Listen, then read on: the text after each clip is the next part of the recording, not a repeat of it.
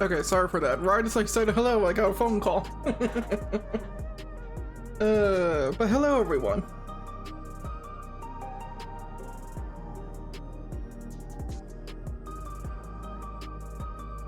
We have reached patch day for Final Fantasy XIV. I don't know what else to say really, because I've always been mixed about actually streaming my patches. I haven't had the best track record about being live and doing this, but I don't know what it is about 7.3 that I am particularly just really excited about. Like, I really want to jump into it. I wanted to stream the last couple of days to hopefully figure out so many audio issues I might still have, but I just haven't had the energy. But today, this morning, this patch, I'm excited. I want to jump into it. I want to jump into the dungeon. I want to see what the trial is going to be about. I want to see if any of my theories were right, especially regarding my lore video. Or I guess more of a theory video that I put out back in June. But outside of that, I know it's probably too early for everyone. I know I'm probably not going to have a lot of people actually jumping in here. But if you're going through your 14 journey, or you already have, well, hopefully it's been a good patch for you already. So, my immediate plans, just so people are aware of what's happening here. I'm going to go through the patch. I prefer doing the patch with the NPCs. So once we get to the dungeon, more than likely, I'll just be doing the trust system. I like to fully explore the dungeon instead of just kind of rushing it to clear it. I want to make sure that if I spot something that really catches my eye, I'm going to slow down, take the time to go through it. But otherwise, we're just going to see what the game has to offer us. Now I'm going to have a brief break later just to grab some food.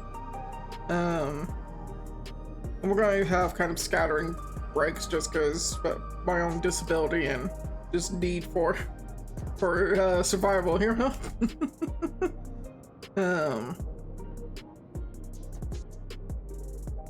But hopefully, I've been told roughly how long the MSQ is, so I should be able to get that done today before people start arriving home from work, and that causes a whole other disruption. And then by that time, later tonight, the plan is to jump into treasure maps. There is a new kind of treasure map. I want to solo it on Gunbreaker. I'll jump more into my reasonings later for why I want to use Gunbreaker versus, say, Warrior or Paladin. But truthfully, I just want to see what the new treasure dungeon is all about. Although, reading the patch notes, it just sounds like the other version, except that it's a new, just visually different. I don't know if mechanically you could say it's all that different, because it's still RNG, but it's all RNG anyways, right? So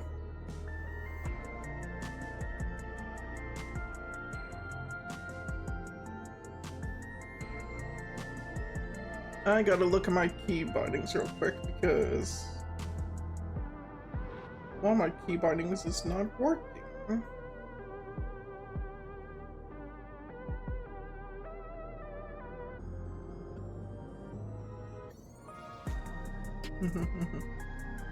Oh, that's because it was a different key. I'm an idiot. I have been muting my Discord, haven't I? Yeah, I have. Okay. Well, I guess if that's the case, I don't really have much more to say. I think our best bet is to just jump right into everything.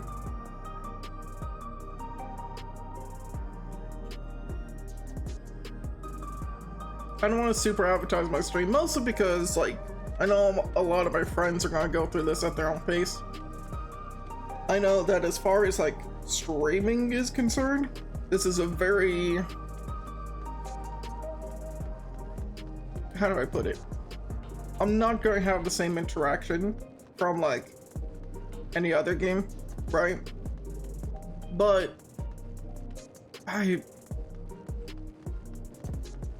I don't know how to word things right now. So I want to be doing more. That's all, blah, blah, blah, blah, blah. That's all it boils down to. You gotta do more if you want to get anywhere. I went the wrong way, didn't I? Yep.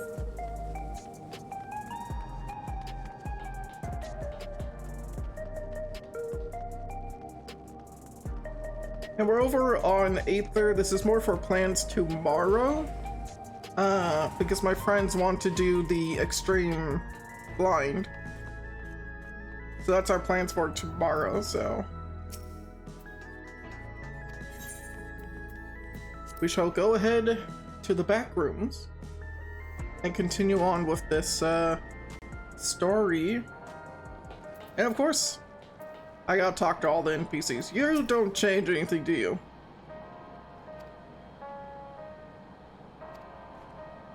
You actually did change.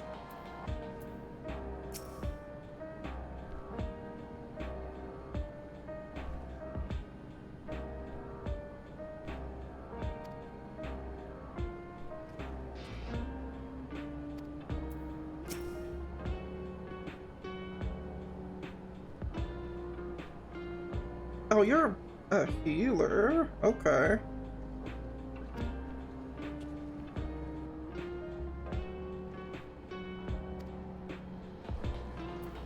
I can't remember if this is the dialogue from when the 7.2 closed or if this is current.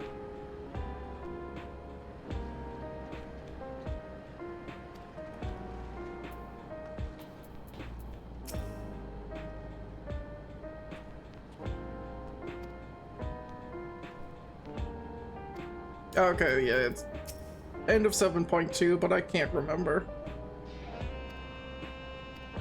what I talked about or didn't talk about, or who I talked to, who I didn't talk to. Targeted tragedy.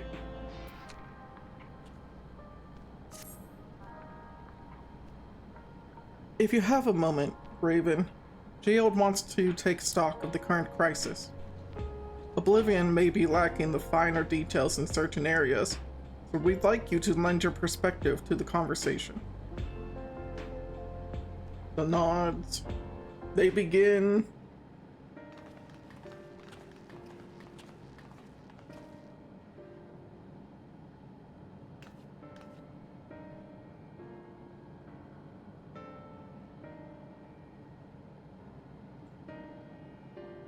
Sorry to drag you into our meeting, but we need to get a better handle on the threats Alexandria is facing right now. Not at all. Much has happened since the state funeral, and a clearer idea of where things stand would be beneficial for us as well. First things first then, let's discuss the state of the machine malfunctions. Every single sector reported instances of sentries attacking citizens without provocation, and vehicles suddenly becoming unresponsive to controls. And while these malfunctions were resolved fairly quickly, they nevertheless resulted in a considerable number of injuries and death. But you haven't heard anything about new incidents since then, right? Right. No additional reports have been logged. As far as I know, that's the good news.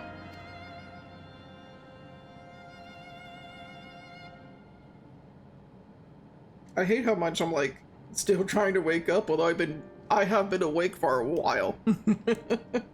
Oh well. The bad news is, I tried to take control of the soldiers when they started hurting people, but they wouldn't listen to me, even though I have the king's authority.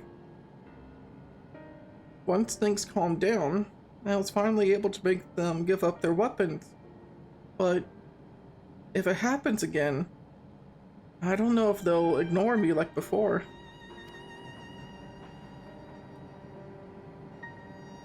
The King of Resolve's authority is about the highest there is. Who is this man that can override it with such impunity? Alex. He lived in the age of the storm surge, as I did.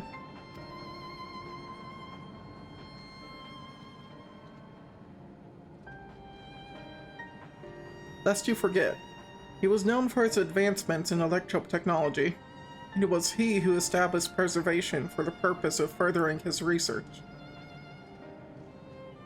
The wasting disease which afflicted him, however, was said to leave him scant years left to live. He must have chosen to undergo conversion into an endless, that he might continue his efforts into the present day.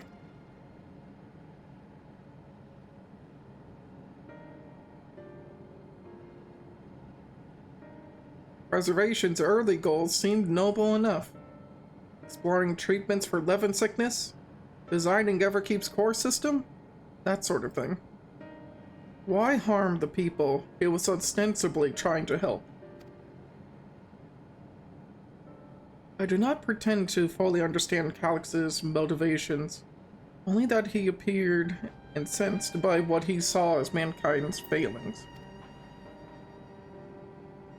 He asserted that the strategy of adapting our species to generational succession was outdated. That evolution now requires us to forsake bodies of flesh in favor of eternal preservation. We've already seen how he's employed the simulant to convince Alexandrians that endless conversion is our only hope for survival. Eternal life is assured for the 5,000 who registered their neo-regulators. But this is merely one part of Calix's greater plan. He wants the key to interdimensional fusion. With that relic in his possession, he will draw Aether from the reflections, and expand his efforts to create Endless 1,000-fold.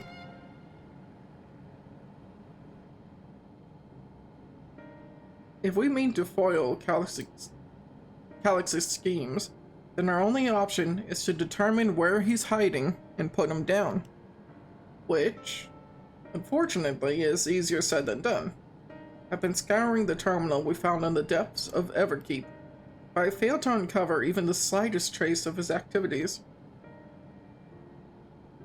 Give me a little more time, though, and I'm sure I can sniff him out. I'll help you.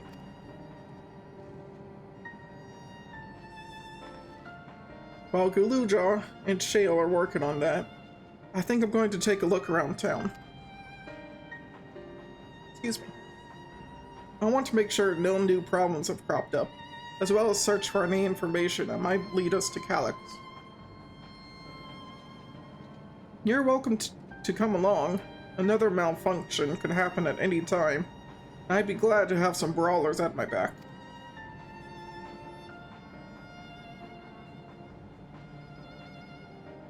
Count me in. Raha and the others are helping Oblivion patrol the other levels of the keep. So shall we stick to the streets of Solution 9? Oh, that's why I couldn't find them. Alright. Sounds like a plan. Thanks, you two. I appreciate the company. I have to speak with the city's administrators about bringing in the Landsguard. I want our soldiers around to protect those who are moving to Tuliloyo.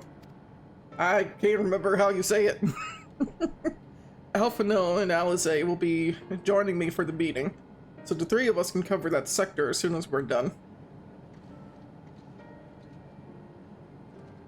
If I may, I'd like to join Raven's group, if you'll have me. The more mouths to ask questions, the merrier, as long as you're aware of the dangers. Thank you. I'll do my best not to be a burden.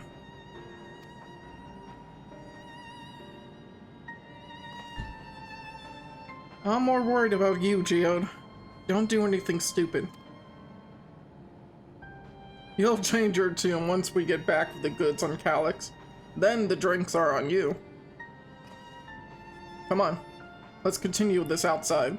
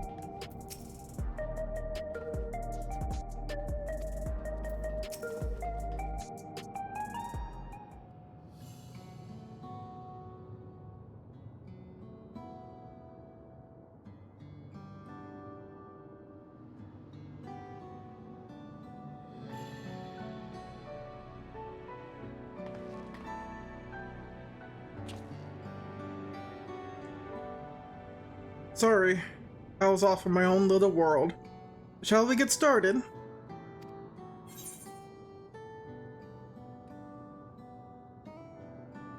No, let's check in on him, because this has probably been a whole lot for him to kind of go through. Me? I'm well enough, given the circumstances. It was the Queen's fondest wish that her subjects remain shielded from the horrors of death. And so they were, for the longest time. Then, the moment mortality once again became an unavoidable fact of life, they're greeted with an outbreak of bloody violence. Many are bound to give the endless alternative serious consideration. Indeed, and I do not blame them for that. It is only natural that such thoughts should come to mind. What I cannot forgive is the way Calyx wields fear and misery to manipulate people into making that choice. No one, not Calyx, nor anyone else, should dictate how we cope with the specter of death. As one who lived as an Alexandrian, I wish to put the choices for this country's future back into the hands of its citizens. You think we can handle that responsibility after everything you've seen of us? It is what I've seen that has convinced me you can. I awoke 4 centuries later to find our people living and laughing beneath Alexandria's banner. Though surprised and bewildered, I was overjoyed to see it so. You all deserve to be happy.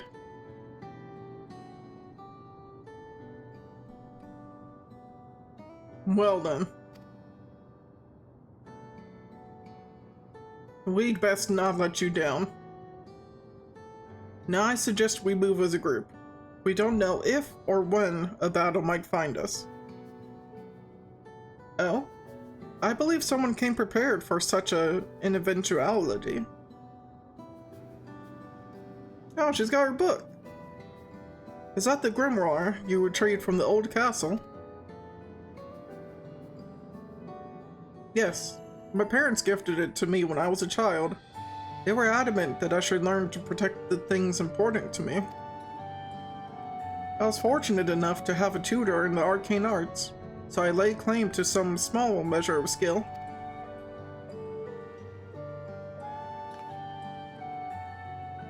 If that's the case, it might be better if we split into 2 groups after all. It would certainly be more efficient for information gathering. I guess that makes sense. The 2 of you can take the west side of the recreation zone then. Raven and I will take the east. Very well. We shall end our patrol in the plaza, just past Trueview, and await you there.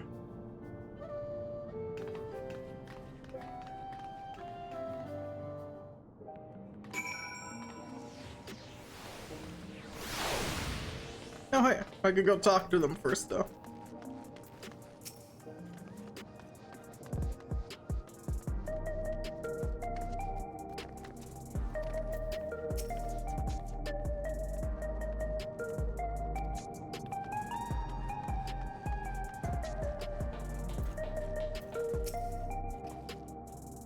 Let's do the rounds then. We'll see what's what and chat with the people we meet along the way. Pay special attention to anyone who looks overwhelmed or overly excited. Hopefully that will earn us a tidbit or 2 we didn't know before.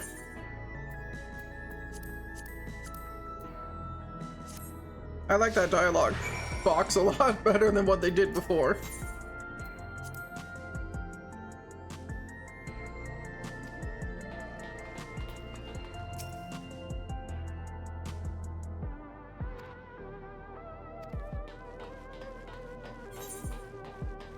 I can talk to you about your city. Yep. We're going to do that.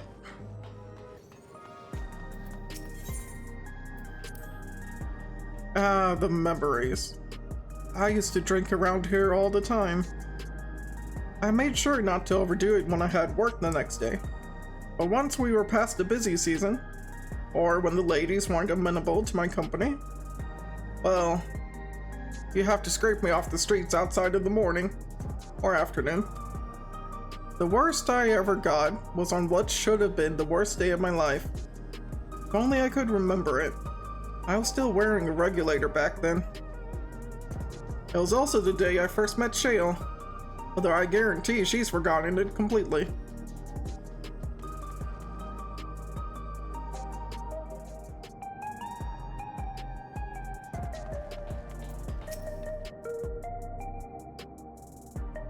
Are the sentries and air wheelers safe to be around now?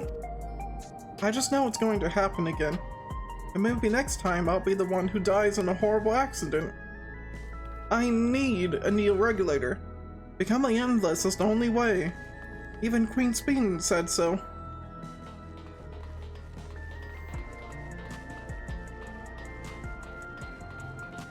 Yeah, people are going to be pushed into trying to get neo-regulators. And then the question becomes, is it truly a finite amount of 5,000? And does it matter if you can remove someone else's regulator and then kill them for it? What has me in such a fine mood, you ask? Well, I've just registered my new regulator. I was leery of becoming nothing but memories at first. But now that I've gone through with the registration, I've never felt more at ease. Also, once it was done, the regulator displayed the current numbers. Of the 5,000 slots available, over 3,800 have already been filled.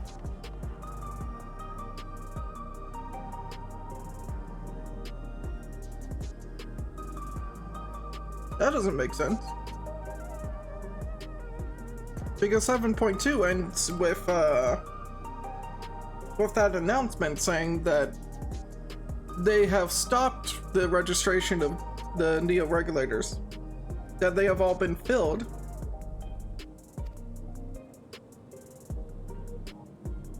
So does that mean the first wave of mass casualties was mostly neo-regulators? For the Calyx's tests to see if they could become the right kind of endless? Anyhow, so if you're still hesitant, you've not much time to make your mind up. Mark my words, friends, when there's only a few slots left, it's going to get very ugly.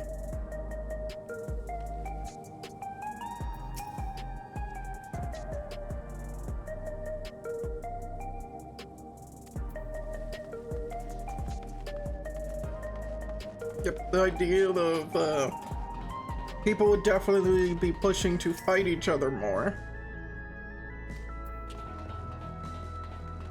To try to get these regulators to try to prevent death. You want to hear my story? While I appreciate you offering a sympathetic ear, there's not much to tell. If you must know, a good friend of mine died when those machines went crazy. His air wheeler dropped right out of the sky, and he didn't survive the crash. Damn fool wasn't wearing a regulator. I know that's not so strange these days, but he'd never bothered with one. He was at peace with the idea of dying someday, and I thought I understood what that meant, until it happened. Raven, a word. I feel like there was a new factor in these stories we've heard, one we hadn't considered during our discussion with everyone in the back room.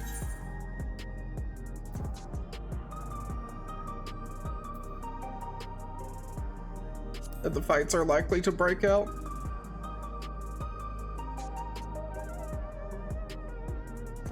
The fact that nearly 4,000 people have registered is worthy of its own report.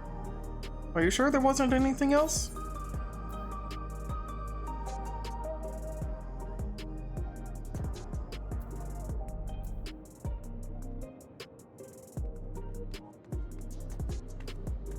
Oh, so we're not fixating on that one?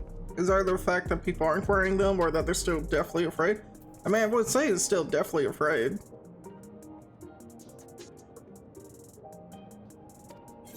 Alright, fine. That they weren't wearing any regulators. The vast majority of residents have always worn regulators, so it's not a detail we normally think about. The supply of souls cut off though. More and more people have been going without them. We need to look into the casualties from the recent attack and check whether or not they were equipped with regulators. Let's ask around on the street over to the east. It was pretty chaotic at the time, but maybe we'll find eyewitnesses who can help us confirm if this was a pattern or not.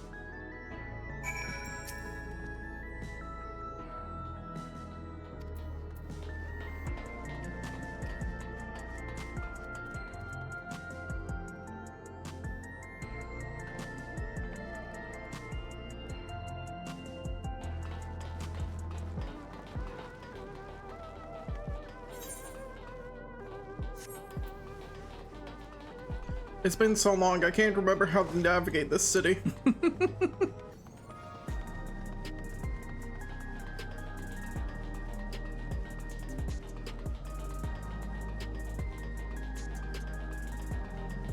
I mean, it's likely that if they're killing people that don't have regulators at all, Neo or non, they could be viewing them as like, as weak in a way? But I don't know. It was once my job to deliver goods by hover cargo. That's how I know a fair number of names and faces throughout the city. The little ones who jumped for joy when I brought them packages. The old lady who'd always greet me with a smile. I hate for anything bad to happen to them.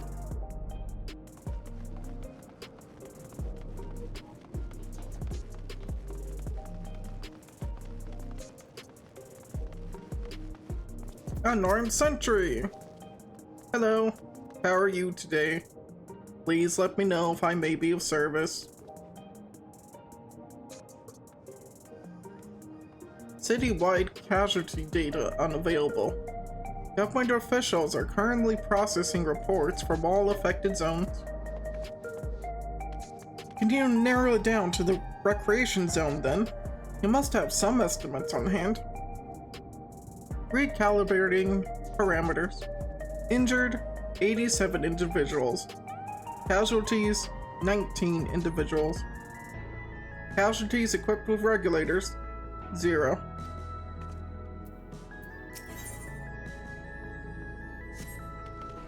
So if they had a regulator at all, no one died?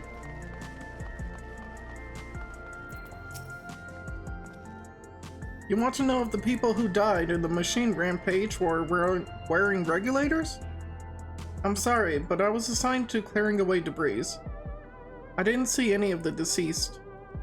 No bodies were present by the time I arrived, so I assumed the ushers had already done their work. I do remember there being patches of white dust scattered about that were quite a chore to clean up, but nothing else worthy of mention. Raven, I think it's time we rejoin Kyle and Sveen. I was half joking from boast to shale, but we may have stumbled upon something major here. We should share our findings and keep pursuing this avenue of inquiry. Didn't Kyle say to meet them in the plaza just outside of True View? Let's get going.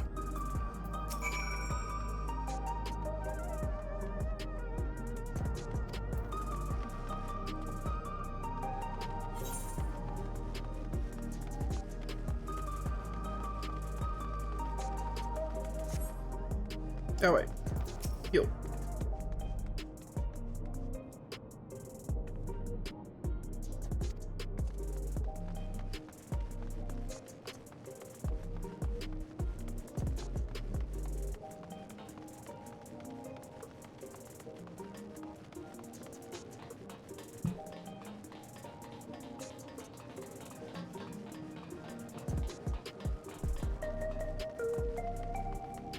But what it most likely is leading towards,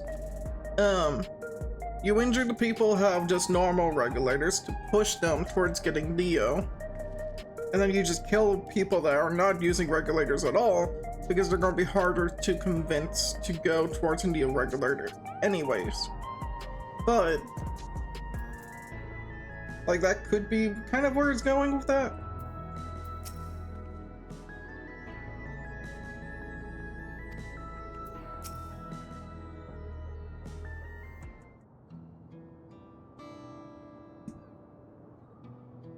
Excuse me.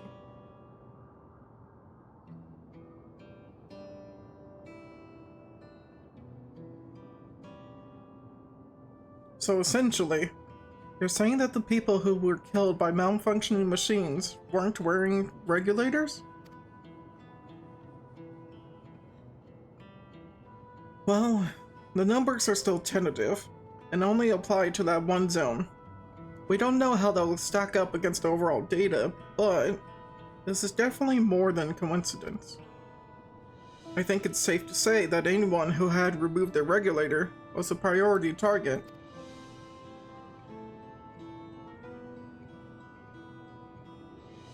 Now that you mention it, the person I was treating for injuries wasn't wearing one either.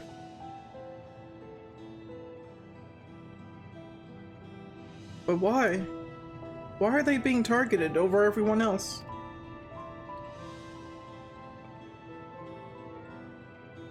Based solely on the lack of a neo regulator, we cannot judge if a person has no desire to become endless, or if they simply failed to acquire one of the limited devices. But those who wear no regulator at all, they have clearly rejected the old system of using souls to revive themselves. Put another way, they have chosen to live their lives in the knowledge that death is an inevitability.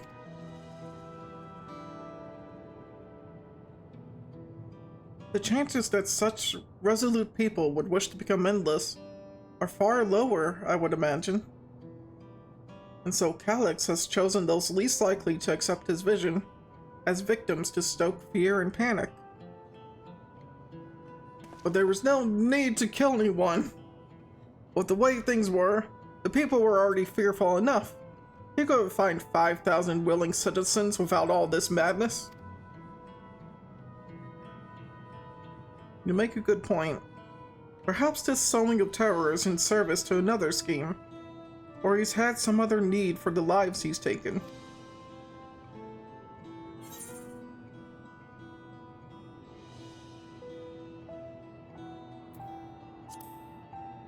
I mean, the dust is a very important kind of point here, right? No bodies were found, just the dust. Right. The sanitation worker story. She saw no bodies, but mentioned piles of white dust. Dust? But no bodies? Now where have I heard that before? Do you recall when we went to save Erinville from the sentries in the outskirts? That Usher Malachite told us much the same thing.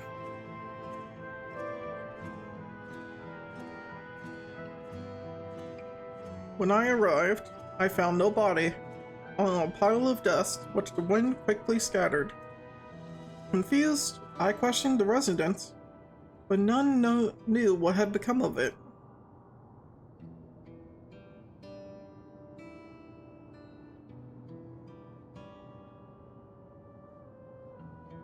That both stories speak of missing remains is suspicious enough, but the shared mention of this dust is too much to ignore.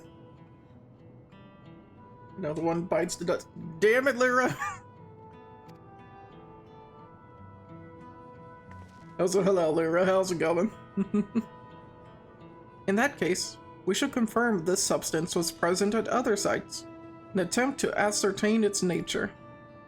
Following this thread may lead us not only to an explanation for the missing bodies, but also the intent behind Calyx's murderous actions.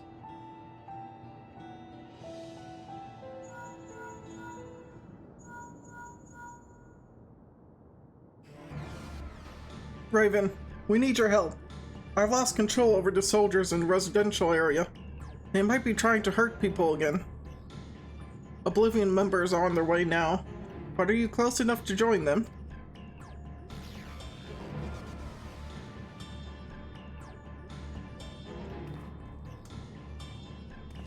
Damn it! Our new investigation will have to wait. Let's go.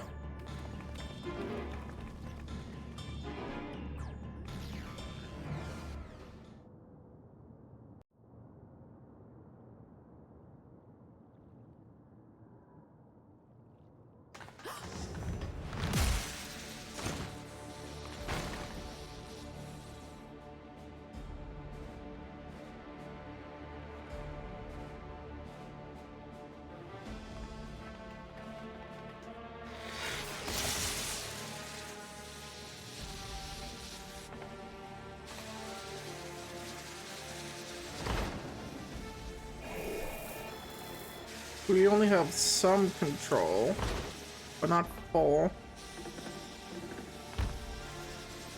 Oh, that's a terrifying sight for these people. Stay back! Stay away from me! That's all, you know, it's a good thing we're just letting him walk over to this guy.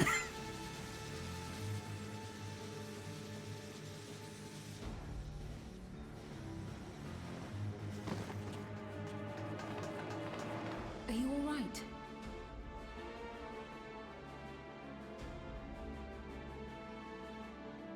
What happened here? A sentry walked into my apartment, even though I'd locked the door and everything. I managed to run, but the man who tried to save me.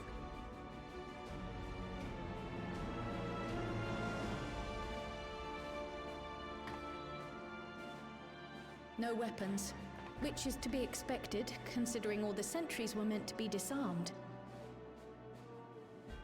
Yet it was ordered to attack all the same, even if that meant using its bare hands.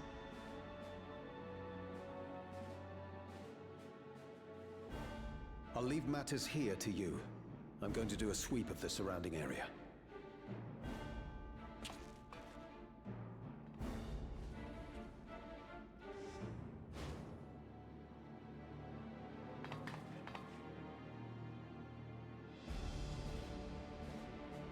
Do you know anyone else in this sector who no longer wears a regulator?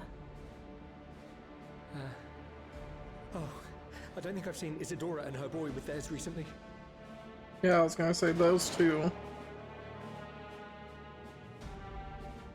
That's their room. Go to them, quickly!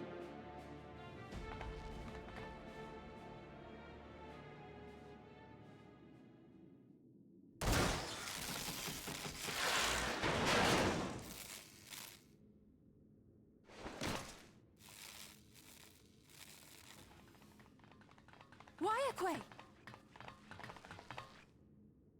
I'll be fine.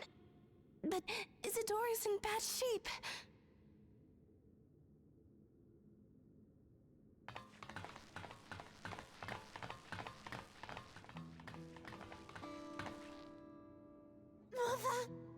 Mother, please. Isadora!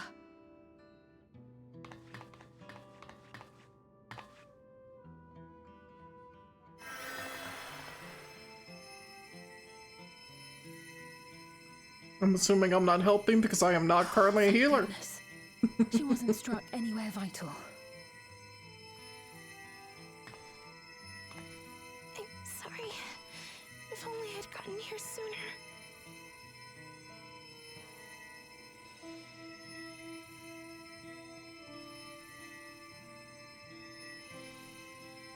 Everything will be all right. I promise to make your mother better. He's gonna see Speen as Speen because he's been the one with the queen the most. Or like, probably seen the queen the most, I should say. Thank you, miss.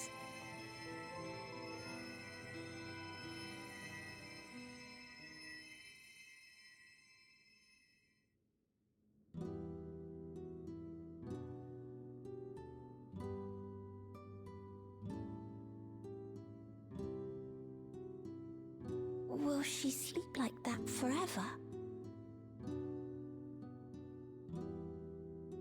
No, not forever. She'll wake soon, I'm sure of it. That's good to hear. Thank you for saving her.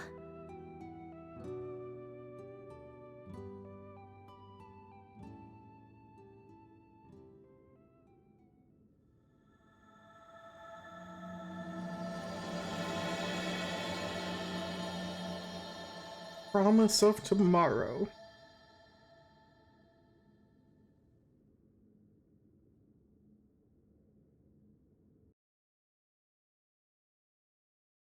So I saw your message clear up. I'm waiting for the next little bit.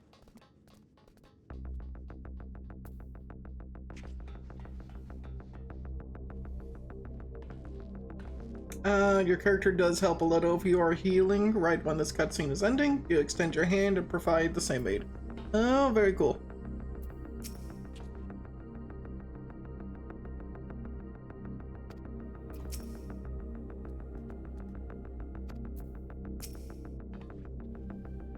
Forgive me, I was reckless. You shouldn't have had to waste time tending my wounds as well. Did you see our other comrade back there? He stayed behind in the lobby, but I heard the sounds of fighting. I am sorry. He must have fallen protecting the residents. Money.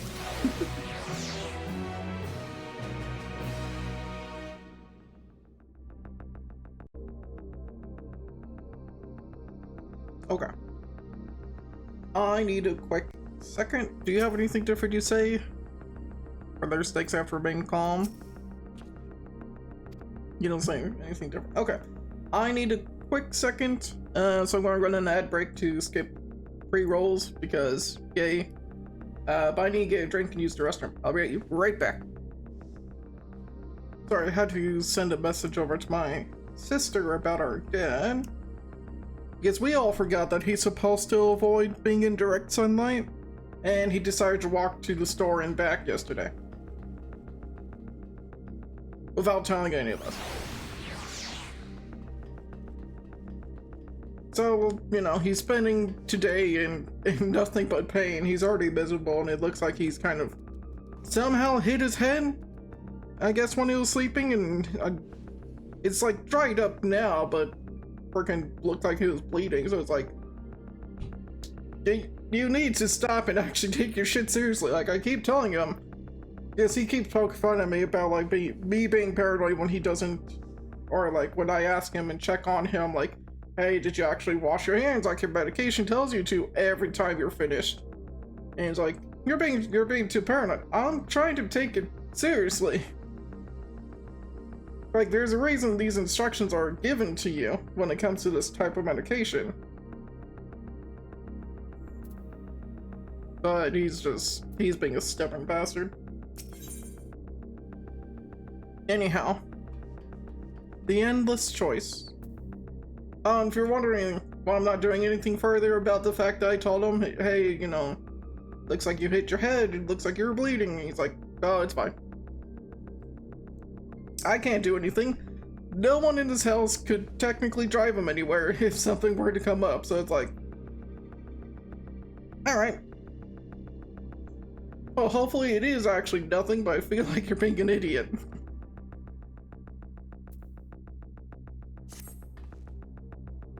Our comrade, you think he may have been struck down? If he is wounded or worse, I should go to him. Wait, please. It isn't safe, and you still need rest. Would you stay with Milios and watch over Isadora for me? We will tend to your friend. Thank you. Please be careful yourself.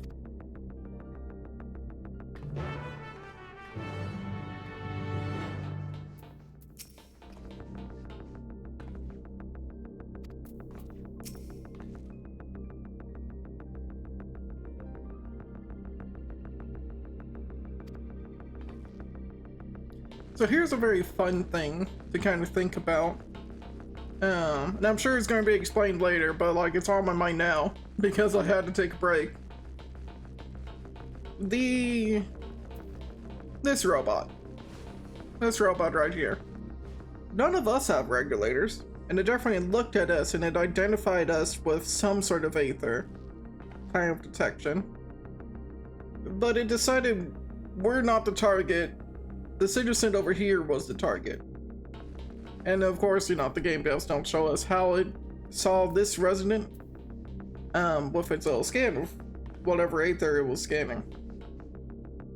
So it's definitely not they're trying to kill people without the regulators. They're trying to kill people who have no regulators, possibly because of something with their aether. There's some sort of aether property that they need further.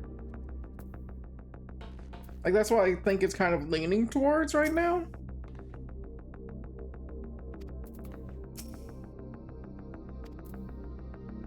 But here's the key thing, like, this is a person who died, and we were able to get to the person before anything could happen, right? So, like, we'll see.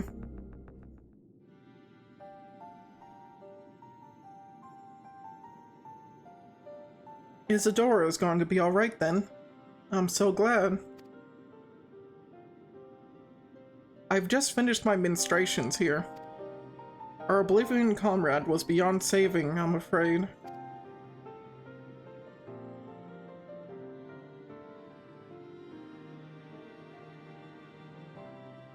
That brave soul. He gave his life to save another.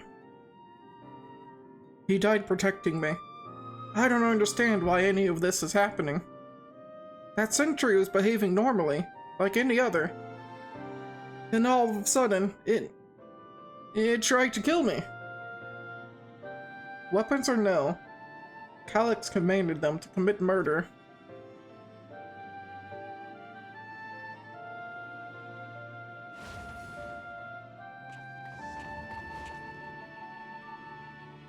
Is it over? We came as soon as, fuck. As soon as she sent word.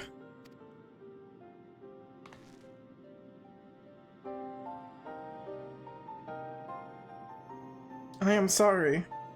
By the time we arrived, it was already too late. Then Geode could be in trouble too. Once we have this radius locked down, we need to find him. But why? Has something happened? Possibly. We're not sure what, but he stopped responding to our communications. We need to prioritize securing the residential sector though. At least until we regain control over the sentries. Oh, I like this music. This very ominous, kind of tolling of the bells.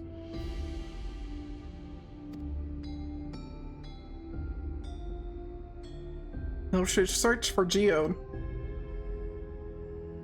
I agree. Since most Oblivion members have sworn off regulators, if our theory holds true, then they could be prime targets for the next attack. Please, do what you can to shepherd the residents to safety, but avoid the sentries at all costs.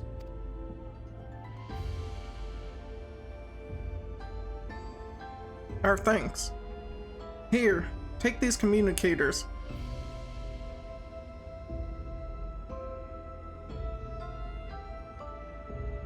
We've made modifications to them to prevent Calyx from intercepting the signal, and have been using them to coordinate movements with allies in the vicinity. Wayakue has one too, so I'll ask her to keep healing Geode. Good luck, and stay safe. Geode said he would sweep the surrounding area, so he shouldn't have ventured too far. Let's get going.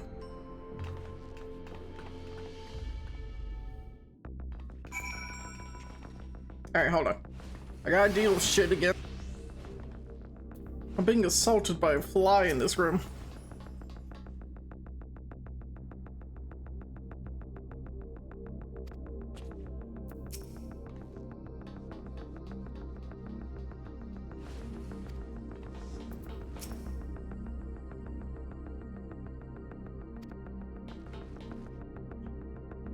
That's everyone, right? Yep. The one downside of patch day content, it's really hard to find all the NPCs you want to talk to.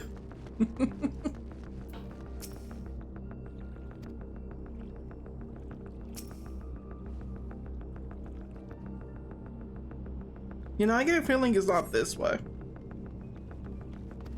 Never mind, we're going over that way. I forgot, this whole section is also the resident sector too.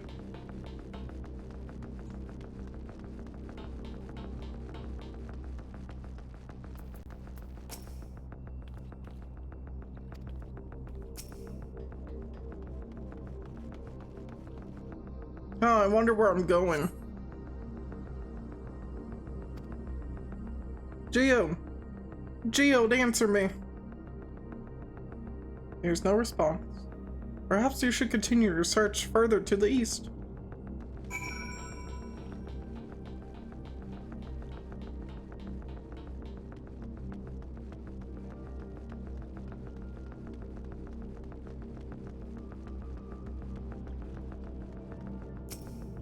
Spoilers, there's a cutscene over here apparently.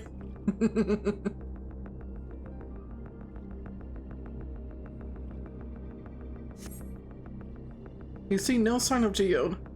The neighboring residential radius would be the next logical place to look.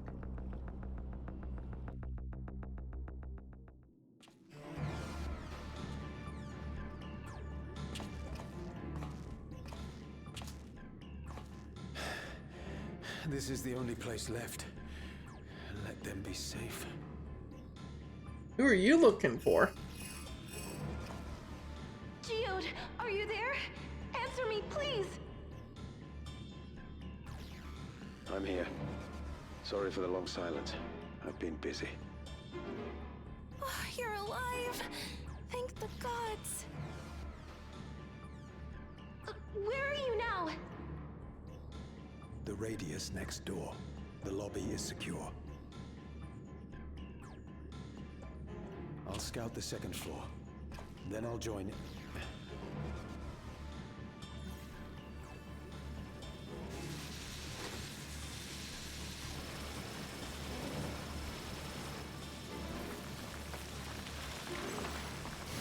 Yep. Yep. They're turning people into dust. That dust. It's a side effect. What are you talking about? What's happening? They're not just collecting souls. They're draining the bodies of corporeal ether. The dust that we saw was all that was left of the victims. They must have modified the soul cells.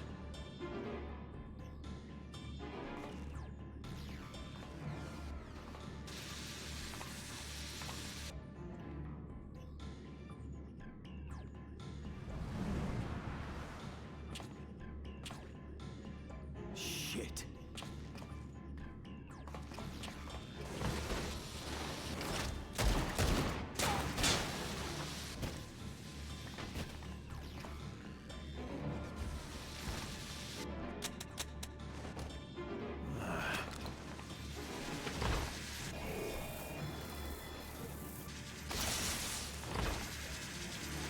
Yeah, he didn't give off the same reading we did.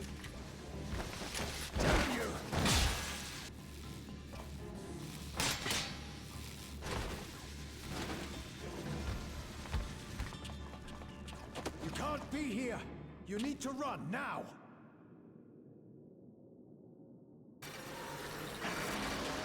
Oh. That's devious. A trap!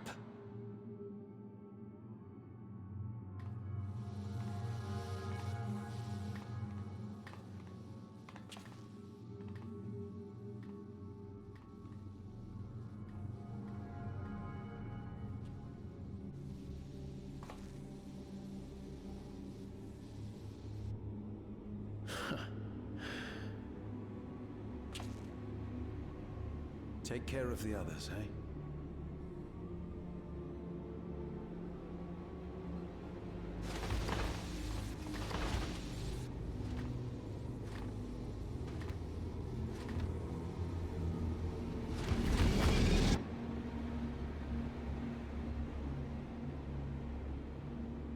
Unfortunately, our character is so very slow on these flights of stairs.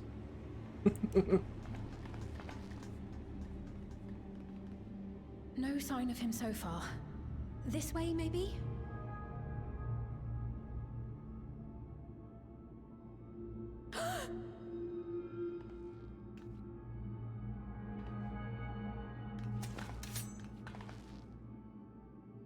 Geode!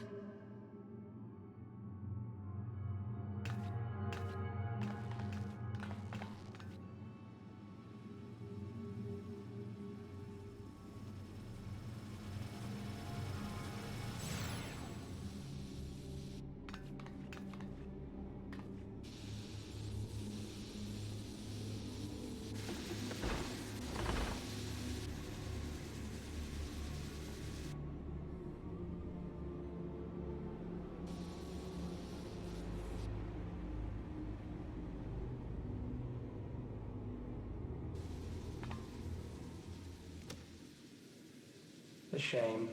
I had hoped to leave here with at least one more cell's worth of ether. But seeing how eager you are to interfere, I shall cut this foray short.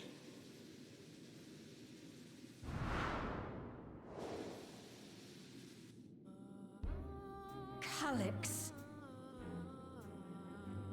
What could you possibly stand to gain from these atrocities? Ether sufficient to generate 5,000 endless. How would you require it? How would I? Until I have the key, the reflections are closed to me. Thus do I make do with the sources at hand. 7% of Alexandria's current population will yield the energy to convert 5,000 into endless. With 11%, operations could continue unabated for 800 years. That's just fucked. Our bodies are fated to decay sooner or later. These ones refuse the gift of eternal life, so what difference does it make if I return them to ether now?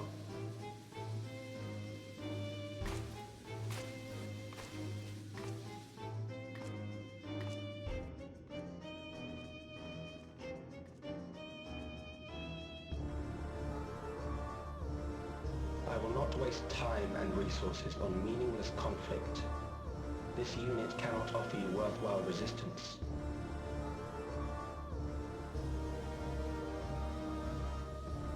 Instead, I pose a question. Would you hand over the key if I promise to halt my harvest? No. Yeah. You're only going to kill more people for this same idea. The only other option for their production of endless would be to use the sources of aether that are abundant on the source. But they don't know about those, so they'd probably kill people first, long before going to those other areas.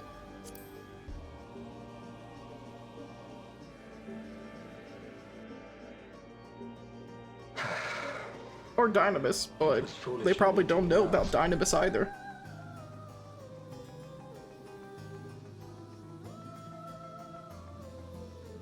I return to my work then. There is much to do if I must take the key by force.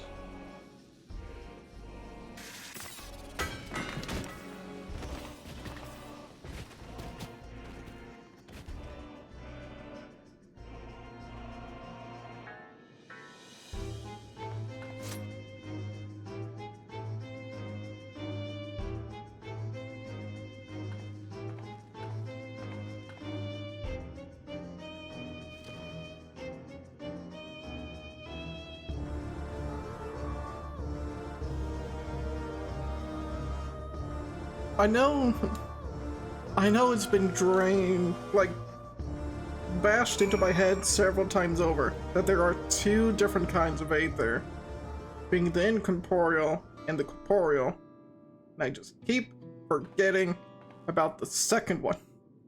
Because every time I think of aether, I just think magic, things you cannot touch, but in this universe, aether is so much more. And like, we've seen that all these robots can harvest aether, because we saw them doing that during when Tuliyola was attacked for the first time. We saw them harvesting aether then.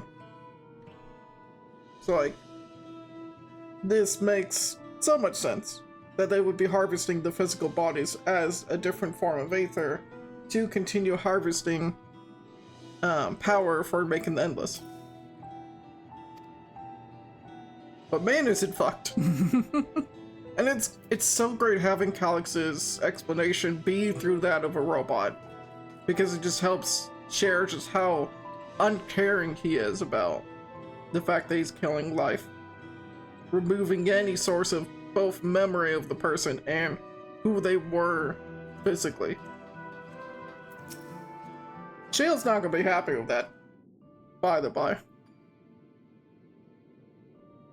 I wonder if it means Shale's gonna end up dying too.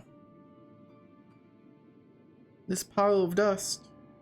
These ashes.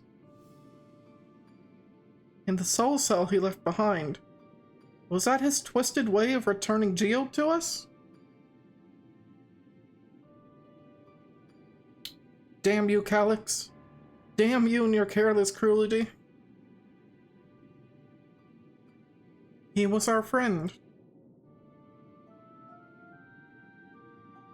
Even so, some might say every death was justified if it meant 5,000 Endless could continue their immortal lives. And if a reflection stolen ether was allowed for many more Endless, why, that too would be a noble sacrifice for the greater good. Who could think that?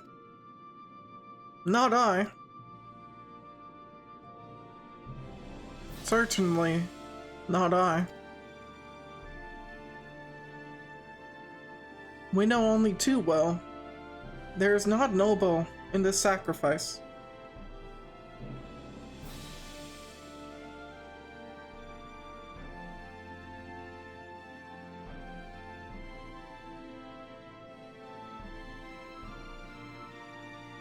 We have to stop him. We have to find Calyx and put an end to this madness as soon as possible. And under no circumstances can we let the key fall into his possession, Raven. It falls to us. We must, we will, thwart his plans here in Alexandria before he can terrorize innocents and reflections elsewhere.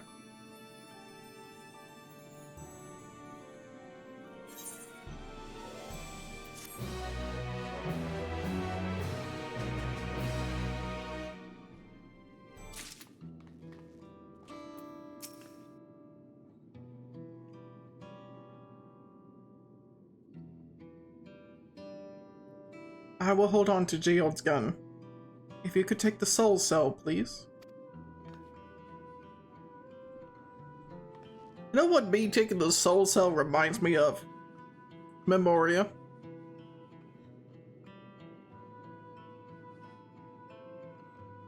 Like, I haven't taken the cell yet. But like, it's already making me think back to Memoria. And the fact that technically with Memoria, if I remember right from that part of the MSQ, you could recreate the person eventually. In theory. But there wasn't a way to do so yet. I think that, if I remember, there was discussions about it. My memories and yours. We should return to the back room. Shale and the others need to know what happened. Yes. I'll ask, I still can't say her name, to meet us there as well. Not the delivery, Ranston. Not the delivery.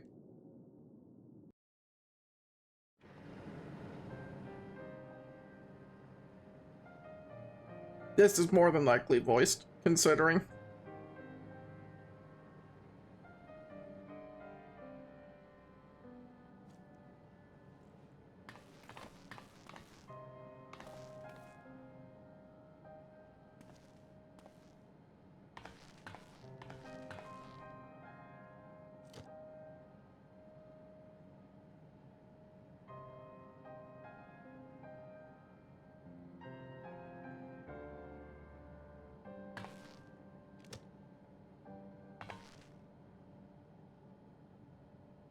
Our dear Geode.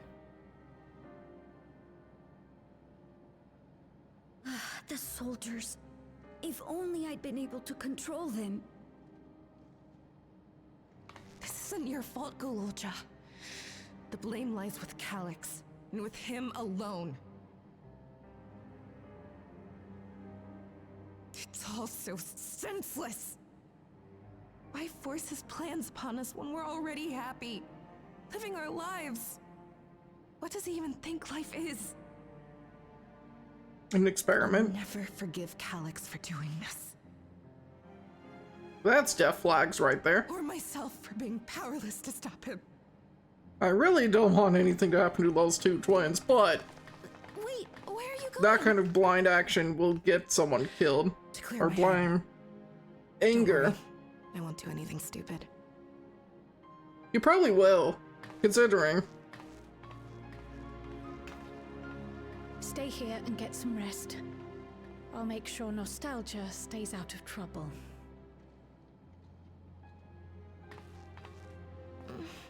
Thank you.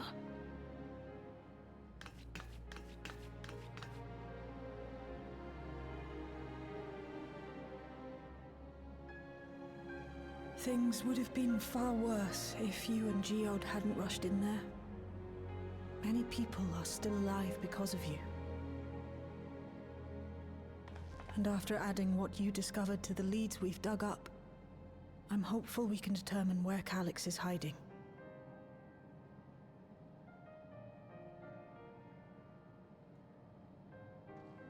But not right now.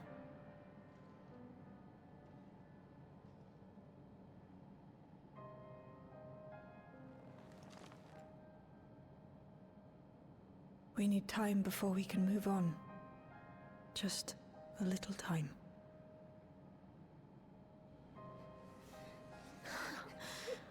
Oh, Geode.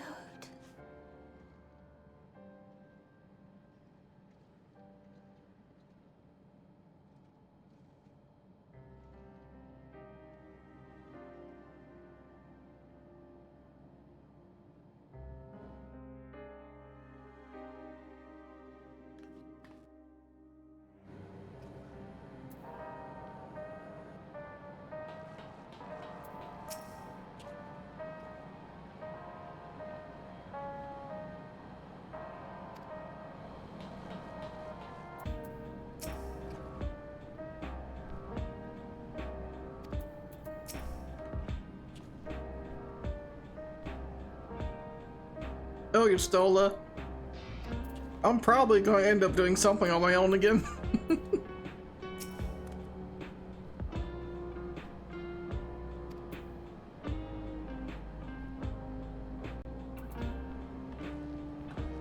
There's a fly hanging out of my room that I just keep accidentally swatting and I can't get rid of it.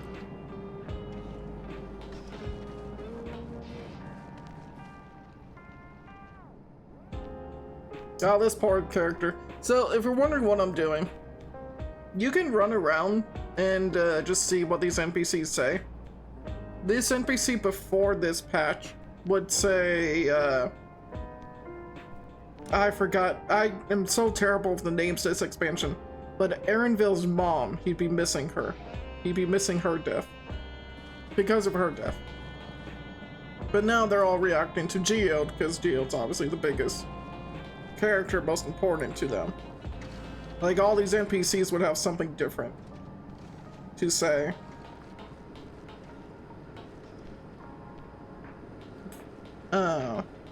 So while it doesn't matter much for, like, actual story, I just always enjoyed running around and seeing how the NPCs start reacting to different events.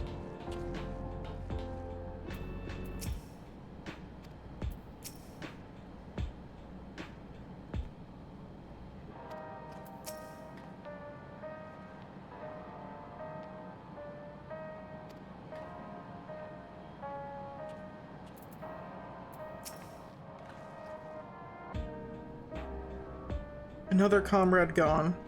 Some days it's almost more than I can bear. Geode was... He was an older brother to Nostalgia and me. Shale knew him longer, though, and has surely taken it the hardest. And that's on top of what happened with, Kakuya? I know I said that wrong. But that's the character I was thinking about.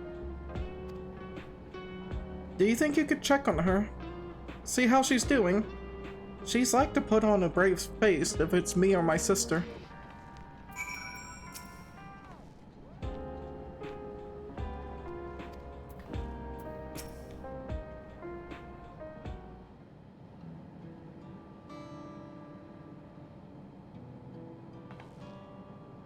Apologies. my mind was elsewhere.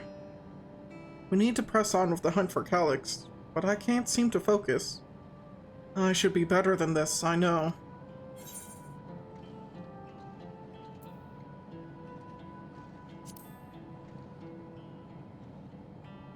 It never gets easy. You're right. I ought to heed my own words. As it stands, I'm of no use to anyone.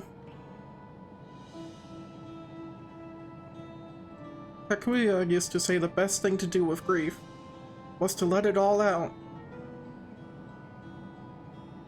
So I think I'll take myself over to Earth and Sky and say my goodbyes to Geode. Why don't you come along? I could use someone to blubber to if you've a shoulder to spare. Right then. Let's get out of Everkeep for a bit.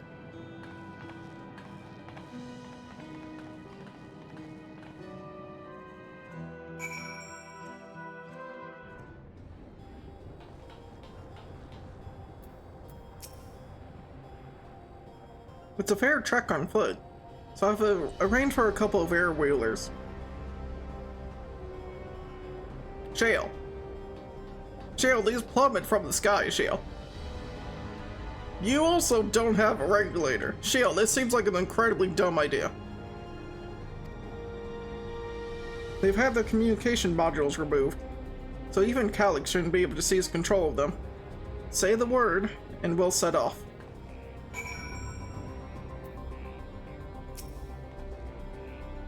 Ready? We'll be flying close to the pylons, so follow my lead.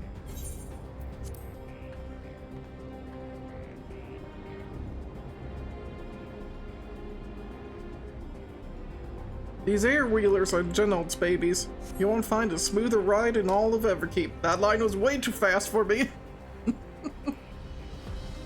For years now, I've been taking one out for a turn whenever I needed to lighten my mood. I am probably not going to read this if it's going to be this fast, because I want to look around. Even though I've flown around it so many times. Sometimes Geode would come along too, and we end up racing. Does that surprise you? Our friendship always had a competitive edge.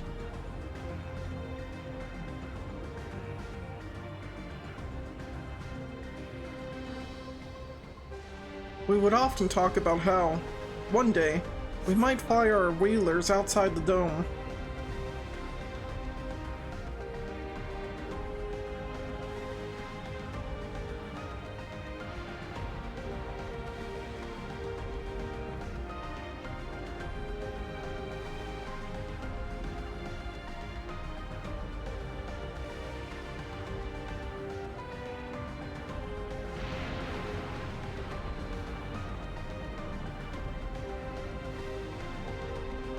Almost there.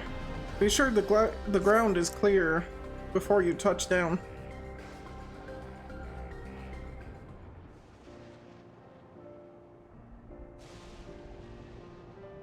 Phew. That's helped clear my head a touch. You know, Raven, you might be the first person I've ridden with who wasn't an Oblivion recruit.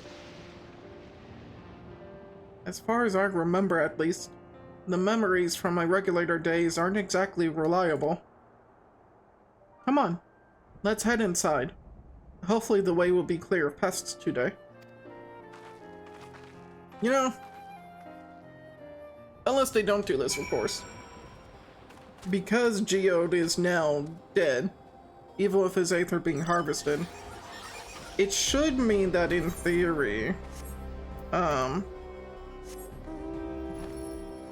Geode would get all of his memories back about what he can't remember, right?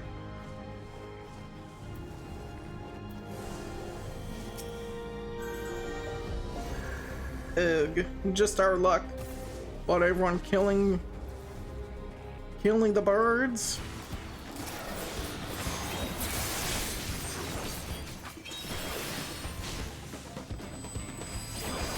Yeah, I remember I'm supposed to do something else for, you know, 2 targets technically. I don't care. I'm probably over leveled to shit for this quest anyways. Or over geared, I should say. Thanks. We can usually avoid such encounters, but sometimes they wander in and block the only path.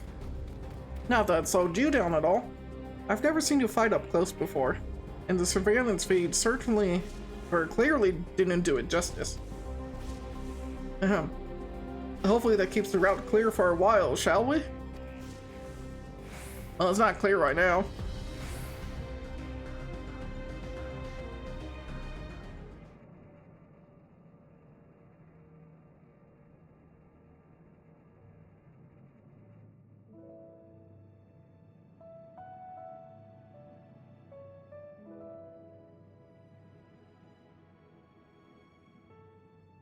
Whenever we lost a comrade, the three of us would come back here to reminisce. Me, Geode, and Kafkiwa.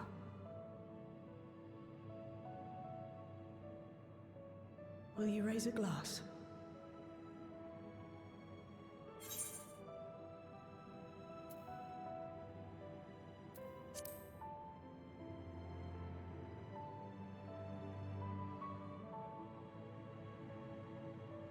Oh!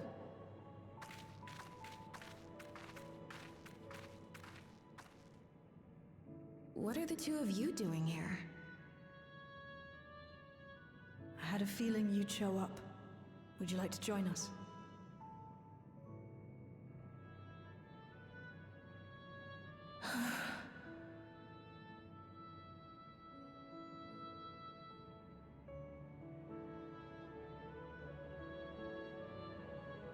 I suppose I could spare a moment.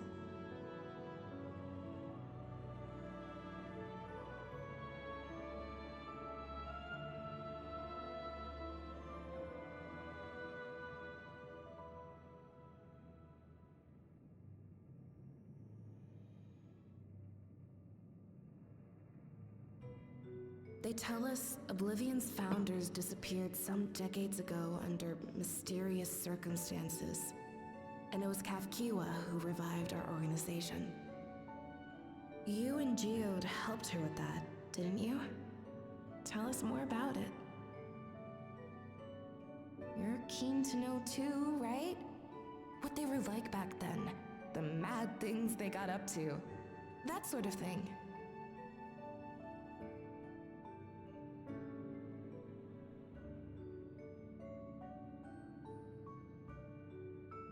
Those were the days.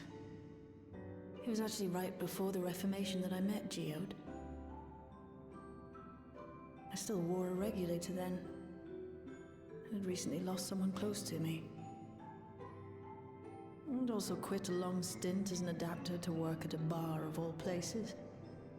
It paid me to sit with patrons and keep them company.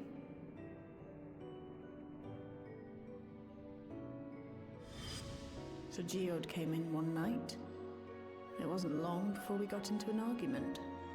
First-time customer, but tempers flared. And then one of us threw a punch. You got into a fist fight? What were you even arguing about? Damned if I know. We were deep in our cups. I think we were both just frustrated and angry at everything. By the end of it, we were both sprawled out in the street. Pair of drunken fools. Then this odd machine stopped to lecture us, scolding us for obstructing the foot traffic and not taking better care of ourselves. I can't imagine you ever being in such a sorry state. The odd machine. That was Kafkiwa, I take it. That it was. Once she was done upbraiding us for our unseemly behavior, she launched into a recruitment pitch. Kafkiwa explained that she wanted to protect the outside world from Zoralja's invasion, to keep him from bringing ruin to the place her beloved son lived. And if we were so intent on self-destruction, then perhaps we might consider risking our hides for a just cause. It was a lot to take in. I hadn't given much thought to what lay beyond the barrier. And learning that Kafkiwa herself was already dead was enough to make my head spin. But Geode and I were intrigued by her ideas and wanted to see this future of hers come to pass.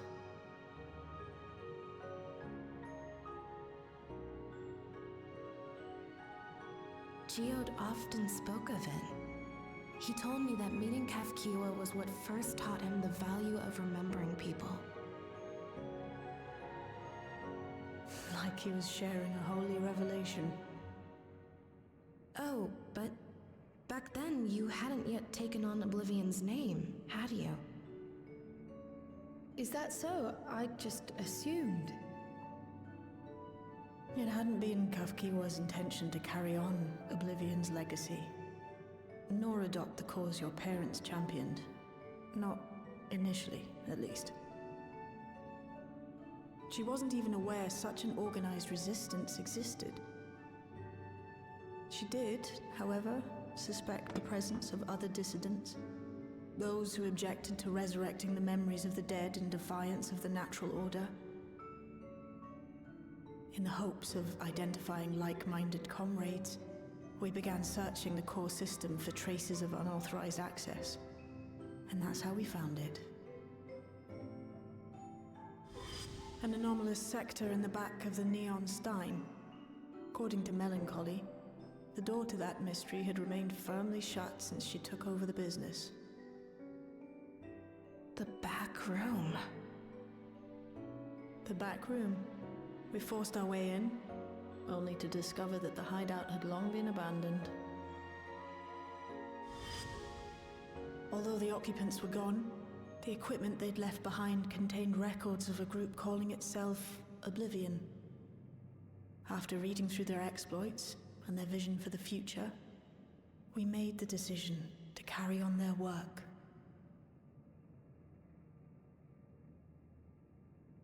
Thus were my parents' and Kafkiwa's hopes bound together. And carried onward by Shale and Geode. We could never have made it this far on our own, of course. Not without the strength of arms you and your friends provided.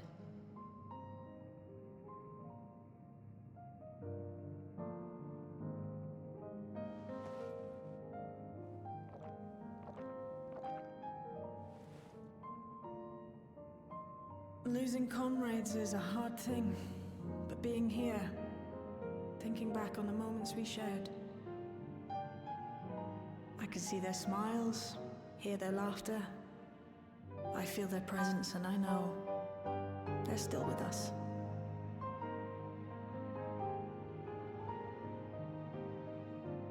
But these memories of mine are for me alone. Reminders of why I chose to do this.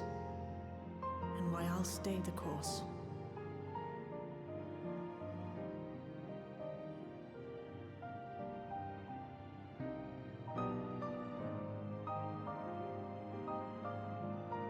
Right. Time we got back to work. Thank you, everyone. No, it's me who should be thanking you. Though the pain is still deep, I don't feel like I'm drowning in it anymore. Let's get out there and put a stop to Calyx. For you, for me, and for everyone who's ever believed in Oblivion.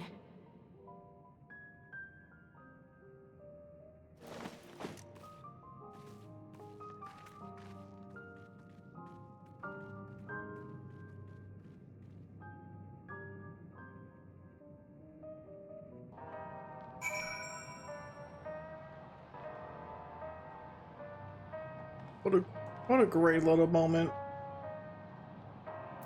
Learning more about how Oblivion started, restarted, but also giving these characters a chance to go through grief.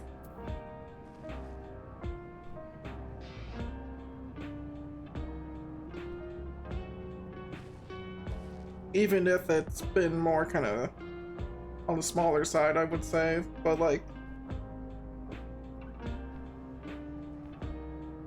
sorry, I'm distracted with this map.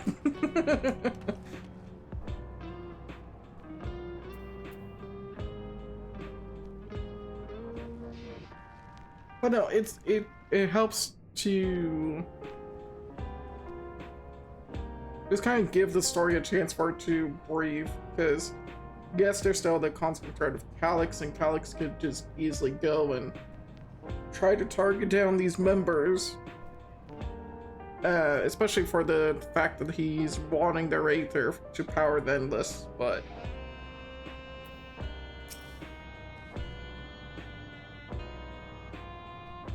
I appreciate you helping me through this. Not only the grief, you've helped me see that my comrades mean even more to me than I realized, which only fuels my determination. I'll be spending every waking moment working to bring Calyx to account for his crimes. I'll do my part, then you do yours. Oblivion needs you too, or needs you. Sure, Materia.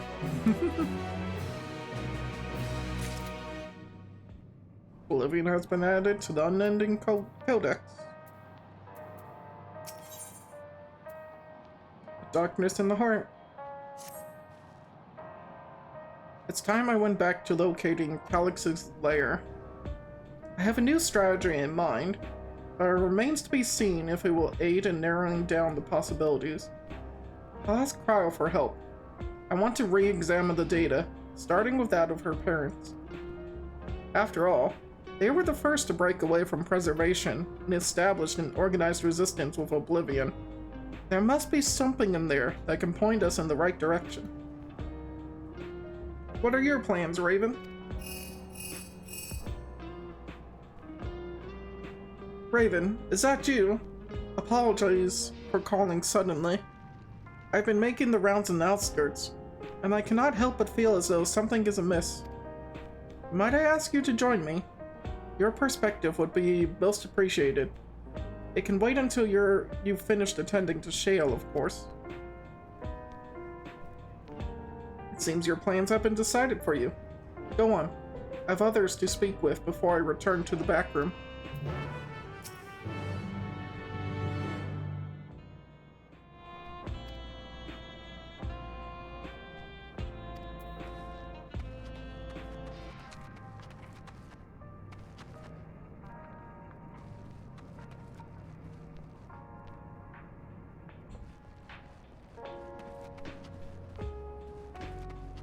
Trying to remember what all the NPCs back here were. I think that's everyone besides the door guard.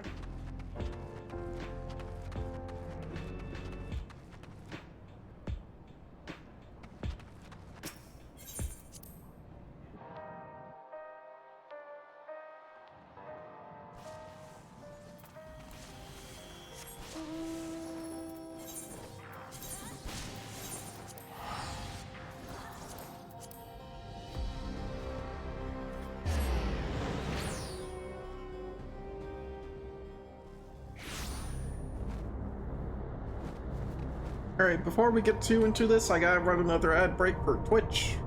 So I'm going to get up, stretch my legs, and I recommend the same for anyone else that might need to.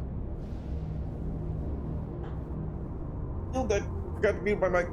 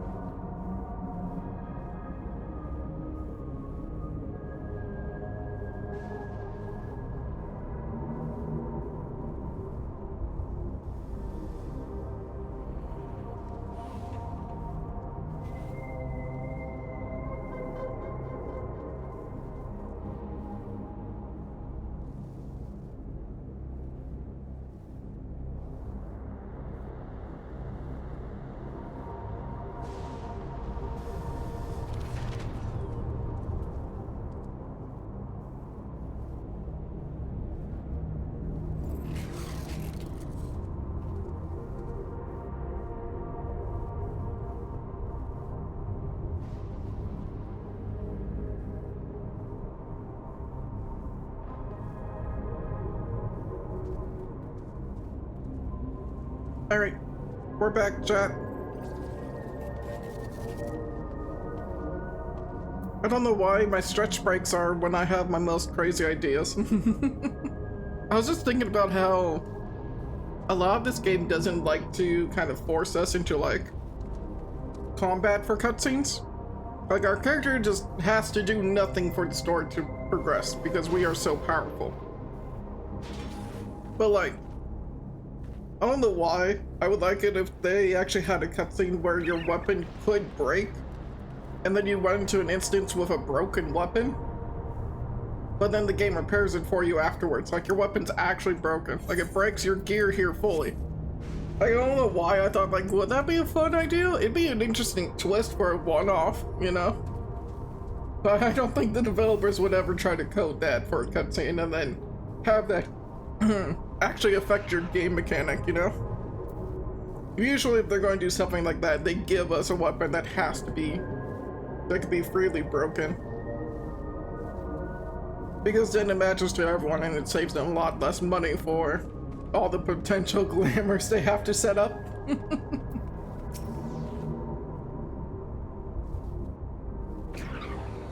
Raven, thank you for coming. As I mentioned, I would benefit from your worldly experience.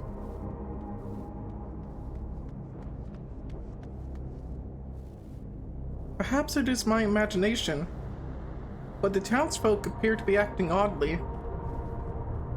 That is, even considering the current state of affairs. As I am yet unfamiliar with the outskirts, I thought you might be better equipped to judge if their behavior is unusual or not.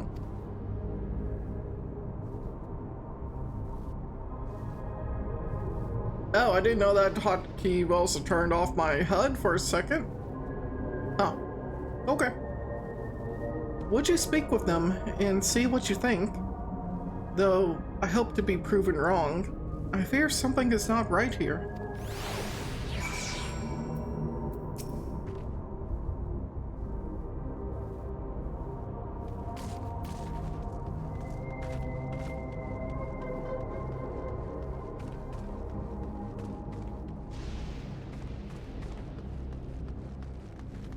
Alright, first thing first, do you have a regulator? You do. What's up? Oh, please tell me you brought more Neo-regulators. Officially, they've all been handed out already. But I've heard rumors there were a few left over. Surely the government still has some. Excuse me. Or perhaps Queen's Fiend? I may not look it, but I was a hunter once. Back then, I hardly gave death a second thought, but now that I know the truth, it's all I can think about. There has to be a way to hold on. There has to.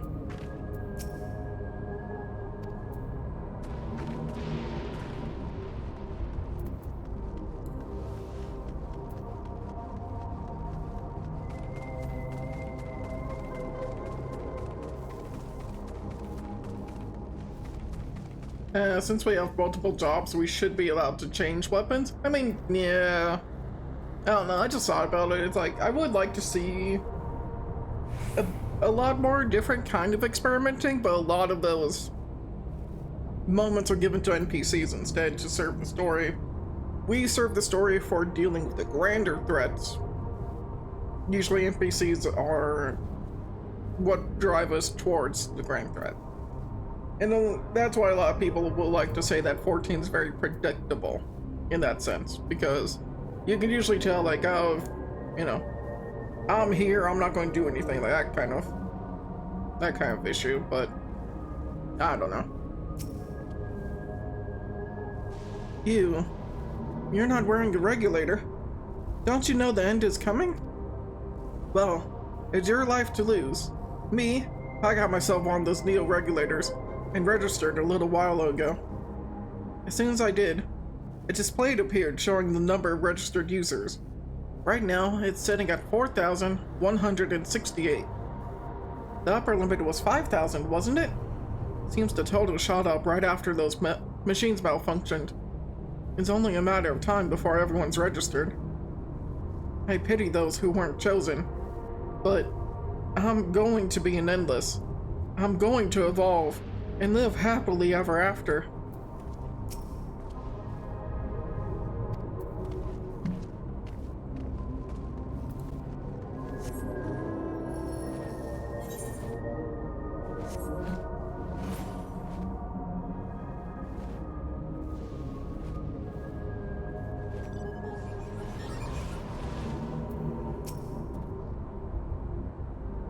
Oh yeah.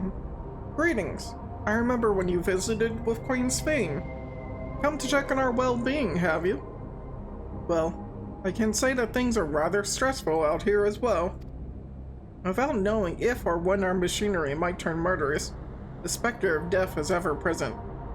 People are terrified, and the clamor for neo-regulators has reached a fever pitch.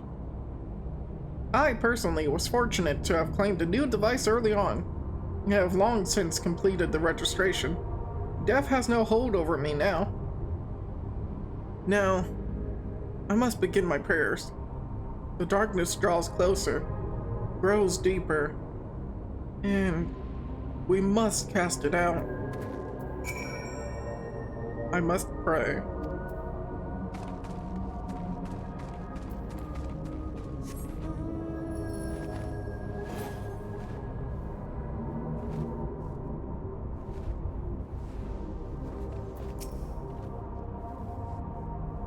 So what do you think? Was I right to worry?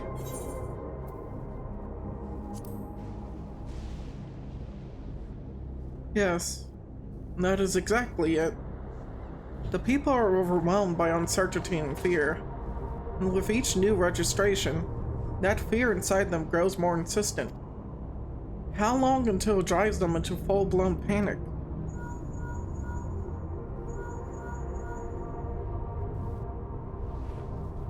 Raven, can you come to resolution? We have a problem. I'm already here with Lamantine and Alphino.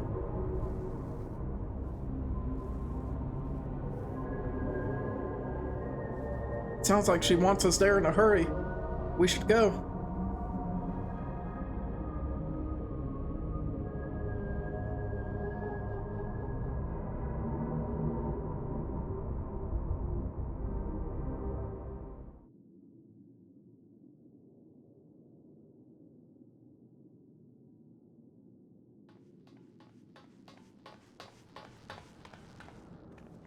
What's happened? Sorry to drag you out here, but I thought it best you see for yourself. I was gonna say, why is that on the screen? Death is your constant companion.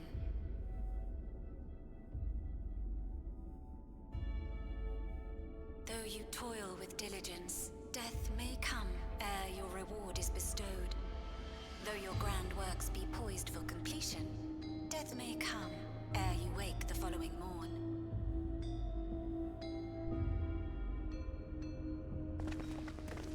Though you enjoy a life of peace and good fortune, death needs but one instant to claim you.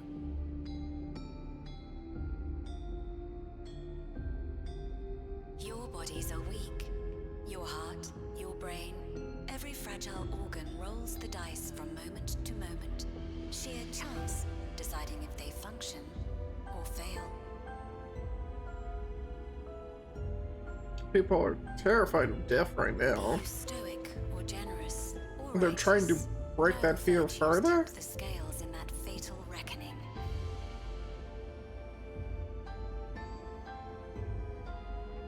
The choice is made without reason.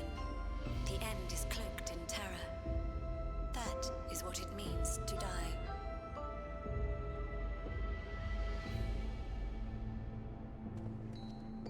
The announcement began after we finished our meeting with Gossen. As for its source, well... Calyx. There is no shame in being afraid. It is that very fear which will drive you to conquer death.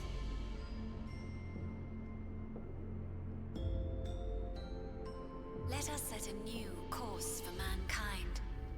Let us preserve our existence unto perpetuity.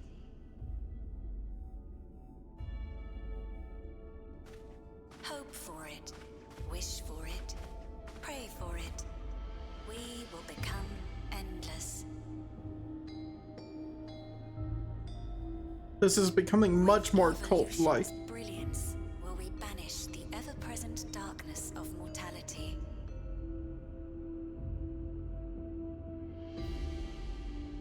Change isn't easy. No one ever wants to take the first step. But this is the right path for us. What other way could there be? I'm gonna do it. I'm going to register.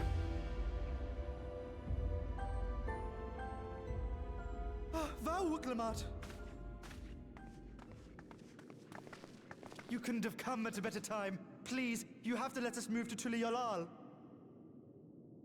It's too dangerous to stay here.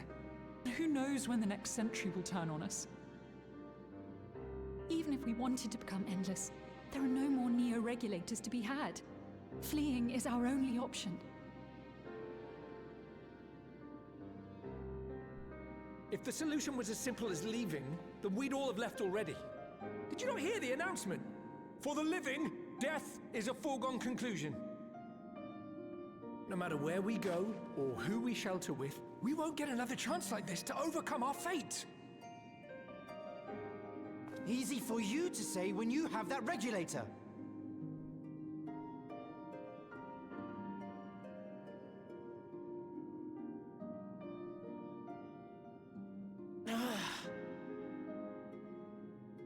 The Landsguard are on their way as we speak, and arrangements have been made to see that you all will be safely evacuated.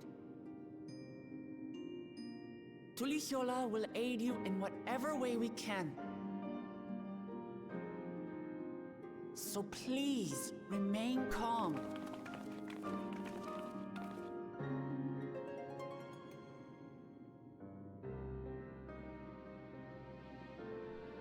I want to help Alexandria. I want to save its people. But what can I do? Well, we'll have to stop Calyx. I am not their queen.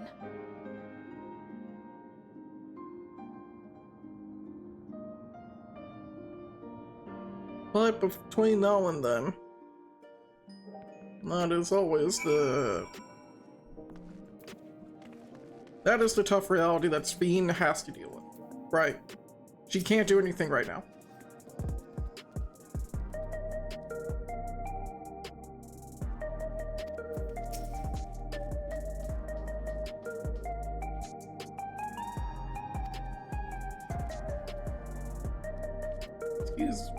Excuse me?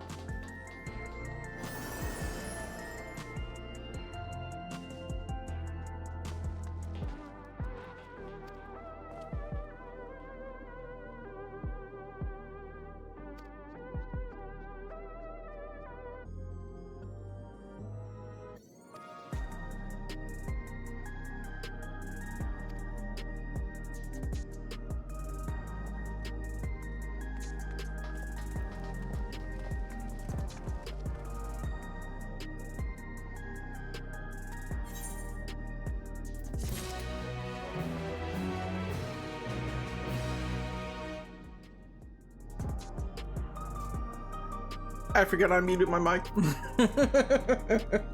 I'm not going back to read all that, but unfortunately. At least we'll have the Landsguard to help with evacuations, but the Landsguard would just be more potential Aether, no?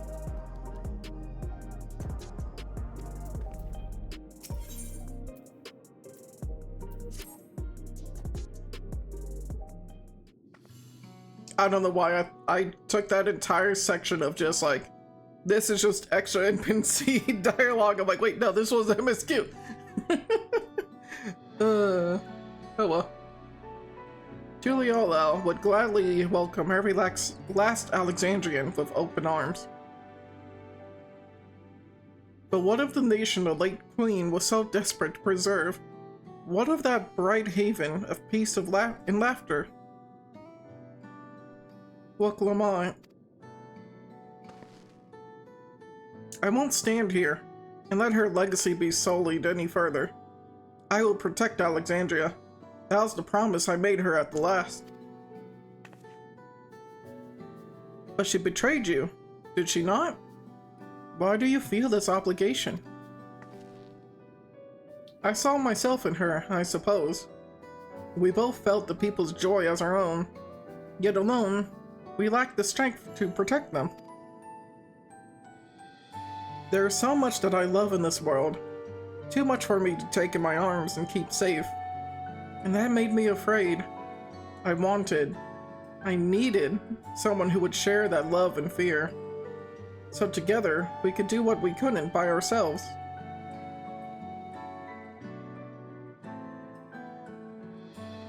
Or maybe it's simpler than that. Maybe I just wished that we could have been friends.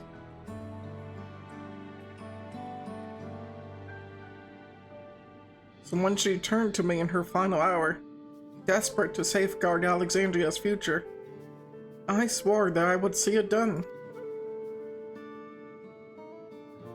In the end, I think you both found the friend you needed. I would be yours as well, Sveen. Whenever you fall or struggle to rise, I'll come running to the rescue. And you do the same for me. That's how we'll protect the things we love. That's how we'll protect Alexandria. You're right. You're right.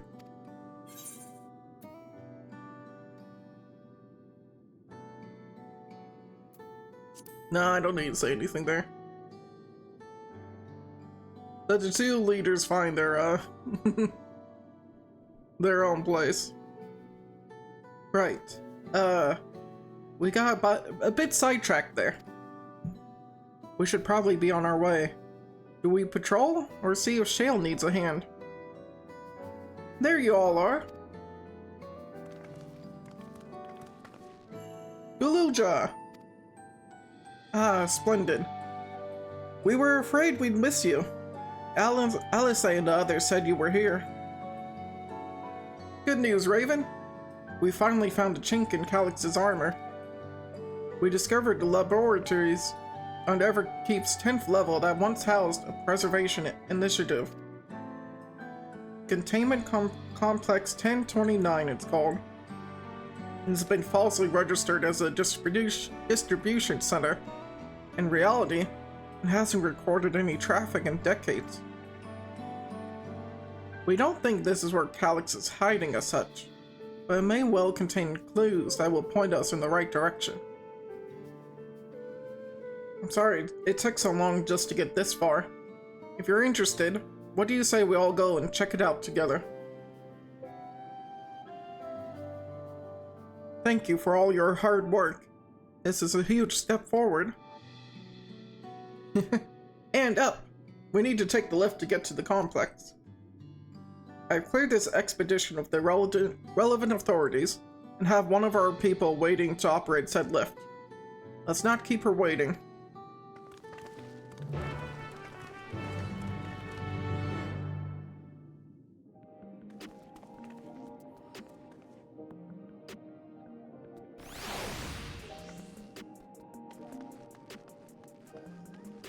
I was curious when we would get to see the other sectors of the city.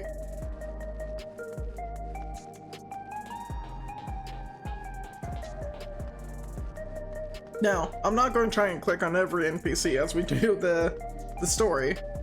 Although I am extremely tempted to. It might be something I do at the end. once I'm done with the patch. Maybe not today.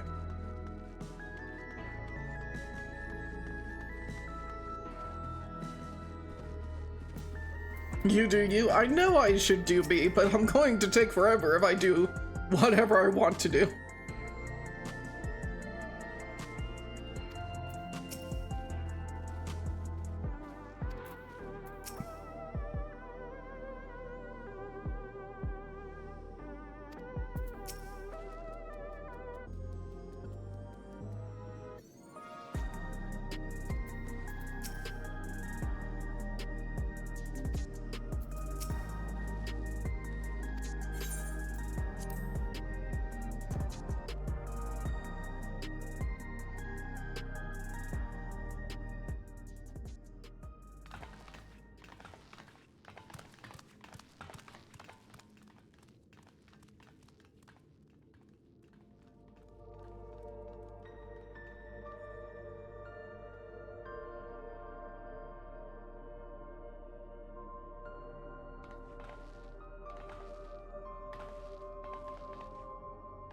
So this is one of Preservation's laboratories.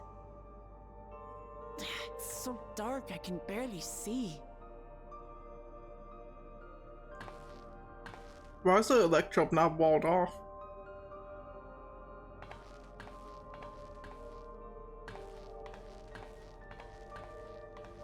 Like, that's catching my eye, because usually the study is Just a very, moment.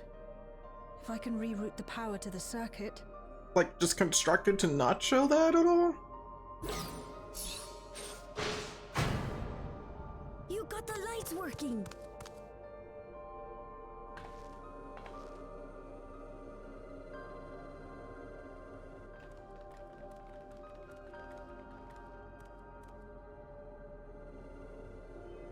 Smell how stale the air is.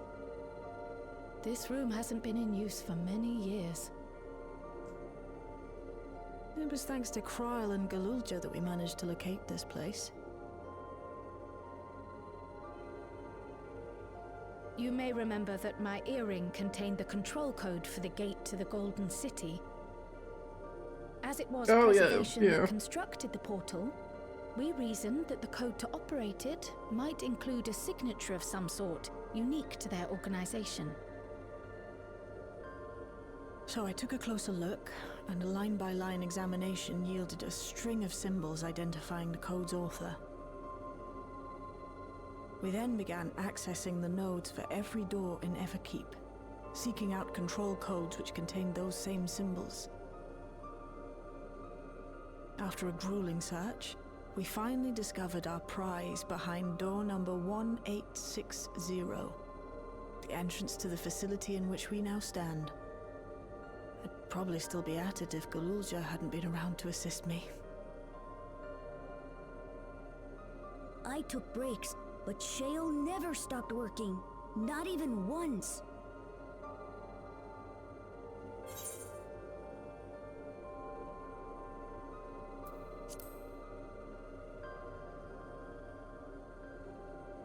I can contribute precious little else, I'm afraid, but I appreciate your kind words. In any case, this next part will require your helping hands. We need to spread out and search for something that may lead us to Calyx. I was gonna say though, this room doesn't seem much like a laboratory. But I wonder, won't he realize we've found this place?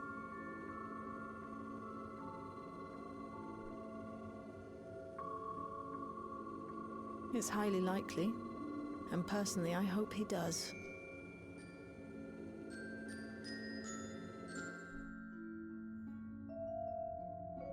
Now, of course, since there's that other room that's walled off right now. Hold that thought. You all know our main objective. We're here to pick up Calyx's trail.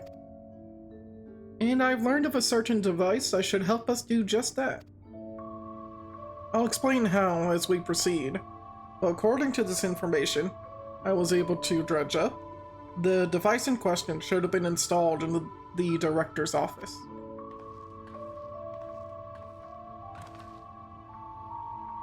Now, As for where that might be... Yes, this map matches my data. This room we're in is the Researcher's Commons, located in the western side of the complex.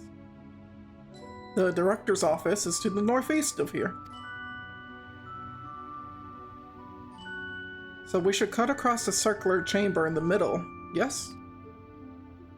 Yes, we should, but...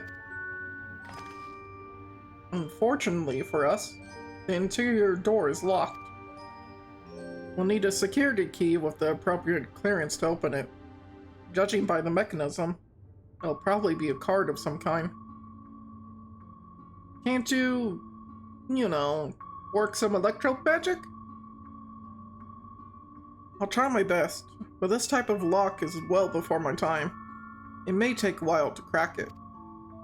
And in case I can't, you might want to look around and see if anyone left a security card behind.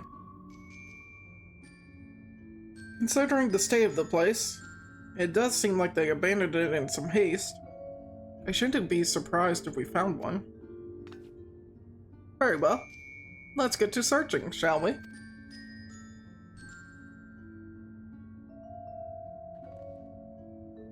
I expect we'll have the most luck looking where the researchers kept their personal belongings. Square. I'm sure this might be a just me kind of issue. That's really hard to read.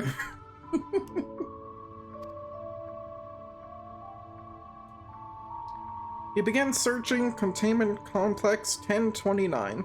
Close cooperation will be necessary to overcome the obstacles barring your path forward. Helpful hints will appear in a different color. Pay close attention to the information provided by your comrades should you find yourself unable to proceed. I don't hate this idea for the quest, but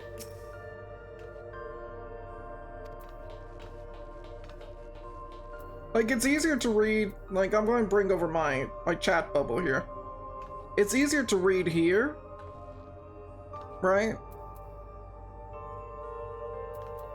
But with the actual text that you're reading it off of, it is so hard to read. Like if I just compare the two, right? Without hopefully clicking off it. Like that's so much harder to read on the white background. So like, I don't know. I'm sure because I know you can change the style of your 14 text to be the old like blue kind of chat bubbles instead. But I don't care about that so much. You know, we're talking to everyone just because.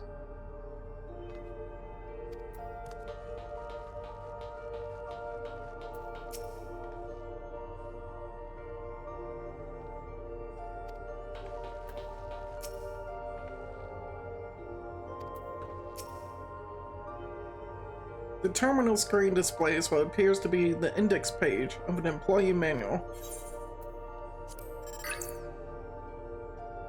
For security reasons, Containment Complex 1029 has been registered as a materials distribution center.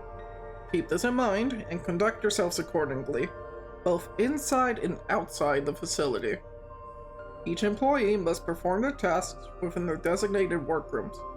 The researcher's comments, the Proto Lab, or the Dawntrail Lab. Entrance into another workroom without official clearance is strictly prohibited. Carry your security card at all times. Your clearance level dictates the areas to which you have access. Equip your regulator at all times. Due to the highly confidential nature of the research materials and the other data managed within this complex, preservation retains the ownership of and the rights to modify the memories of all registered personnel.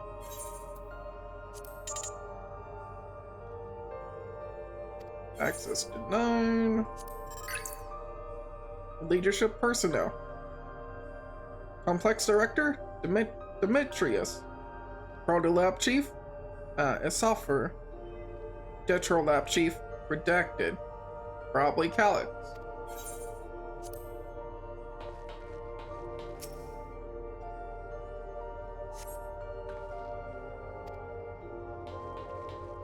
Okay, I'm assuming nothing, like, important will be here. So I would say it's either the desk organizer or the notice board, but...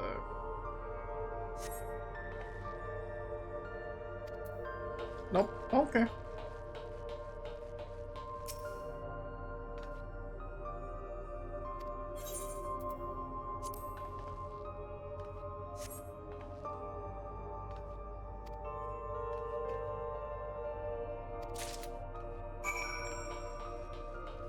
Okay, I get how this quest is gonna work. I doubt there's gonna be extra information unless I can get more stuff for this. I don't have my personal account yet, so...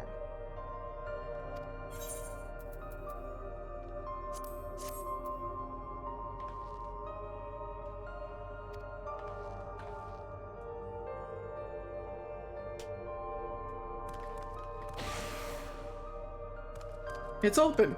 You did it, Raven! And a good thing, too. I was getting nowhere with that outdated circuit. I am curious, though. Why would they abandon a facility like this? It was run by a Director Demetrius, or so that terminal there told me. Perhaps there are more answers to be had once we venture further inside. Then let's continue onwards. The door to the director's office is across the central hub.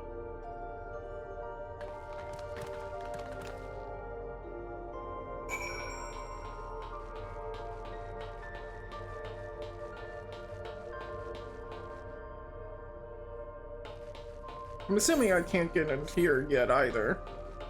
Oh, I can. Is there any reason for me to? I could read the tablet.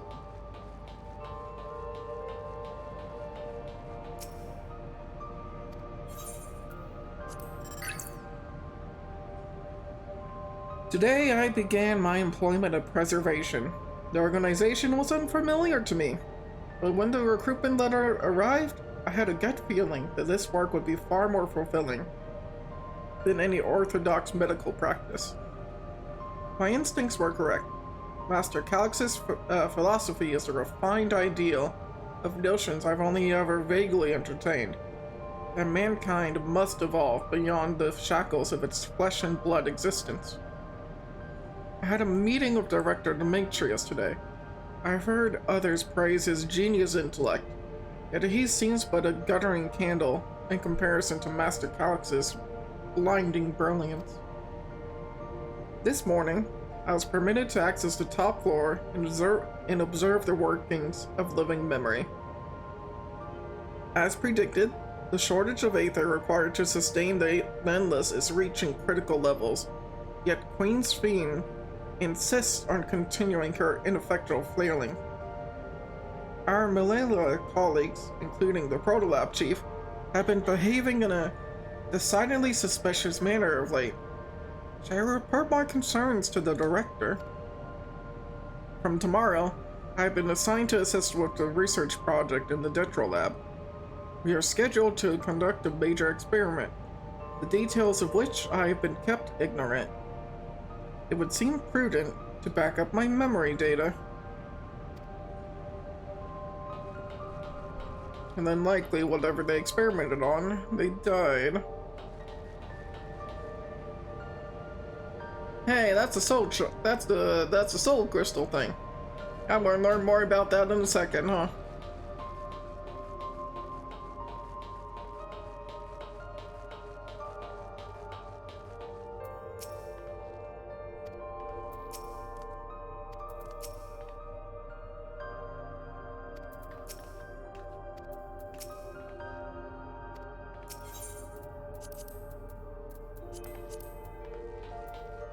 Wait, too far? That was too far.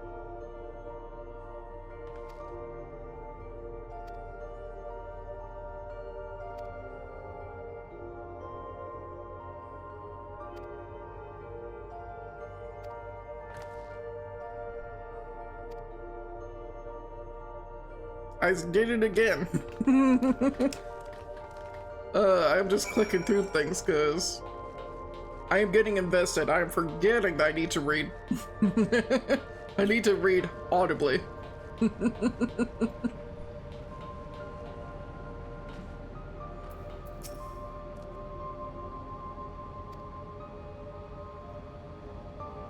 Well, you have something interesting. The results of experiment 158 showed a marked improvement in aether extraction rates. At last, we've achieved the target value set by Master Calyx.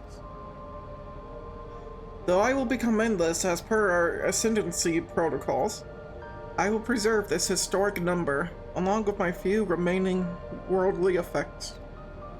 Preserve the number? You're more than fine.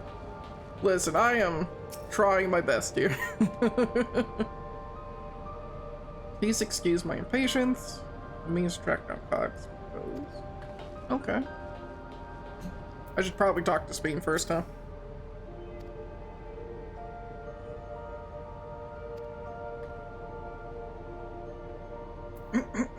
I did it again.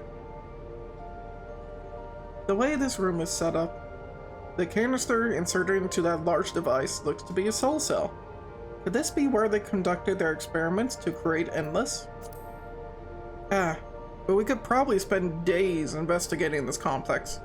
Finding a way into the director's office must take precedence. Speaking of which, Blue Jaw mentioned a locker over in the corner that he couldn't open.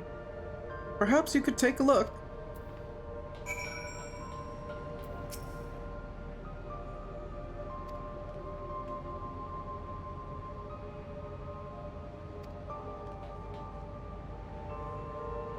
That could hold a person, truthfully. It might hold Calyx. Experiment 148. Submitting interference candidate 201930 to be considered for efficiency procedure review. Experiment 158. Maximum value of 10,509 recorded, or 11,000. Comparative study to be included in the report. Alright then. Oh, and one more. Experiment 163. New proposal produced a result of 9,834. Decreased value verified. Well, I have no idea what any of that means. Maybe it'll make sense later on. Well, if experiment 158 was the important experiment.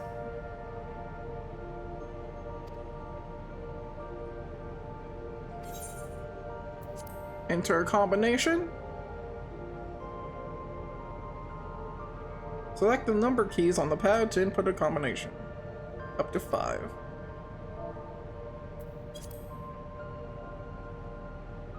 Well, 158 is exactly 5 numbers, so... Oh, thank you for telling me what number's what. I was about to say, is this just a normal keypad? Yeah, 11509.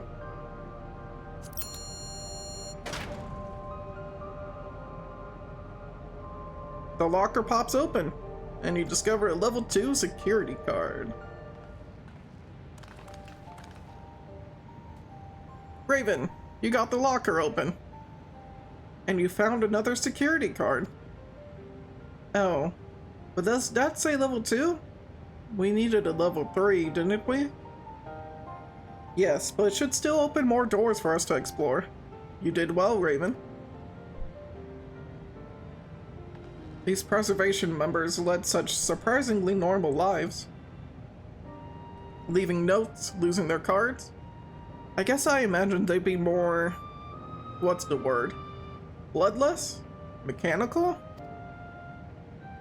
My parents were once a part of preservation, if you'll recall. It would seem the researchers who agreed with Calyx in his philosophy underwent the conversion to endless entities. But I assume those who could not, or would not, eventually left the organization altogether. Had their memories erased of everything they were doing here. Oh, I almost forgot. The researcher kept journals in their data tablets.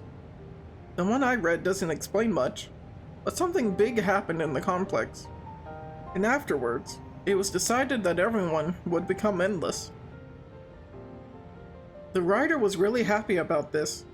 You can tell how much they admired Calix and his work.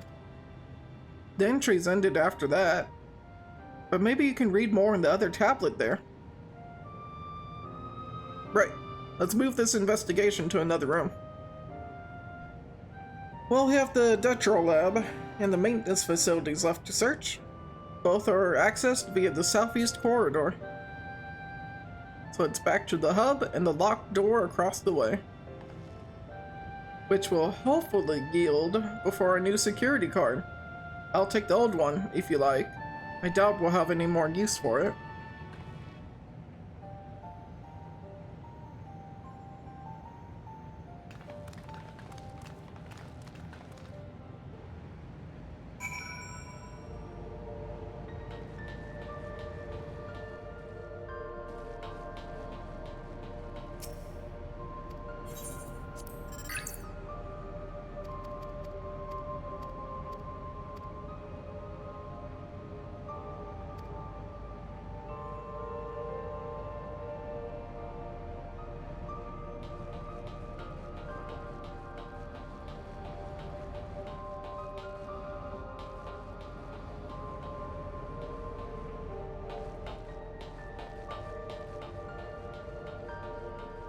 Wanted to make sure they didn't add notes after the fact, but I didn't think they would.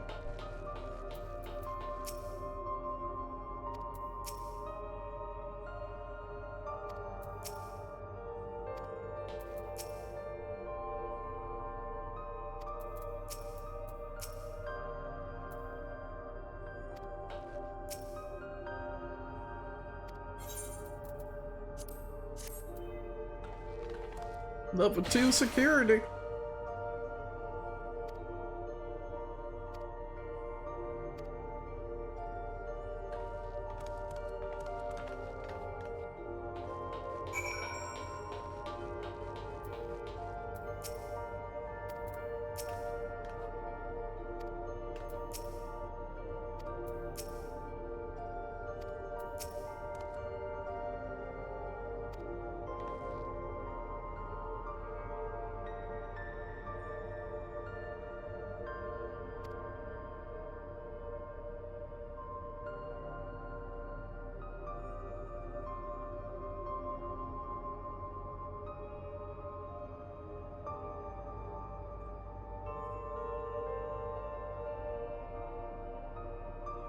The flaw that I'm running into is that every time I go to take a drink, because I'm trying to keep up with my drink here, I can drink and read really fast at the same time.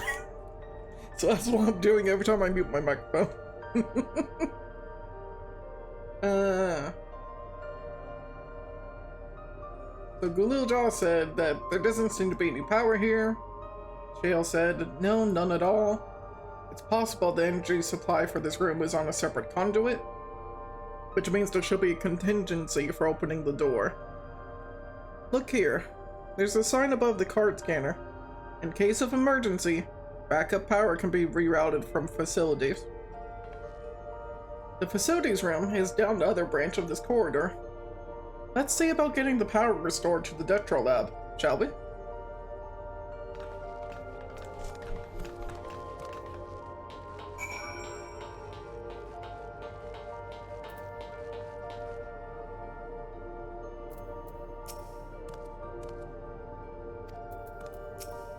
I didn't mean to click her. Fuck.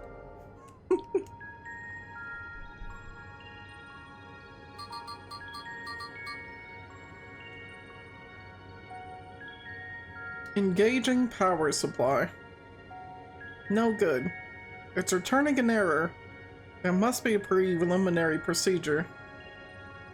According to this error code reference, if the power supply has been interrupted for an extended period of time, then we need to reconfigure both the emergency generator and the circuit control panels.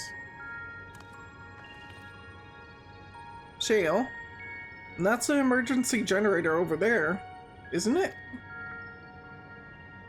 Yes. And by the looks of it, it's the same model as the one used in Heritage Found. But how does it send power to the other lab? Ah, I see. The energy cables attached to the base of this terminal leads down the hall, directly to the Dawntrail lab. Which means we need to find a way to connect the generator to that cable. What about these patterns on the floor? Could this be the circuit we need to reconfigure? I believe you have the right of it.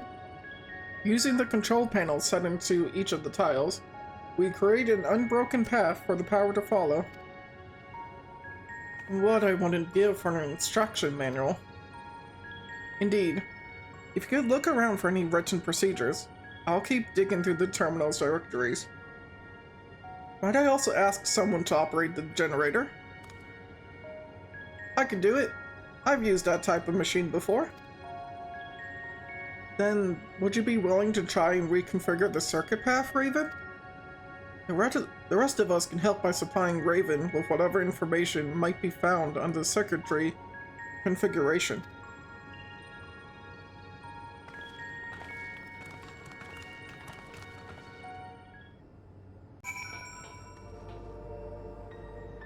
I mean, then results this one, then I want that to point down, that to point that way. I don't think that one matters at all.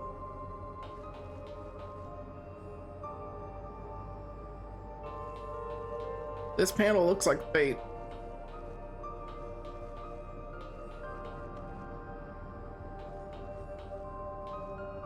Oh, this is supposed to start here. Anyhow, I'm going to talk to NPCs first.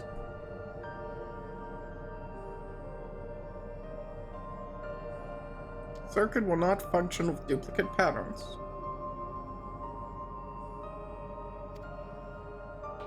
Only one of each pattern?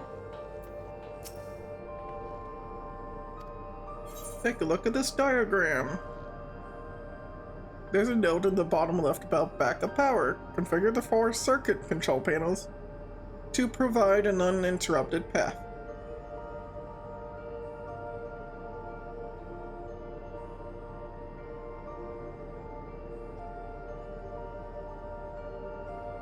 Lyra, you did not see that diagram on your run? Did you just brute force it? These symbols must represent the room we're in. If that square in the top left is Shale's terminal, then the bottom right should be the generator that Gulu Jaw is working on. So that, oh guys, I know what Box is talking about. It's hard to make out the rest. Assuming there are 4 tile patterns, the bottom right is a square, and the top right is half a circle? That's something to get you started, at least. You just looked at the shapes. Fair. Alright, Carl, what you got? These appear to be data logs from a former age. My scholarly interest is piqued by the few of the labels, but none are relevant to the task at hand. I've also had no luck locating more security cards. We shall have to rely upon our backup power strategy, I'm afraid. Alright, good little job. What you gotta say about the generator? It doesn't seem to need any fancy settings. As long as it's running and the circuit is fixed, we should have a power supply ready to go. Alright, so what did Wooklabot say? So, bottom right.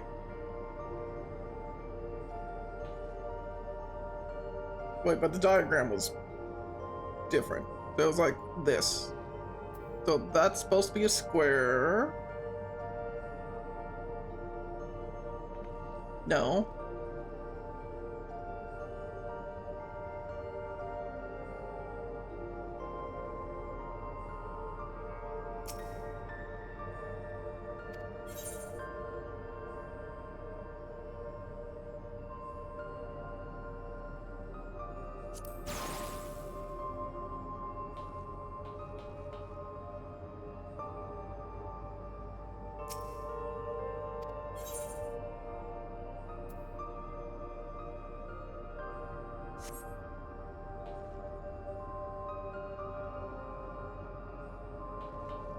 It's supposed to be as I'm looking at I'm trying to figure out the orientation. I feel like the diagram is starting to be off more than anything else. But yeah, this one has to be square because it's the only one that matches up to that. This one has to be triangle because it's the only one that matches up. And then you get to be circle. And then you get to be whatever square is not being used, which is that one. Yeah, it was actually a lot easier to read without the diagram.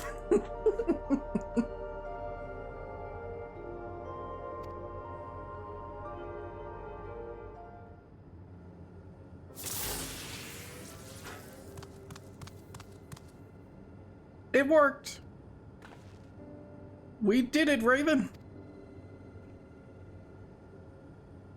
The Dawntrail lab should now be fully powered. Well done, everyone.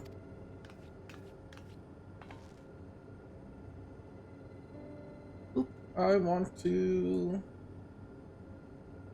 I gotta check something real fast. No. Yes. Okay, cool, it's safe. Cool. If I may, Shale, could we access a search and data log before moving on? I was checking the storage shelves and one of the labels caught my eye. Preservation, the Early Days is the title.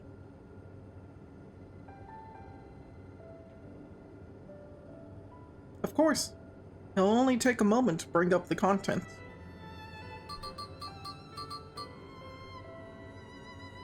It looks to be a text-based account. I'll read it out. Preservation, an Alexandrian Institute for Technological Development, was founded by Calix, an 11-year-old child prodigy. Approval for establishing the organization came during Alexandria's involvement in the storm surge, with Calix's designs for new defensive solutions funded in large part by the Treasury. As the conflict grew in intensity and casualties mounted, Calix funneled Preservation's resources towards the perfection of memory storage.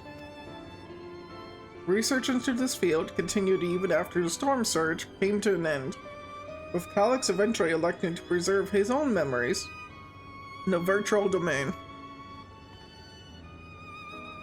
So this account is from before he embraced his endless existence, hundreds of years ago. I met him only once, before the storm surge began. I was attending my father, who was then the reigning king of Alexandria. Calix could not have been more than 10 years of age, and required constant treatment for his debilitating illness. Yet still, he published theories so highly regarded that even the royal family was aware of his achievements. Life should not be lost to the injustice of death. Even now, I can hear the single-minded will behind his words. So, it was when war came to our kingdom, my father was quick to commend his unwavering support to the somber youth in his proposals for preservation. Several years later, the ensuing violence brought the death of both my parents. Overwhelmed as I was by my sudden succession to the throne, I suspect they spared me the reports on endless research and other less urgent matters. So you had no way of knowing what kind of person Calix was changing into. Did he change? I wonder. Perhaps he has ever been the type to value ideals over compassion, and I failed to see it at the time. Or perhaps he did change, but is still driven by those same deeply held beliefs that morality is cruel and unjust, and his role is to deliver mankind from this fate. Whatever the case may be, we cannot allow him to shape our future. Let's press on, shall we?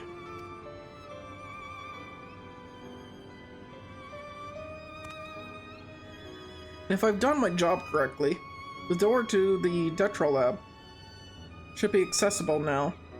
I'll give everything a once-over just to be sure.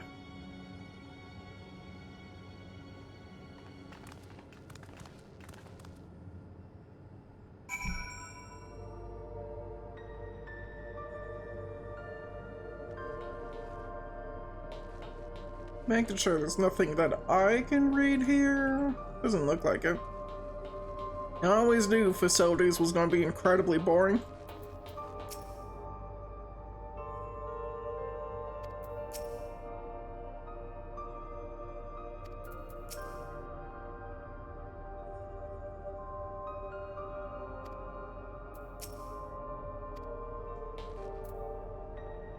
Alright, need a quick second. I gotta run another ad break, get more stretching in as we've gone through another hour.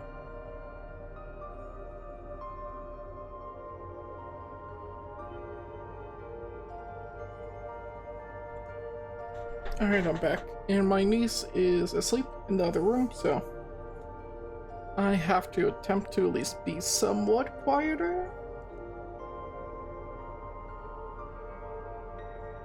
We'll see how well I do at that. The energy current seems stable enough. Still, you should let me handle this one. The security card, if you please. Oh, and a quick prayer that shorted wire doesn't burn me from the inside out.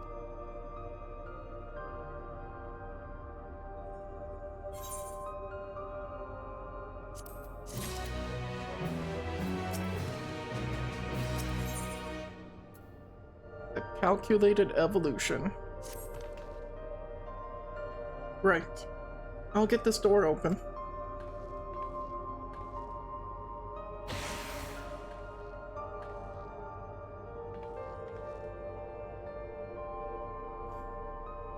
Yeah, smooth as silk. Let's head inside and see what awaits.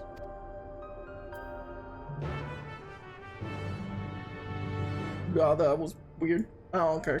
Because I can't target anyone here. Probably voiced, huh? No? God, it's above. Isn't that? Alright, it's gonna be Calyx, living memory, or human being.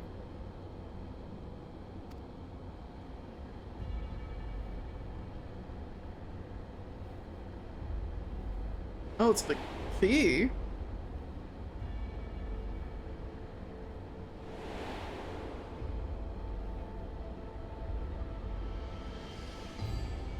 The key to interdimensional fusion. That looks to be a schematic on the monitor.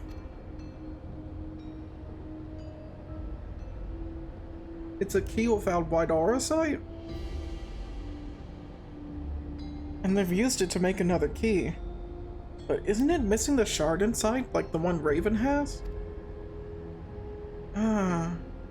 We may have been laboring under a misconception. The key was originally a Malala relic. Once this treasure came into its possession, Preservation began working to harness the power to cross dimensions. Aside from the crystal, we can see that all the vessel's components were constructed here. So what might that tell us? Yeah, the crystal itself is the key. And that would be the logical conclusion, yes. It is as my parents explained. The key remains shrouded in mystery. Preservation augmented it with Electro, but never grasped the technology's underlying principles. To this day, not a single person understands the mechanics of interdimensional fusion, not who imbued the key with its power, not when they did so, nor why. Ezra. Right? That's what it all goes back to, is a Zem. Anyhow. Now it makes sense. Calyx can track the key because its vessel was made by Preservation. I believe there's much we may learn in this realm. On our next visit, I'll have to enlist Yashtola's assistance for a thorough investigation.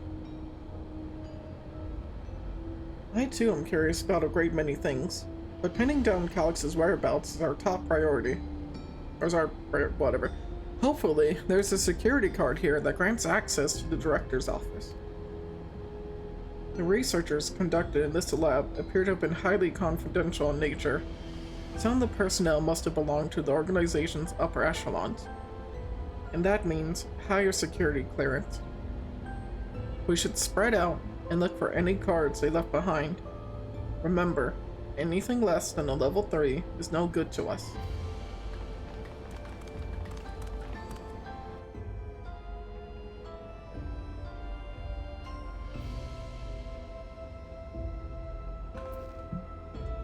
Oh, that's my walk key.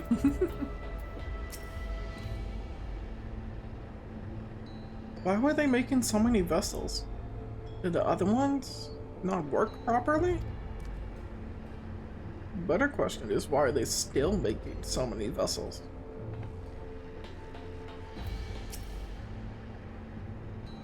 I'll search through these drawers. One of us is bound to find something, I'm sure of it. I mean, besides the fact that we just turned on the machines. Like, why do they immediately go back to making more vessels? I guess is what I'm curious about. And we're talking to everyone first, though.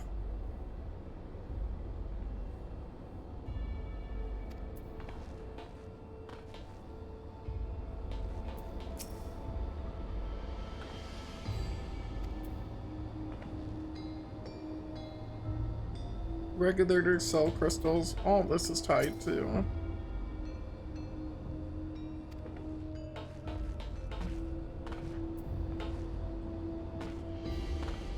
I can't jump any closer to it. Okay. This is very interesting. This layout of the ring. Lyra, are you still here?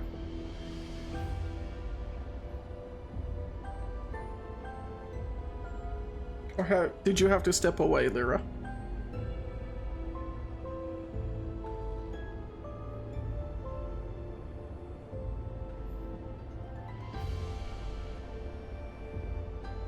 They might have had to step away, which is more than fine. I'm going to leave this for everyone else to potentially answer as well. This is without me doing any extra questing. And I'm sure this will probably come up later. This ring is oriented for Zem's crystal, no? This outer ring with an inner ring? Isn't this the shape of Zem's crystal? Like the symbol of Zem? It's on its side, but otherwise that's the shape.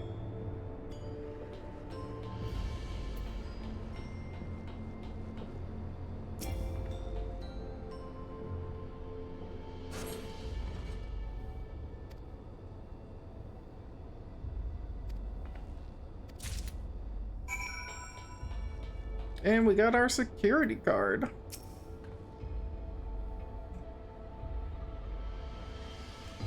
Well, well, if it isn't exactly what we needed.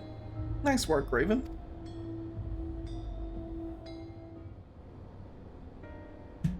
Oh, well.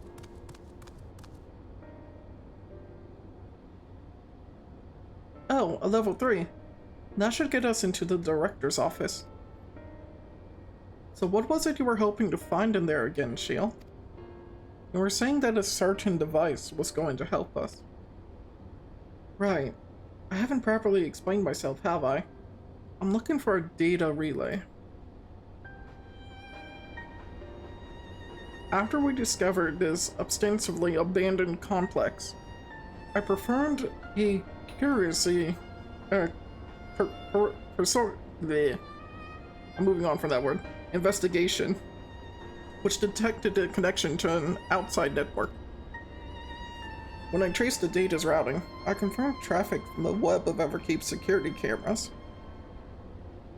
Considering the way Calyx is always one step ahead of us, we must assume he's quietly seized control of the city's surveillance system and has been using it to monitor our activities.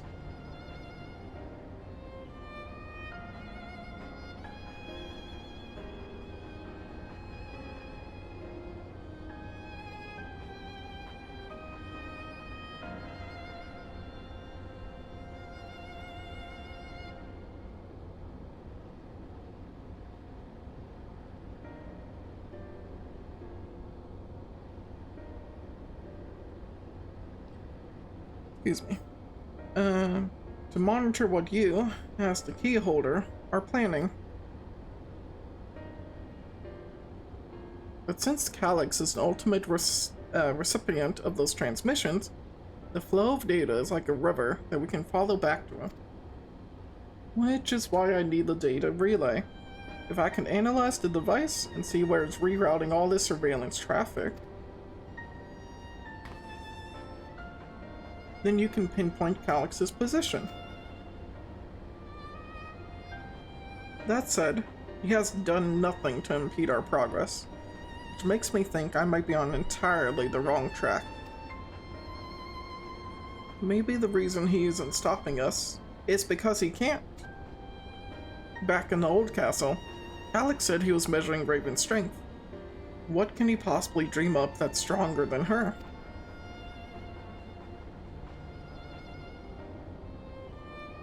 Oh, speaking of cameras, that was another thing I meant to mention. I found evidence that someone deliberately disabled the surveillance feed in this room. The most recent recording was also crudely deleted. I was able to restore the data though, if you'd like to see it. I'll start the show then.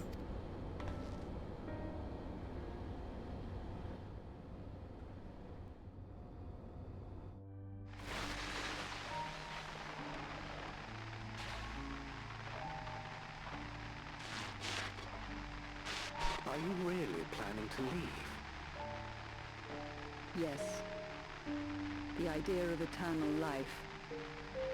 It's begun to frighten me. I struggle to renounce our conventional wisdom. Death is the means by which life prunes its branches, leaving the trunk to grow strong and tall. We die so that our species may flourish. What would become of mankind were we to halt that process? If unending stagnation is the fruit of our labor, then perhaps we strive for the wrong thing.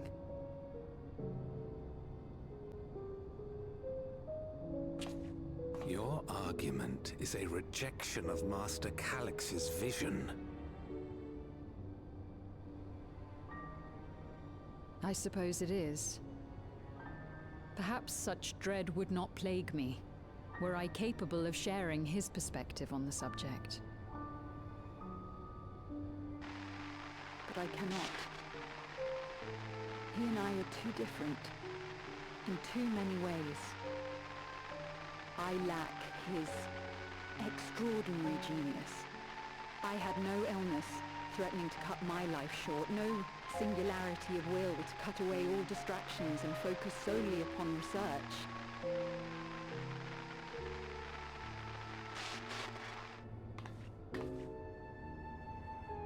I have nothing but respect for his determination. The way he overcame his prognosis and seized the means to transcend death itself. But I'm not convinced that this obsession with living is the right path. That's why I've decided to leave preservation and put all my effort towards building a legacy for the next generation to come.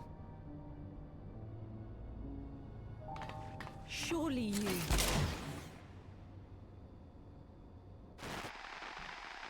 I was gonna say, you probably don't want to tell that to someone who's very much on his side. Protocol, you understand. There can be no exceptions. That's the protocol?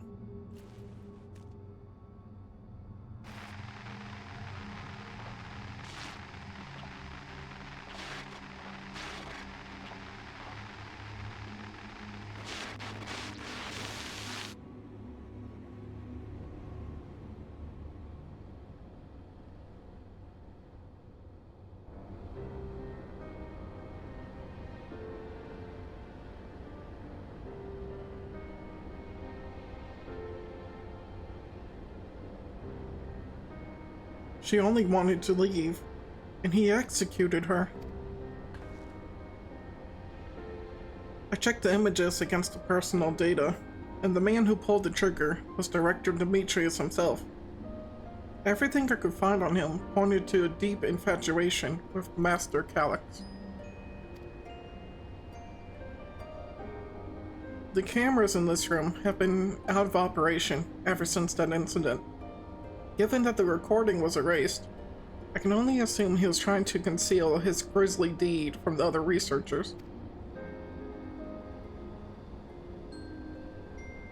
I'm not surprised, given how my parents described their affection from the Institute. They spoke of rushing me through a portal, even as Preservation's agents closed in on them. I dare not ask what became of them after that, but if it turns out they were captured by their pursuers,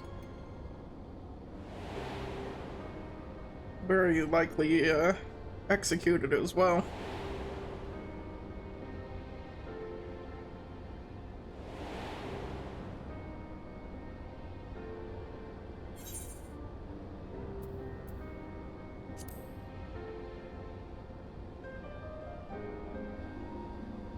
Right. The Echo. Knowing you saw them as they were, your words give me great comfort. Oh, Cryo.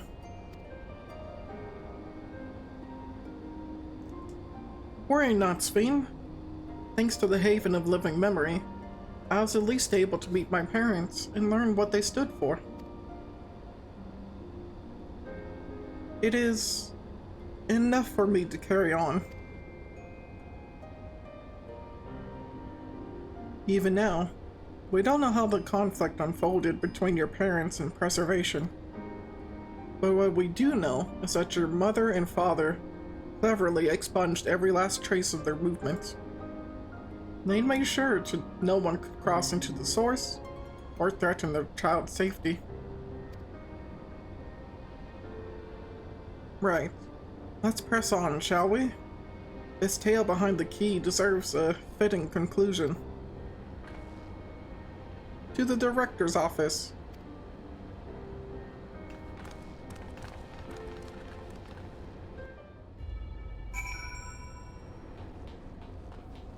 One day we will walk to the right place with everyone else who's walking to the place. Walk place.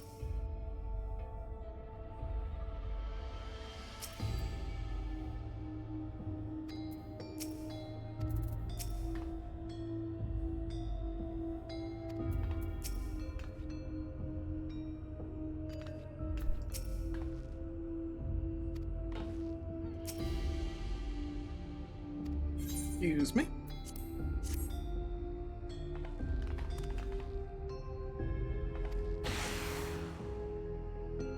There we go. Let's head inside. Now to find that data relay. And don't be shy, everyone. Speak up if anything odd catches your eye. Raven, come with me. I might have need of that security card.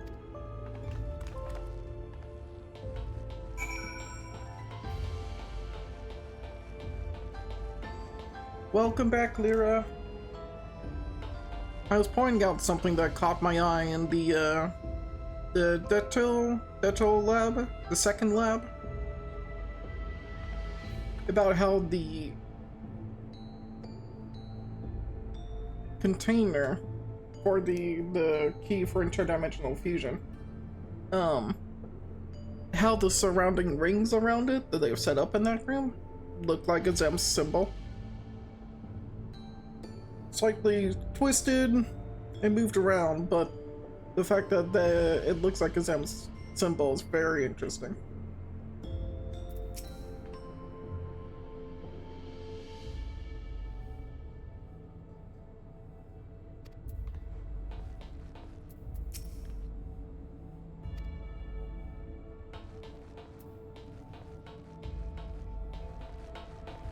I've already captured it with the replay thing, so I'll be sending it over later anyways, because I think it's fun to talk about.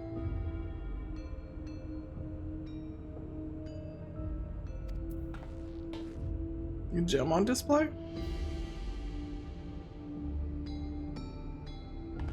missing would be like a emerald gem.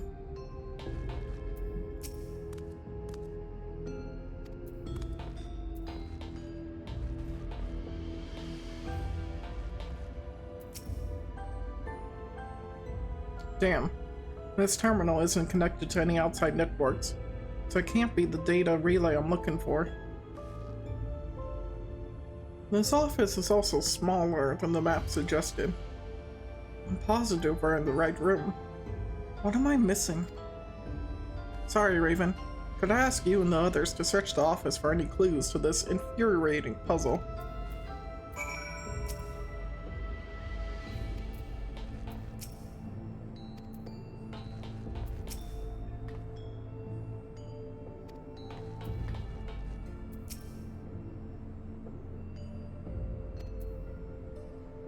Yeah, well, if you've seen the wall fucker, we've dealt with that.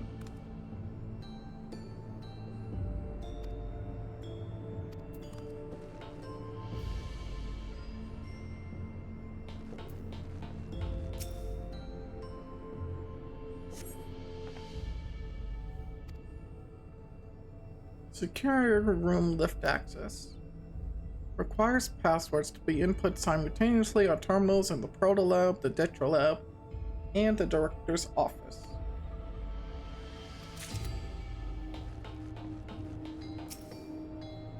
I'm grabbing 4, so I have to search all of them anyways.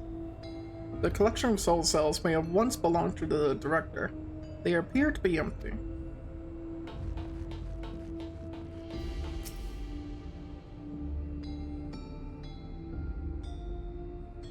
Amongst other personal effects, you find what is presumably the director's data tablet. A closed locker stands next to the table. Look in the locker.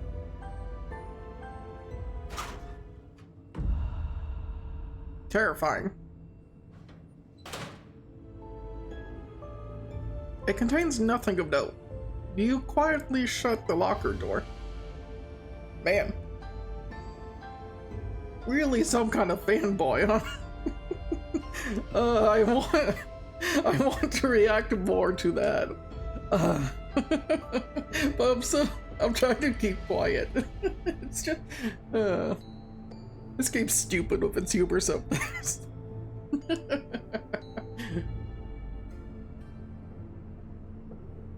I hate that I have to try to contain myself because I don't want to just start howling or anything.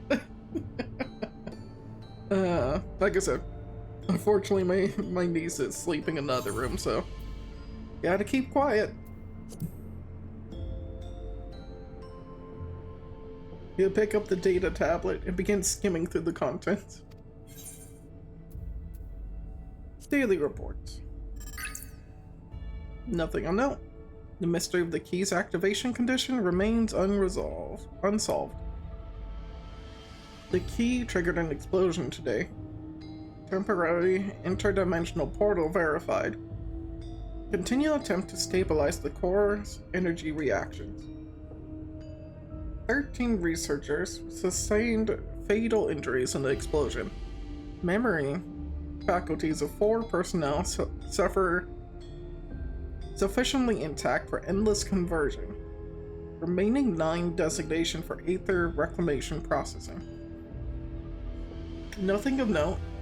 Rejected resignation of 2 Malala researchers.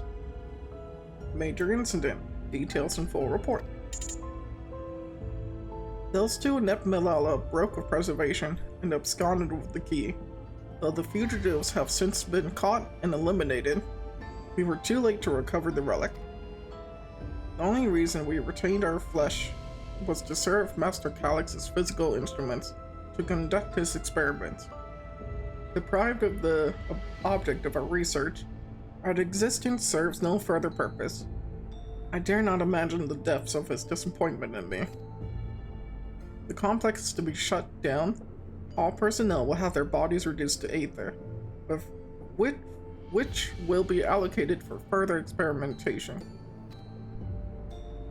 Memory data will be archived, and the endless conversions will be subject to Master Calix's discretion.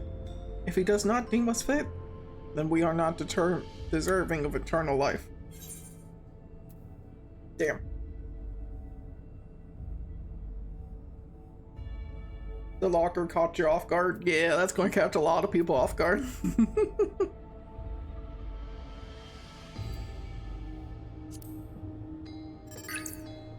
All personnel have undergone processing. Once the shutdown protocols excuse me, have been completed, I will proceed to my own corporeal dissolution. As long as the key remains in the physical world, we must keep this complex in pristine condition. Whether it be needed for experiments or otherwise, it must be ready to support future operations in whatever capacity Master Calyx requires. To that end, facility equipment will be maintained in stasis mode. Furthermore, a critical component for secure room access will be stored separately to defend against unauthorized entry.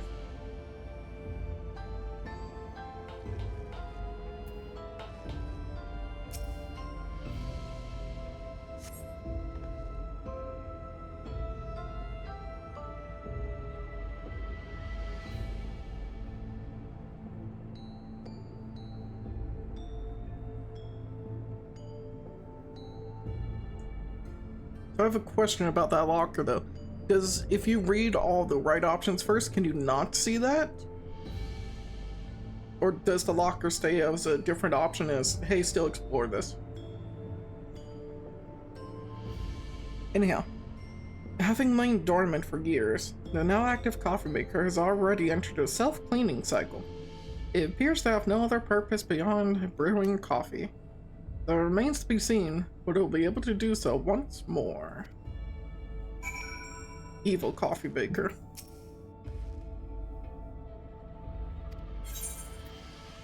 I found this note. And that table also has some important information, but the locker? Nope, don't open it. Thank you. A misplaced note, was it?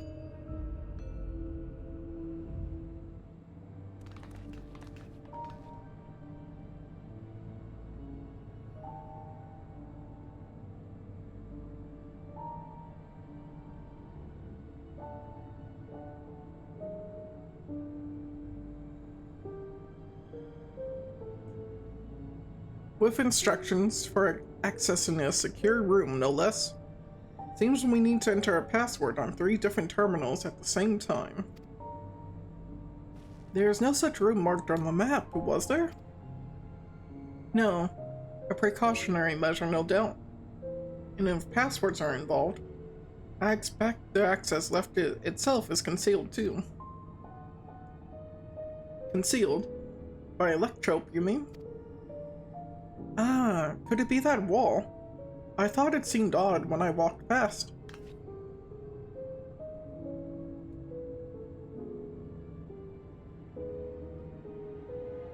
Remember what Kakuya used to say, Shale? Never trust an Electrope surface. I said, I remember. Oh yeah, we'll have no idea what we're talking about.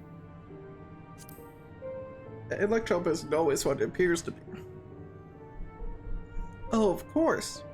Electrope is how you alter the look of all of Solutions 9's floors and walls, isn't it? In which case, it shouldn't be too hard to disable.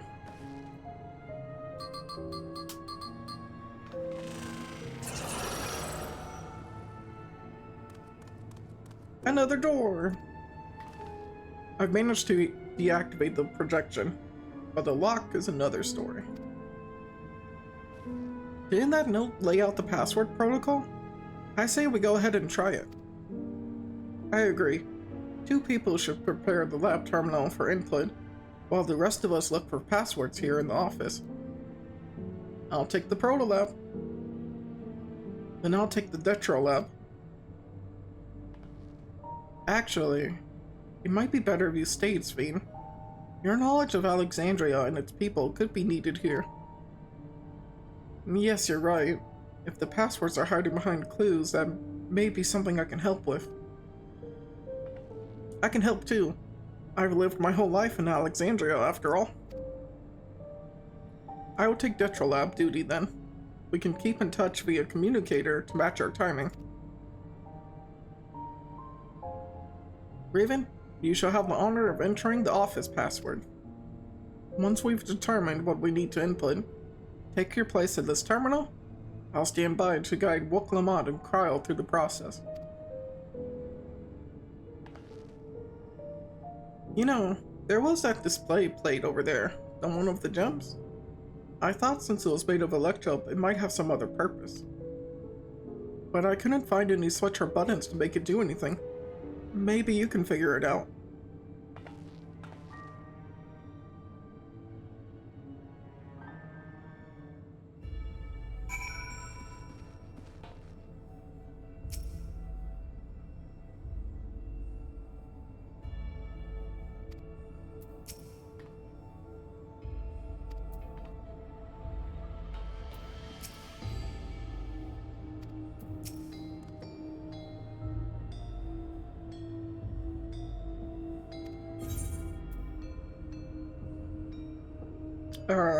Solve the puzzle, Gluejaw.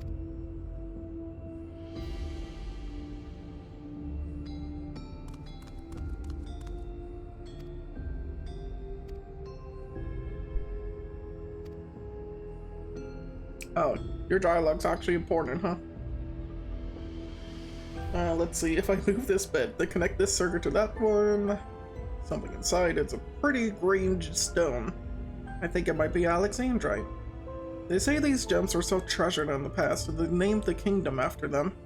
Here, you should hold on to this one, just in case.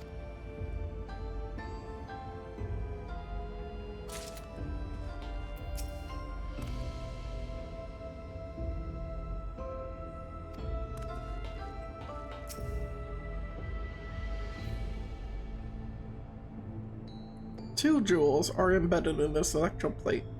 You identify the blue gem as a sapphire, and the red gem as a garnet. There also appears to be an empty slot for another jewel to fit. Well, we'll put in the Alexandrite.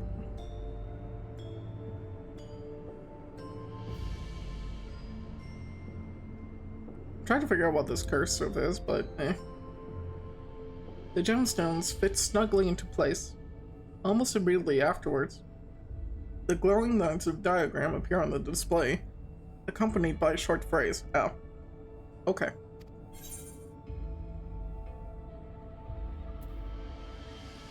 Yeah, this is the floor plan of the complex. As you continue studying the display, you realize that these shapes correspond to the rooms of the complex in which you now stand. This may be related to the passwords you are looking for. Sapphire, Alexandrite, and Garnet?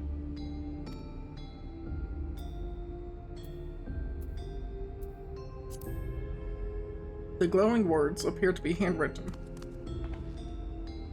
Yes, I knew that jewel would come in handy. Let me see.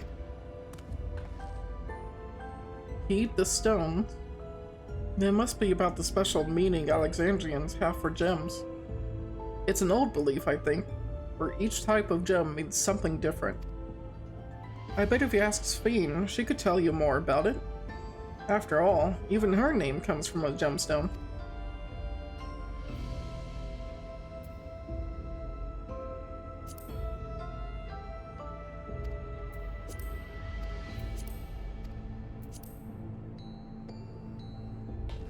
Alright, Sphene? Yes. If you have any questions, you need only ask. Well, it was taught that Alexandrite represents the concept of protection. It is, incidentally, also the origin of Alexandria's name. Oh, are you thinking this has something to do with the passwords? A sapphire and garnet as well, you say? Yes, they all have meanings. Alexandrite, as I said, is protection. Sapphire represents honesty. And garnet symbolizes devotion. We should try these words in the terminals and see if they're accepted.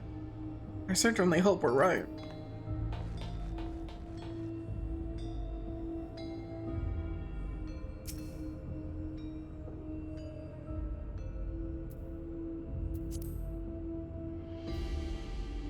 Protolab, director, targets, okay.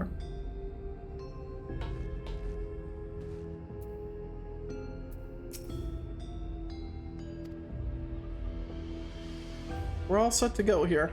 Wuklamad and Cryo just waiting on their passwords. Let's start with Wuklamad in the Protolab. What ward should she enter? Honesty. And the password for Cryo? Devotion. And then what will we input for the director's office? Protection. Great. We'll have all 3 passwords ready. Now to enter them into the system at the same time.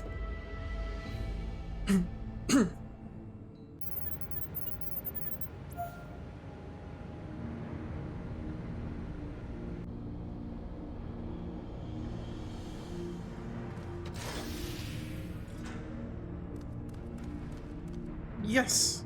Also, was Cryo's ladder set up the wrong way? Am I crazy? It's bugging me now.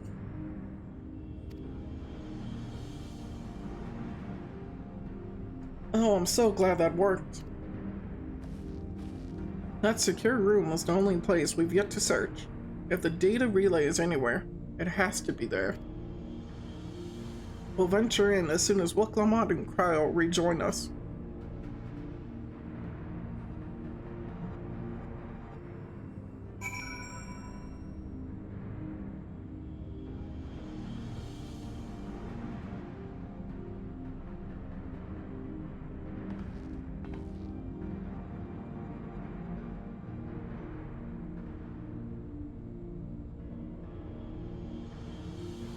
I'm confused why my stream says it's only been live for like 30 minutes. Did something happen to my stream? Did my stream cut off suddenly?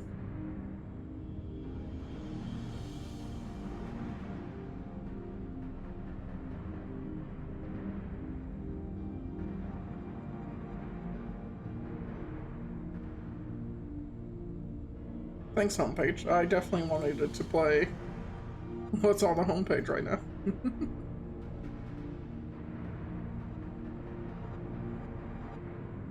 Oh, it did. Why did it cut my stream into 2 different chunks? I don't remember doing that. Huh. Weird.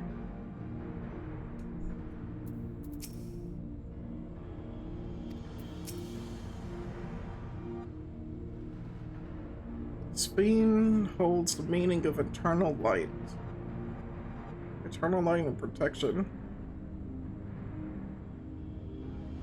I mean, that really shows more symbolism towards Heidelin, no? When my parents named me, it was with their wish that I become an unwavering beacon of hope for our people. To think on it now, I have ever shared that destiny with my other self.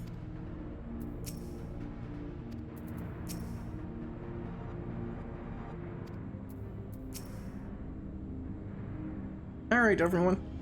Time to board the lift and see what awaits us.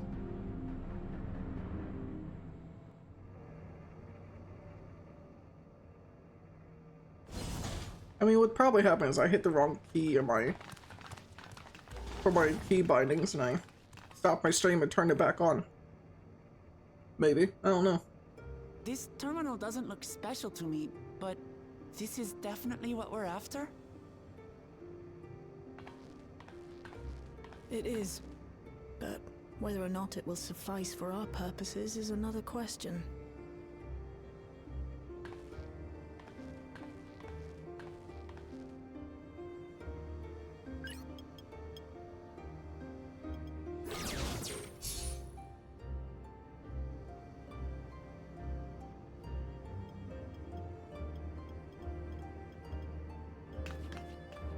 The Endless are created using the memories of the deceased.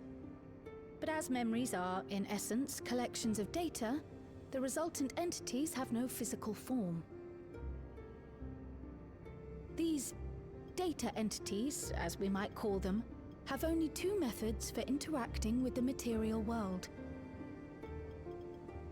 One of these we saw in living memory, where the Endless are granted temporary bodies through the use of corporeal ether. They become much like solid ghosts that one can see and touch. The other method, which Kafkiwa employed, is the remote operation of a machine. But where do you suppose the Endless are to be found when not inhabiting a physical body? They'll be in a terminal. Or they just be data storage, the right? Endless are memories, and if memories are data, then...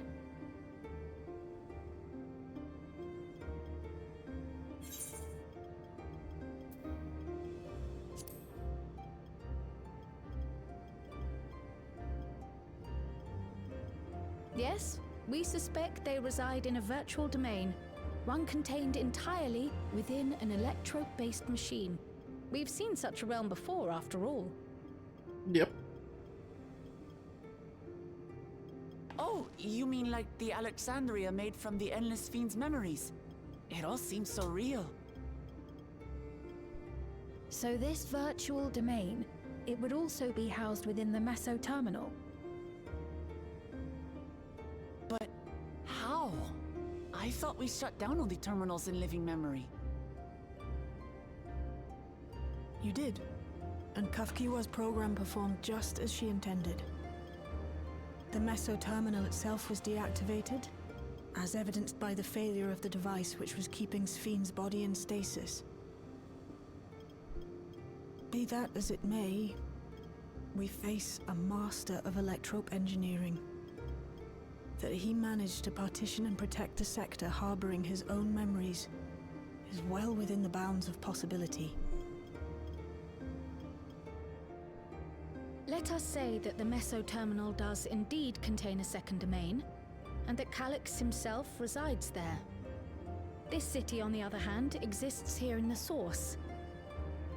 That being the case, I thought perhaps we could prevent his remote interference by closing the gate to the Golden City, and thus severing the connection between worlds.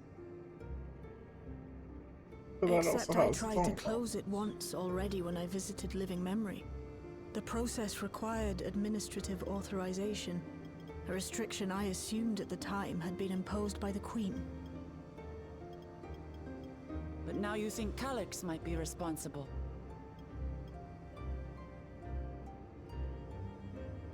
Just as I suspected.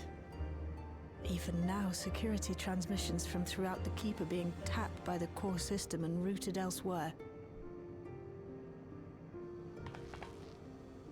Almost every single one has you as its focus.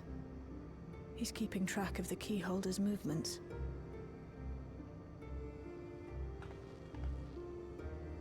Time's up, and what a waste of time it's been.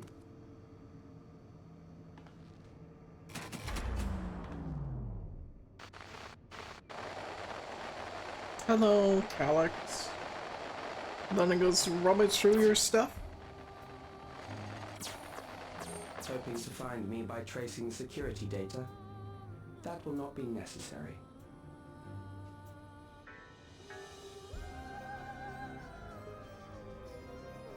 Through a not inconsiderable effort, I've taken your measure and prepared a force sufficient to subdue you. You want to hit him so hard?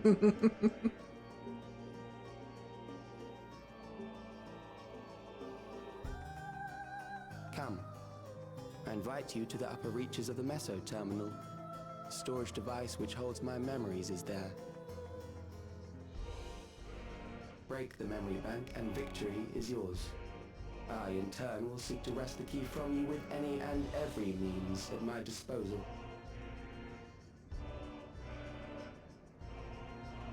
And if we refuse this invitation? He'll start killing more people? I will wait, and continue to convert Alexandrians into Endless.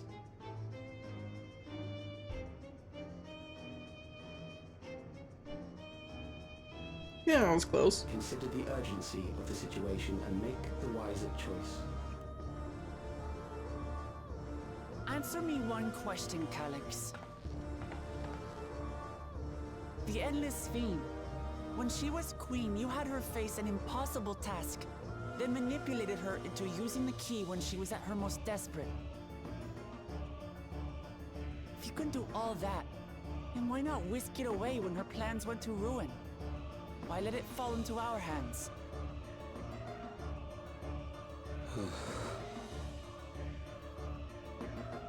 You pour salt in the wound. That disaster was a miscalculation on my part. As her end drew near, Sphene and her restructured memories had become one with the terminal's control systems. In that singular place, in that singular moment, she wielded an authority greater than mine. Thus she was able to shield you, the neighboring sovereign to whom she entrusted her nation's future, and the hero to whom she entrusted that priceless key.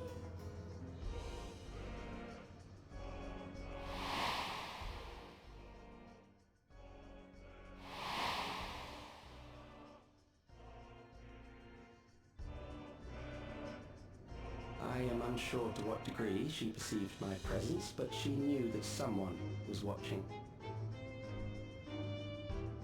Does that satisfy your curiosity?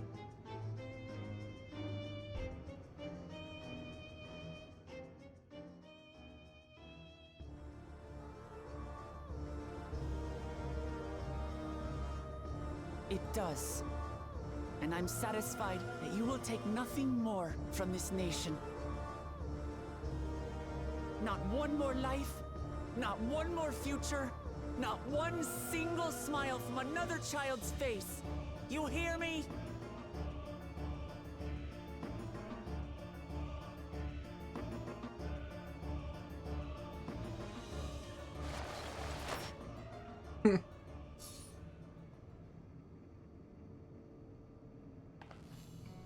Sorry for losing my temper, but there's only one way we can deal with people like Calyx.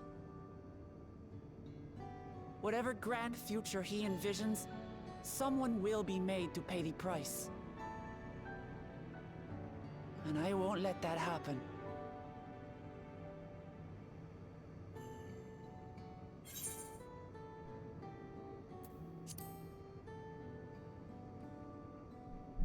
Yeah, he still doesn't know how strong the Warrior of Light actually is.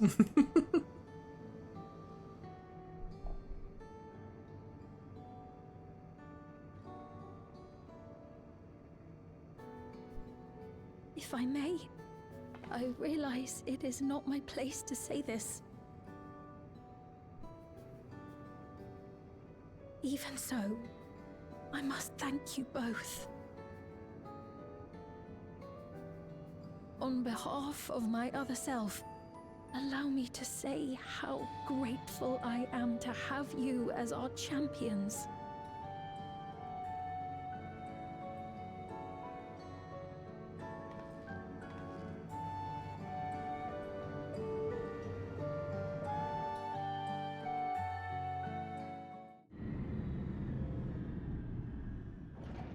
Oh, this is us going through the left. Yep.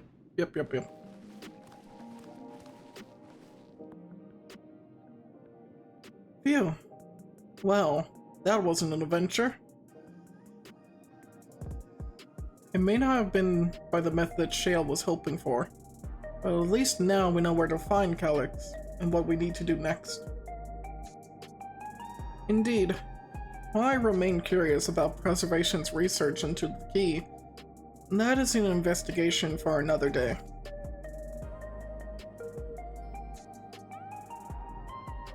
Then let's head straight to the back room. We should get everyone on the same page before we make our move.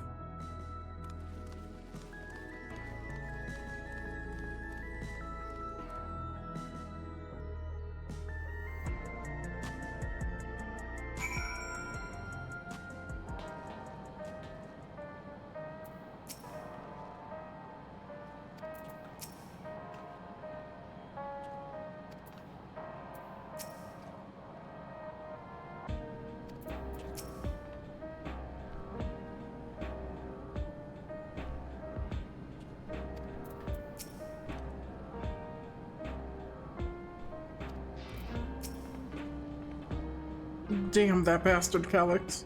He waited until I was this close before snatching away my moment of triumph. In that infuriating, condescending way he spoke to us. We'll see whose time is up, you smug little weasel.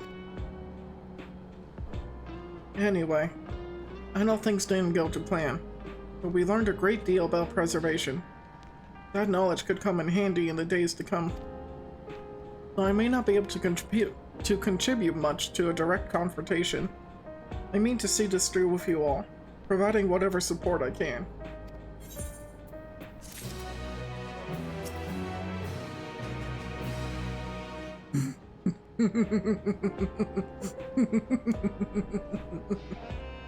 It's a shame that punching an endless does no damage. I'd love to rearrange that serene face of his.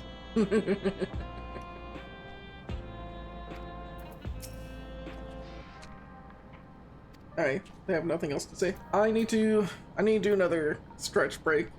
But Shale definitely does get it. So another stretch break, another ad break. And then we should be on the last chapter for the MSQ here. Alright, I'm back. We are in the final stretch, I think, for the MSQ. At least from the time frame my friends gave me. So, one of our own. Raven. We briefed Aaronville on everything that has happened and sent word to the others. We've now but to consider what our next actions will be. Thank you. Thank you, thank you.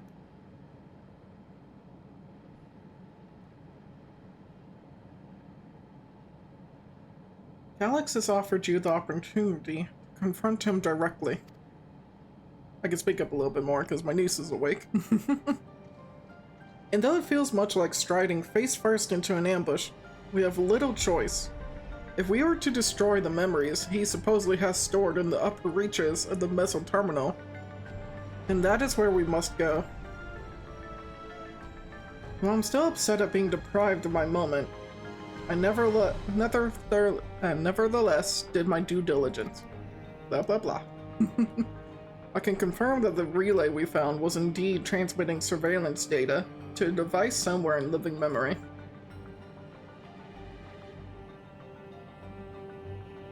When you go to fight Calyx, pray, let me fight alongside you. Let me fight for the memory of Otis and Zelina, and for the other Sphene I may have become. But most importantly, for my beloved kingdom and a joyful tomorrow.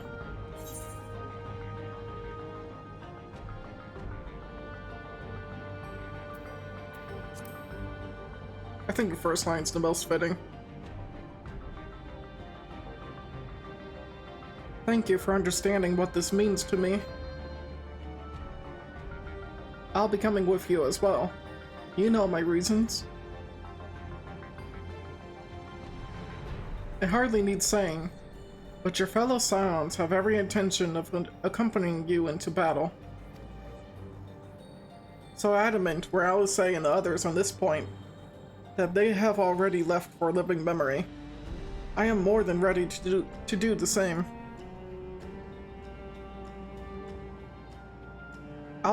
I'll keep patrolling the streets for sign of troubles, especially from anyone wearing neo-regulators. Should you need anything from me, I'll be on standby here in the back room.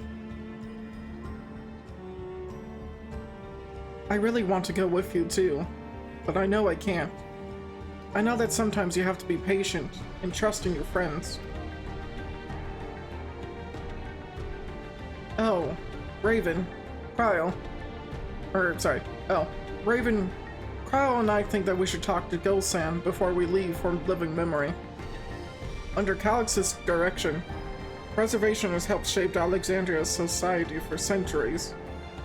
Taking him down will have serious consequences, and we need to warn the officials in charge about what we intend. Justifications aside, we shall be acting against the wishes of all who desire to become endless. Exactly. We don't know if Gulsan will approve or oppose our chosen course. But either way, leaving without a word is the wrong thing to do. Come, we should be on our way. Resolution first, yes? Be safe, everyone. We'll see you when it's over.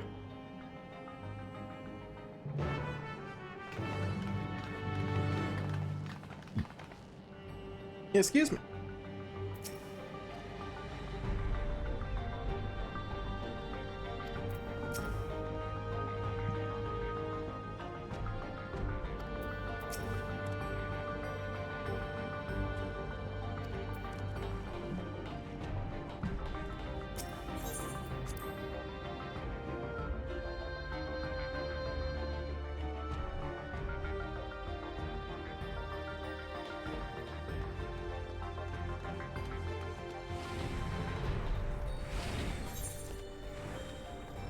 And over to the government sector.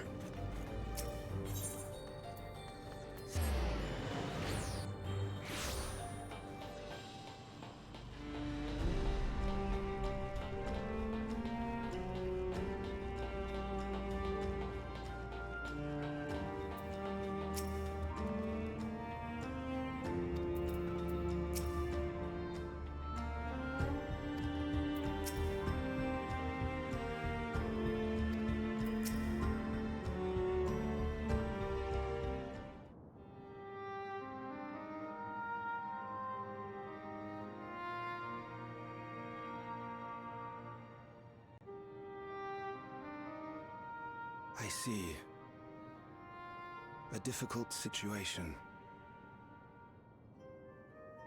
In the absence of an official sovereign, I agree that it is not Preservation's place to dictate the future of our nation. However, I also cannot simply take a side and declare my support for your efforts to defeat Calyx.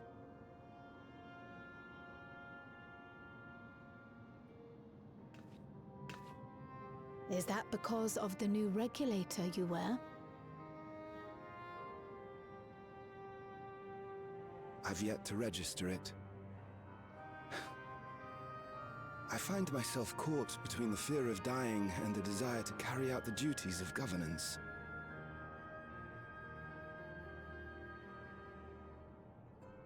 My greatest concern is how we shall stem this ever-increasing terror of mortality when becoming endless is no longer an option.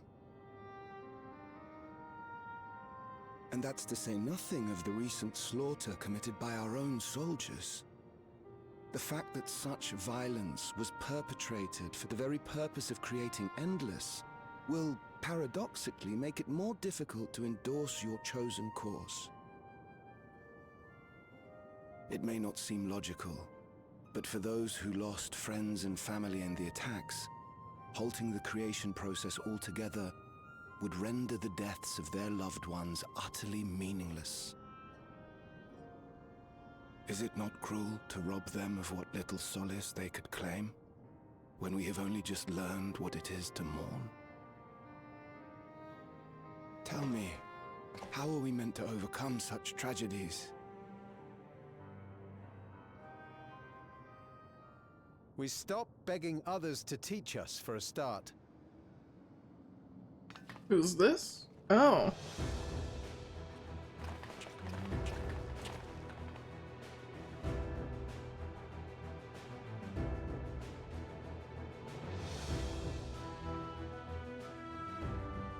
For the longest time, we've been protected by Queen Sphene and the systems put in place by our forebears.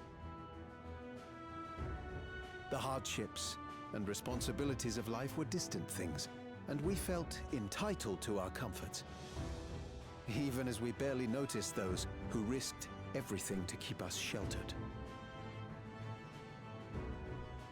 But no more. From now on, we need to learn on our own. How to live with the promise of death. How to endure the pain of loss. We may never learn to love such things, but we may learn to survive them. The people beyond the barrier, even the Alexandrians of old, they've all had to live with these fears. There's no reason we can't do it too. What are you all doing here? Malachite called us in, and the Oblivion members briefed us on the current crisis. You don't stand idly by while your house burns down. We came together and thought about how we could help. Long story short, we've decided to join the fight alongside Oblivion. Wait, aren't you well, never mind. I'll save my thoughts for a moment. But we're well aware of how little use we'd be in actual combat. A battle of ideas, on the other hand. Now that we might be qualified to do something about. We'll talk to our neighbors and do our best to quell their fears. Convince them to make the most of this life and enjoy all it has to offer. Perhaps that will help to ease your burden.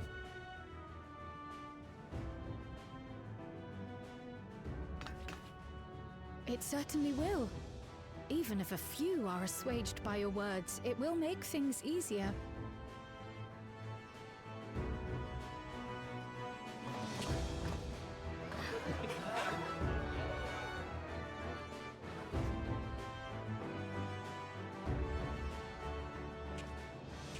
Those who have already registered will be difficult to sway, but there are still many who waver. Those are the ones we'll concentrate on. Gossan, if you truly care for the people of Alexandria, then now's the time to start thinking of ways to prevent more deaths.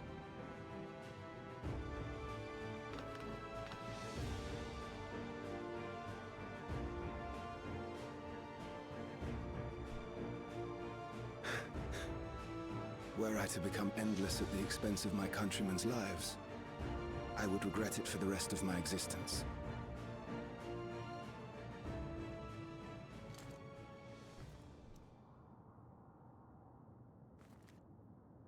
Discard the regulator. Break it, smash it. Forgive my weakness. When the people have lost their way, it falls to the government to support and guide them. Alexandria can rise above this sorrow and find its way forward once more. Is that not so, Your Majesty? Indeed it is.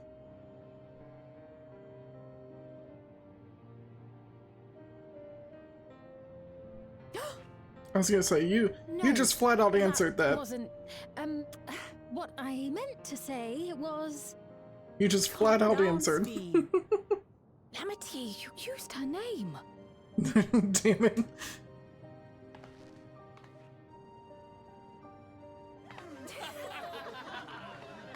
I was gonna say, this crowd's probably already figured it out. The perfect resemblance to our beloved Queen Sveen has not escaped our notice.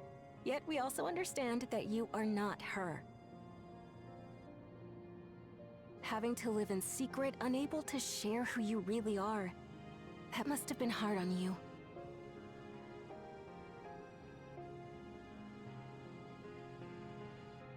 When you come back, please tell us all about yourself. I imagine yours is a rather outlandish story, but we're eager to hear it all the same.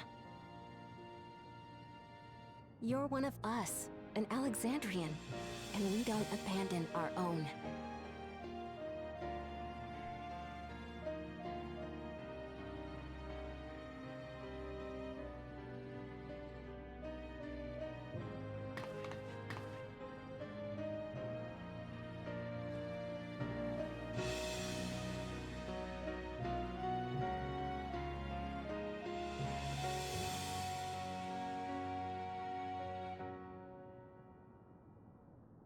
I promise to return.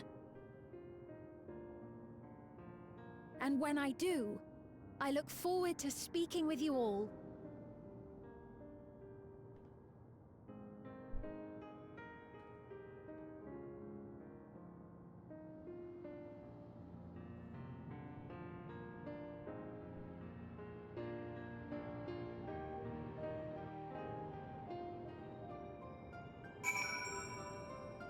So what I particularly enjoyed about that one...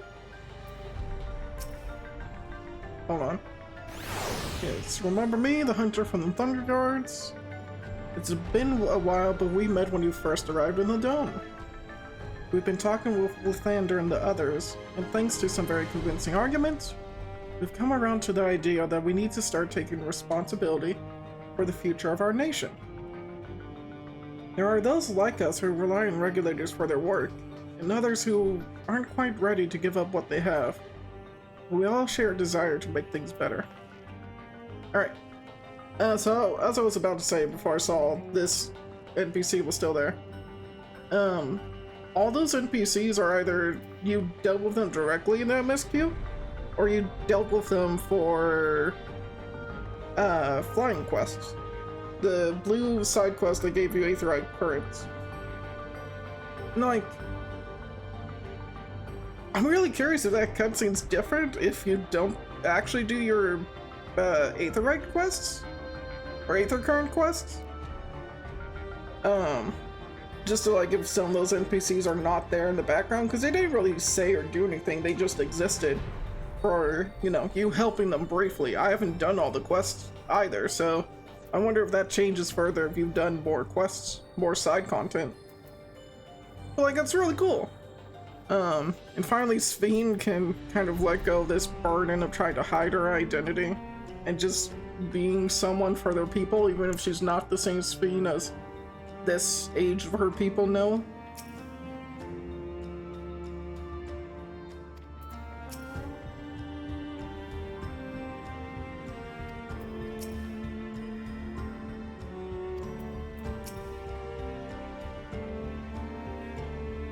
Everyone was so warm and welcoming. Alexandrians are, as ever, stalwart people. How glad I am to be home. Thank you, Gelson. That decision must have been difficult to make. If only I could claim the courage to do so. Sorry. If only I could claim the courage to do so came from within. The final push came from Alexandria's citizens, and their bravery in taking the first step towards change. Speaking of which, can I ask you to lock that Neil regulator away where no one can get to it? That should prevent the registrations from reaching the target number. I should be glad to do so, but I fear it would be to no avail. According to our most recent survey, the number of Neil regulators in circulation exceeds the stated 5,000. I surmise the surplus units are to account for those like myself who have had a change of heart or are otherwise hesitant to register. That does sound like something Calyx would do.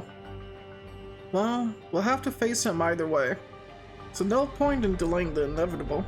On to living memory.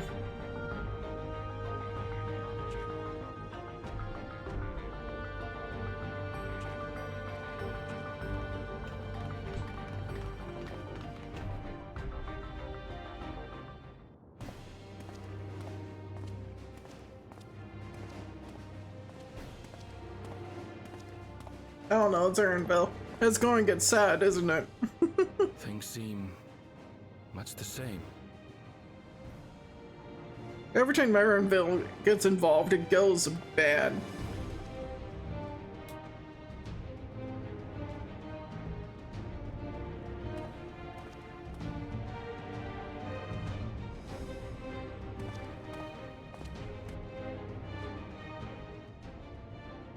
So listen. You have nothing more to fear than any other normal day. Deep breaths. We'll get through this.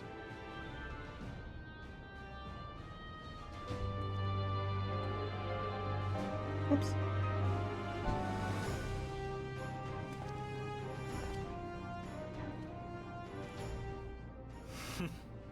You'd be telling them much the same if you were here. I suppose it falls to me now.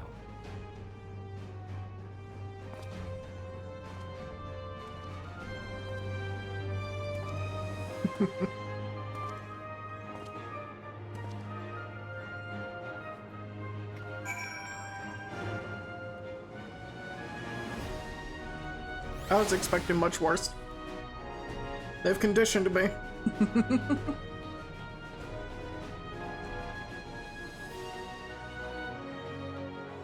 So I'm assuming that if I wanted to, I could find these other NPCs kind of throughout the city, helping to talk to the people and convince them, like, hey, you know, things can be okay. But I wanted to get a move on with the finale of this story. So let's go.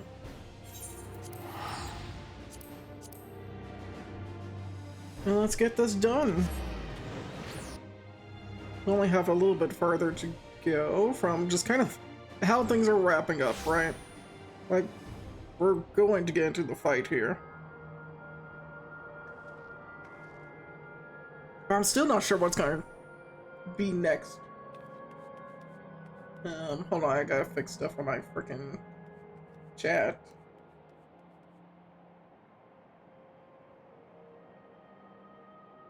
Why did it turn off timestamps? What the fuck? Weird. I don't know why my Twitch is having technical issues, but it's not a stream without technical issues.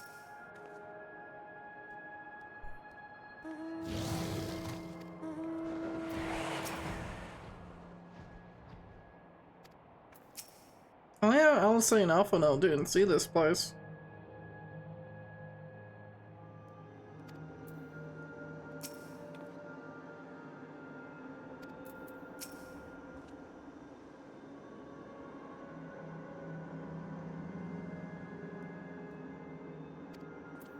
Precautionary measure?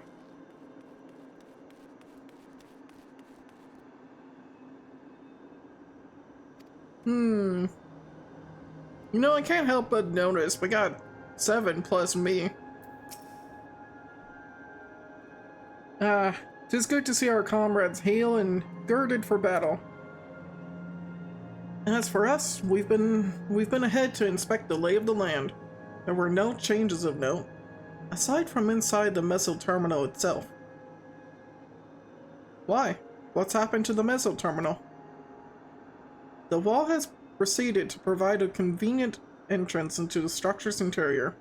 There's no such ingress when last we were here, so we must assume that Calyx has since manipulated the terminal's electrope, all to facilitate his most gracious invitation to the upper levels. An invitation I am eager to accept. For the sake of all who love Alexandria, I will not yield nor leave them to despair. Oh, fine. Materia.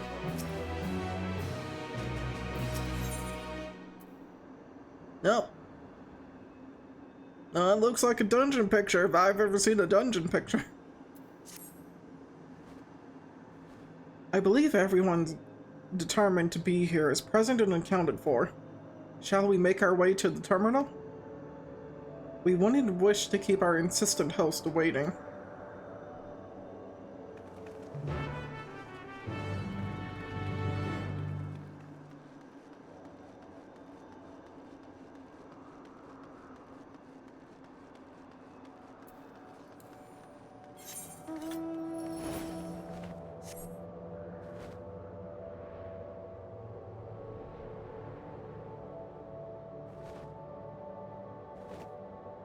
Flying over the bridges of infinity, or whatever.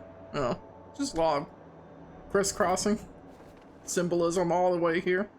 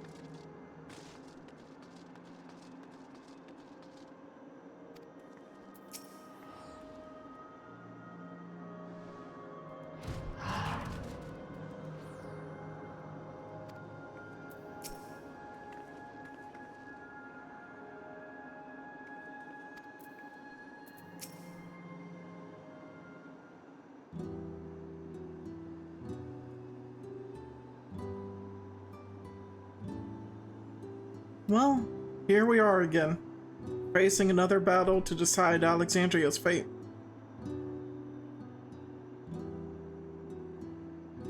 For 4 centuries I slept here.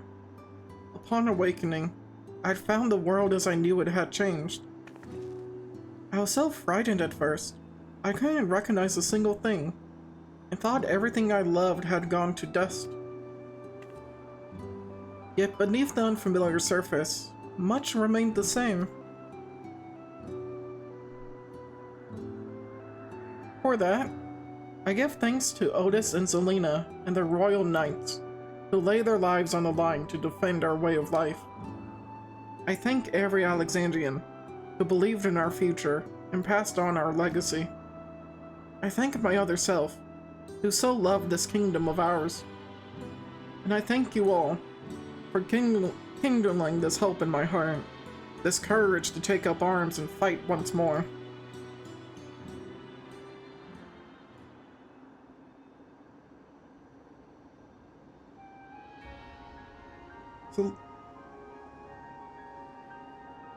So let us make our stand together and fight for what we hold dear.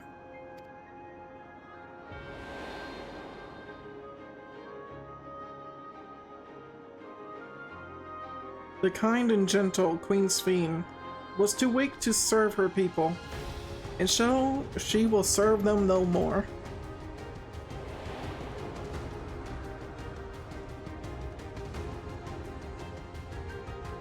Freed from conscience, I shall become a ruler that can protect Alexandria, a devourer of worlds.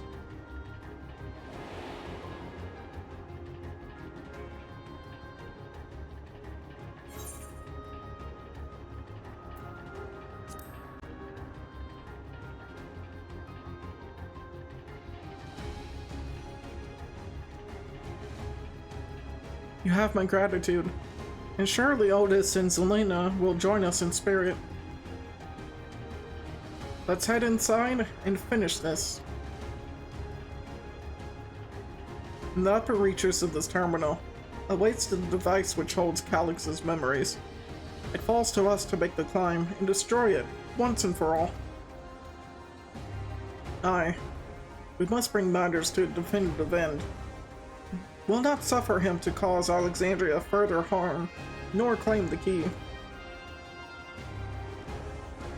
The Queen entrusted it to Raven for good reason, and besides, 'twould be a tragedy indeed to relinquish a relic with so much research potential.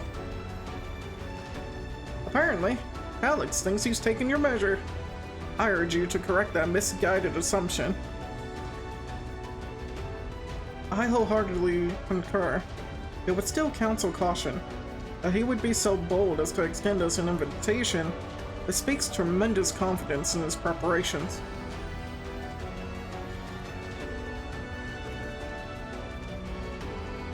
Come, friends, we set forth into the mist of dreaming endless.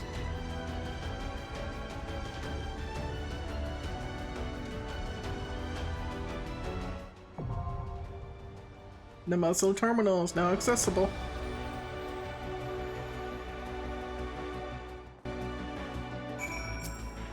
I'm going to run a very quick ad because it's going to go over the... give us at least 1 more hour in full. But in the meantime, I'm just going to read the NPC, so we're not really missing anything.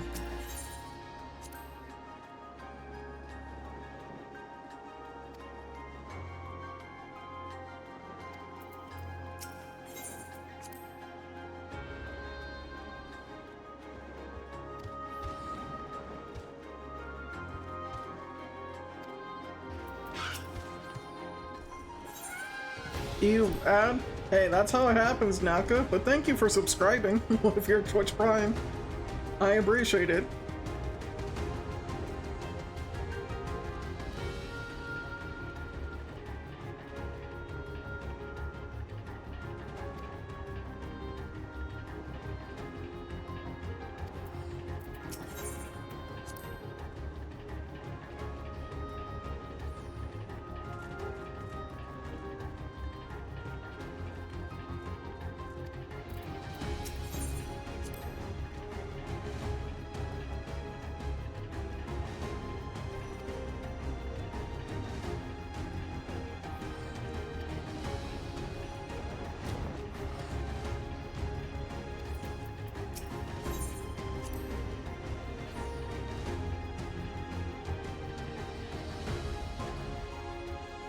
Yeah, I was gonna say, I never thought about that, but they are very much in line with how Calyx kind of acts.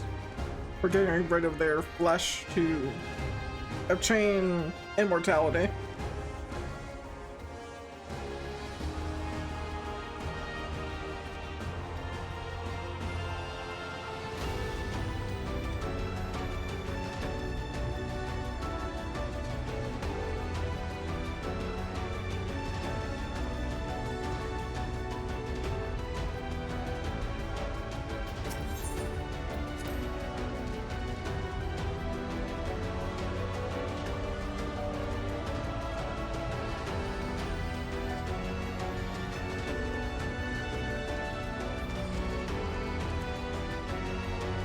Alright. So, since it's dungeon time, and I prefer my first viewing of the dungeon to be with NPCs, so that I can experience the dungeon in its entirety, we are going to go with NPCs. Spain, I'm confused. Your magic said you were to heal people. What do you mean you're a DPS? I too can fight. Let's get to it. 'Twould be a pleasure as always. I stand ever ready. What do you mean you can fight? I'm really confused by this now, because we start the MSQ and she's like, I am learning my healing magics. And then we get to this point in the MSQ and she's killing people.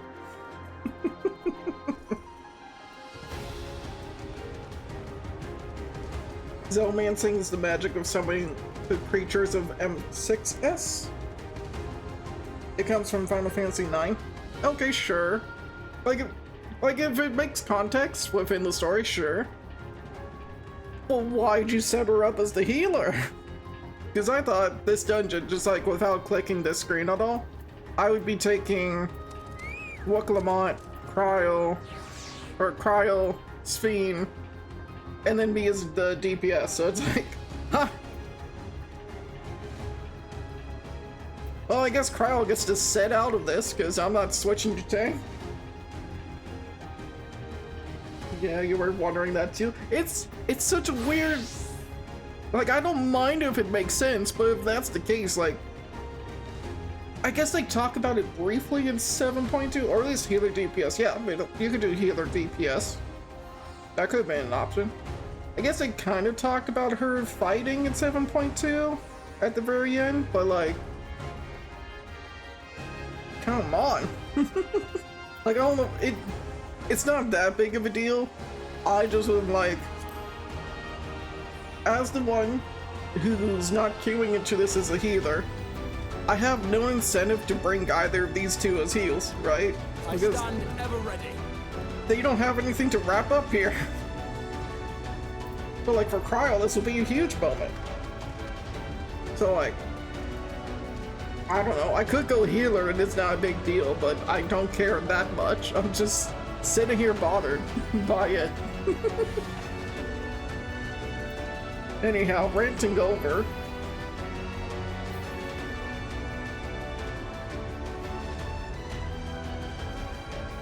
Yeah, Garnet was a summoner and a healer. I remember my friend saying that, so...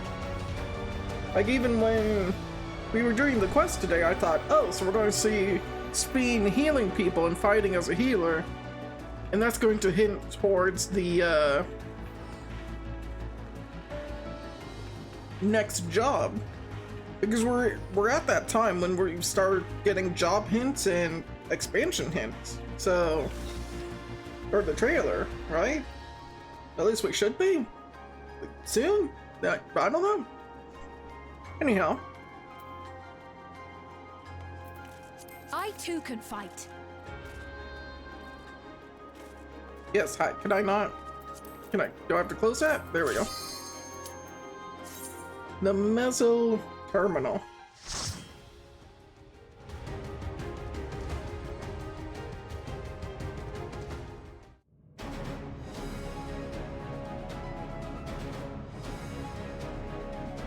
Oh, that's a lot of soul crystals, huh?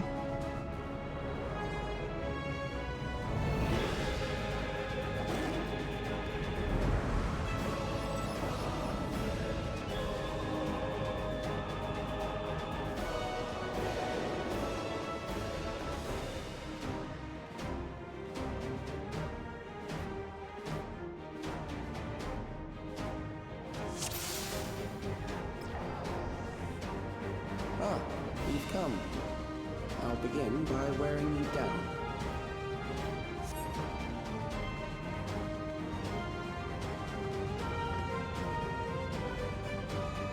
Oh yeah, Fiend would be... This would be somewhat familiar to her, but as she said, it's a different floor.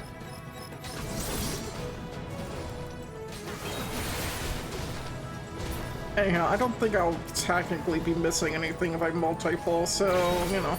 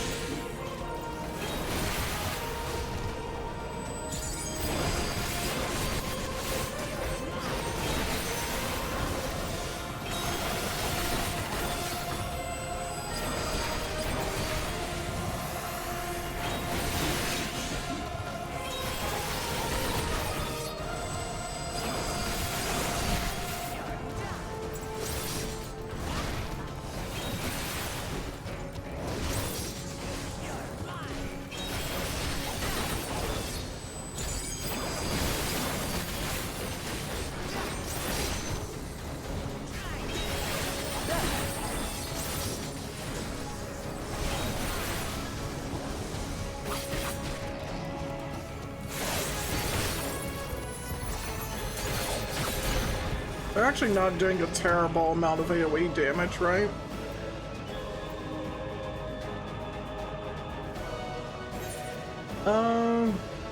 Was it battle? There's a configuration I'm trying to remember. No, was it that?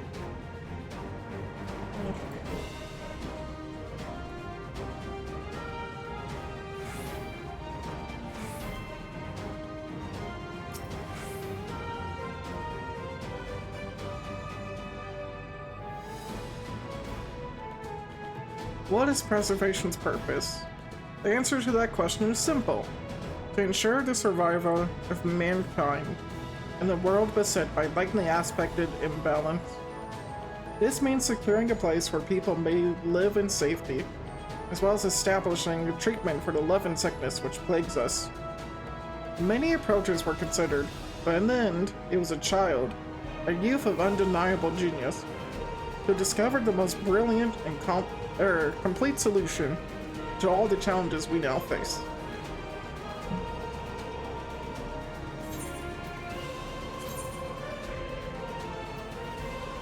I was looking for this. There we go.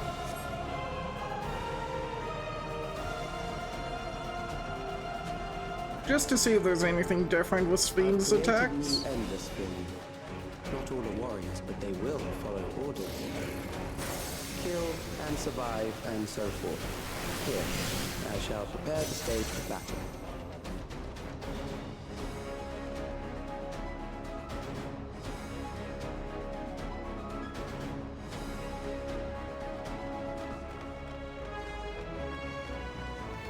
So are we going through his memories now? Alex's memories? This is where he would have been treated? What a cool effect to have that coming up from behind us. Now just shifting all this back to...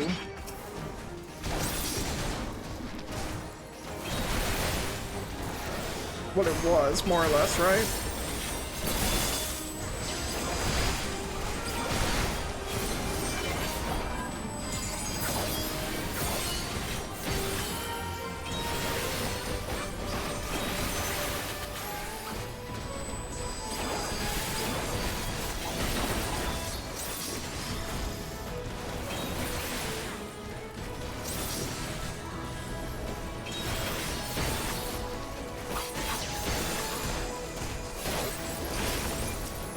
It's funny watching Fiend's attack compared to like Braha, because she doesn't really have anything for like a super special attack, right?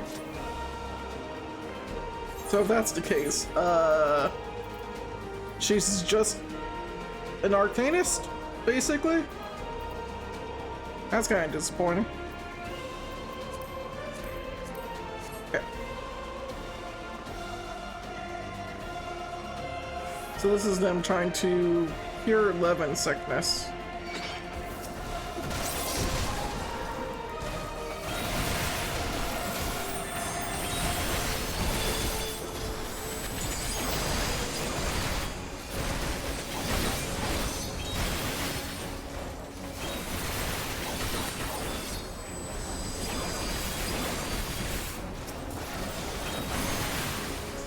Allow me.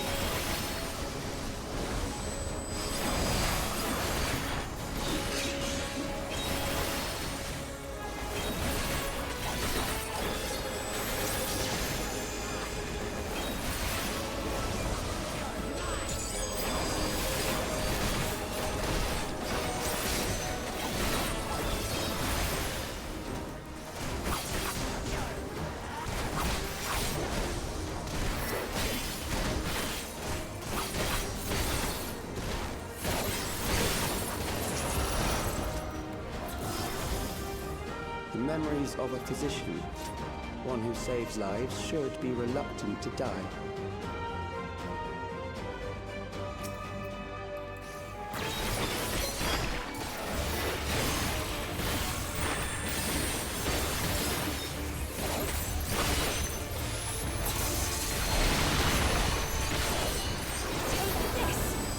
Oh, this looks valid. Weird. Activate dispensers? Oh. Hold still.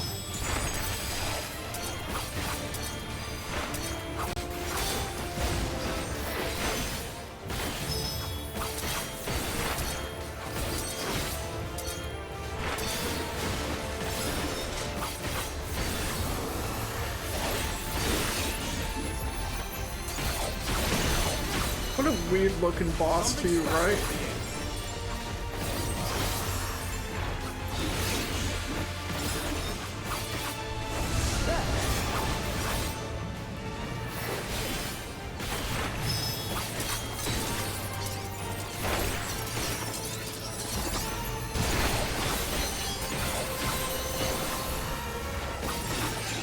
That's something I hope they bring up more for Savages.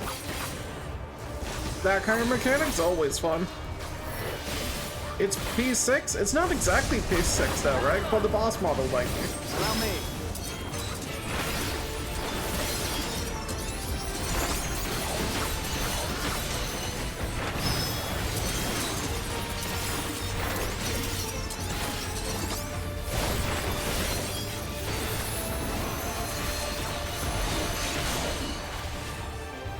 Yeah, the model is, but like, it's still really cool.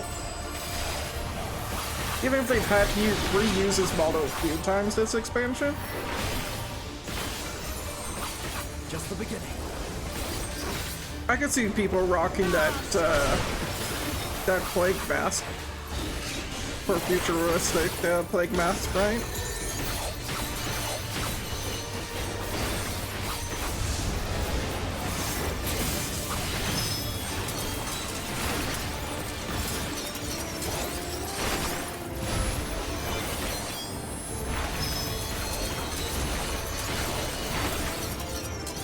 It should be right here now. Yeah. Not right, this attack always follows up. Something special for you. Oh, you've overburdened the system. No matter. It served its purpose.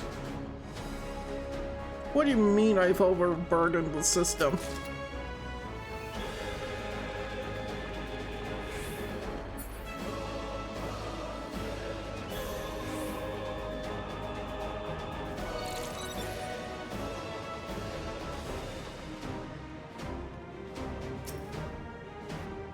According to Master Calyx, it is not the body which provides life to a living being, but the soul.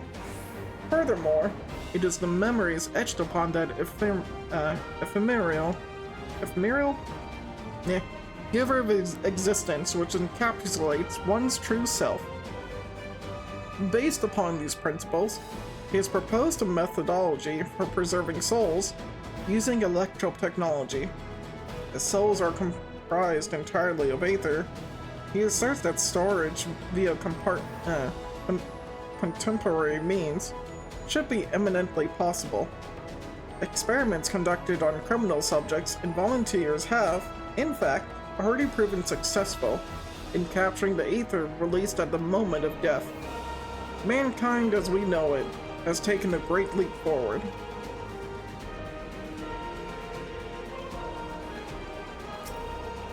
The claws.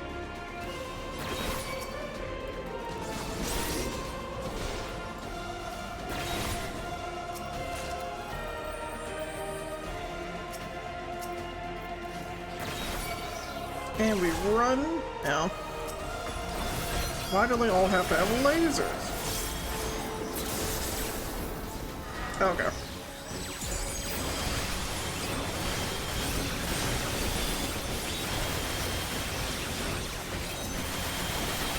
Something special for you.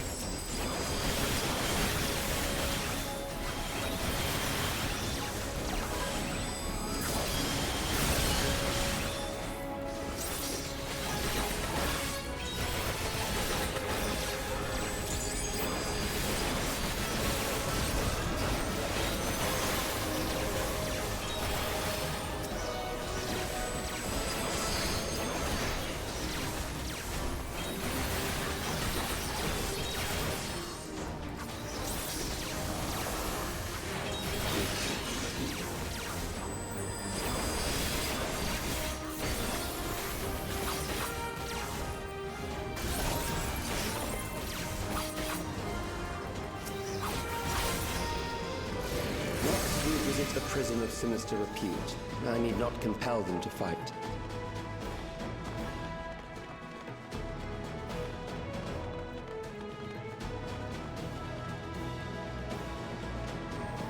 I bet this is a very fun throwback for fans of P9 or P9. Final Fantasy 9.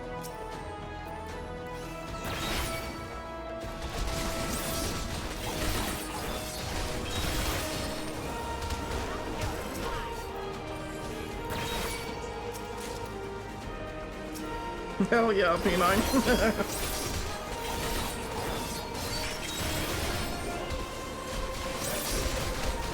I'm gonna fuck up everything, it's fine.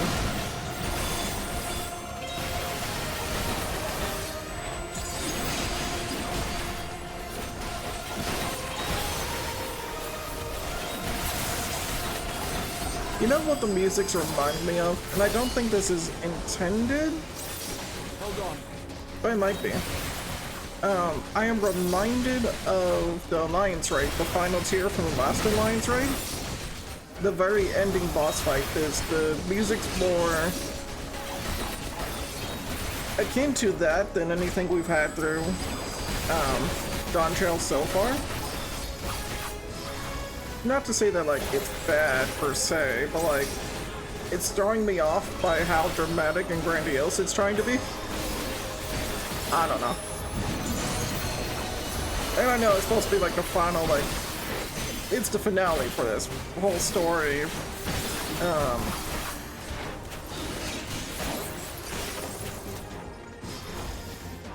don't know if I have the right words to explain it all.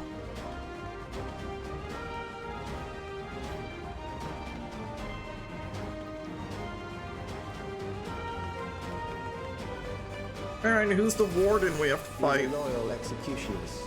They shall deal appropriately with criminals.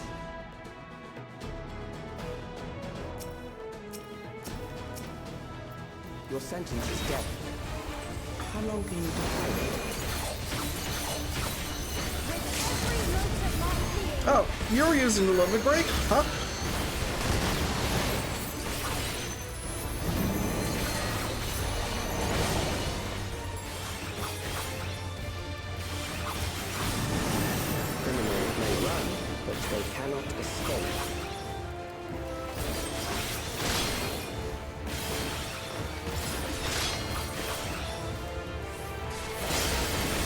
Oh, okay. Okay.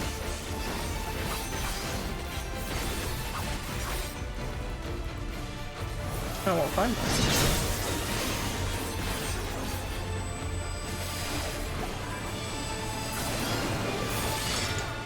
If we were to have a one-on-one duel, make it. Oh shit.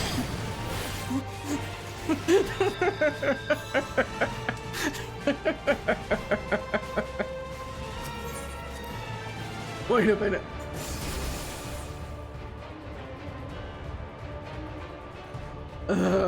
Fuck. Your sentence is death. How long can you hold?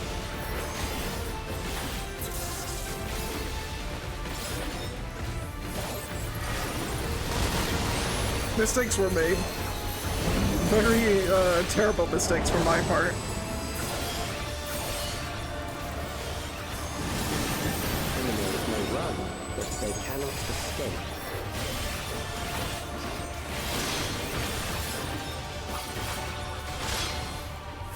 So what happens if someone dies, like, during the normal parts of this fight, where I'm not, you know, if I die, it resets?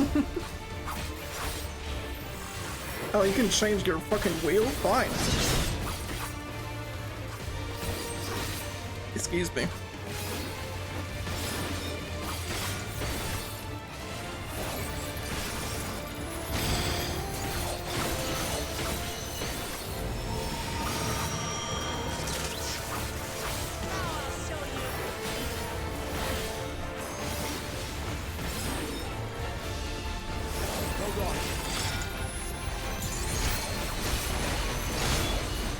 I'm gonna get hit by that again.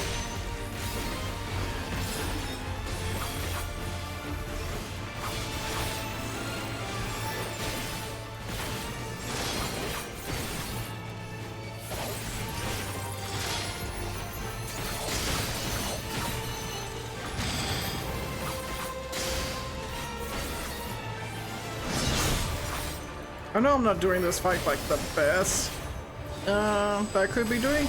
I really enjoy this. Everyone has to deal with their own set of mechanics, and they're all stuck off in their little fight.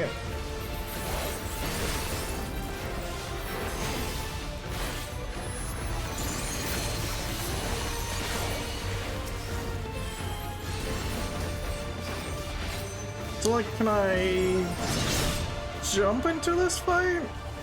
Oh, I can't. Okay.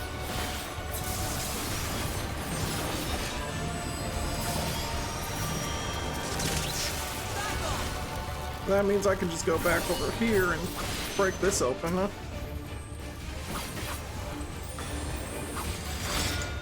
That's cool, though. That's a really good way to handle that for a dungeon fight.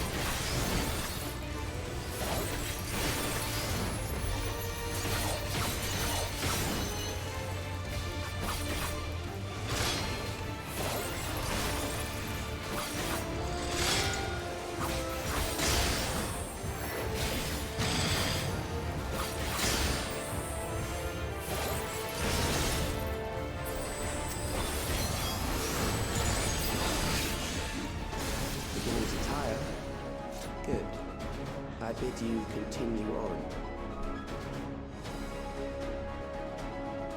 So if you die in Darblade, the boss laughs at the target and taunts, and then if they revive, they get sent right back. Okay.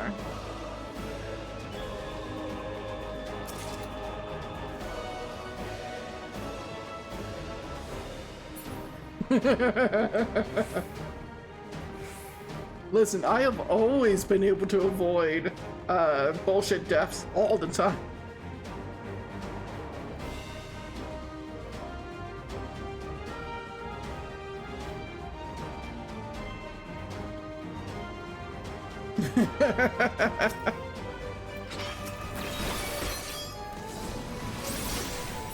Data Garter.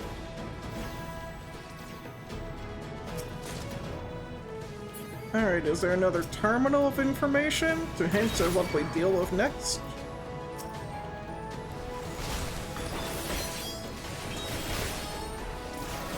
Ow.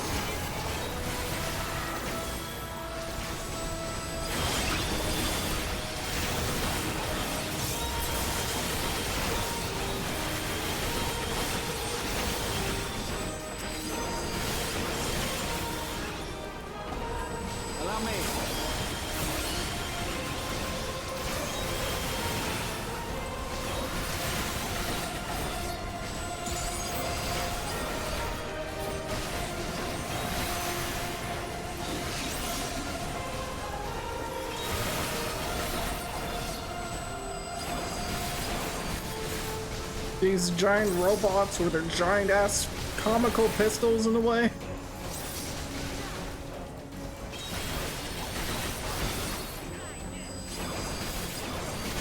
I'm assuming they're hurting, you know, Book Lamont a lot for, because I'm pretty sure the NPCs are at whatever the intended gear is supposed to be. Whereas I have, almost this.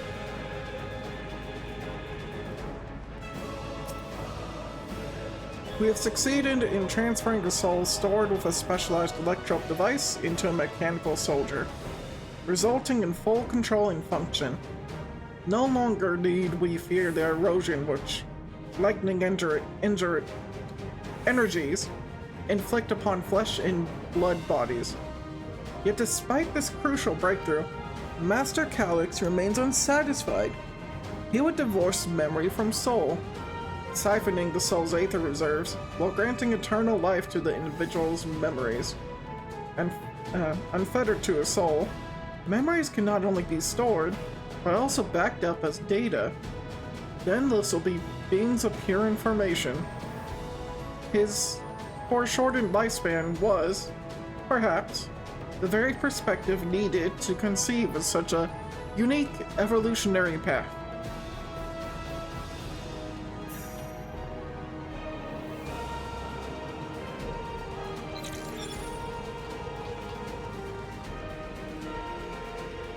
Through the upper circuits we go.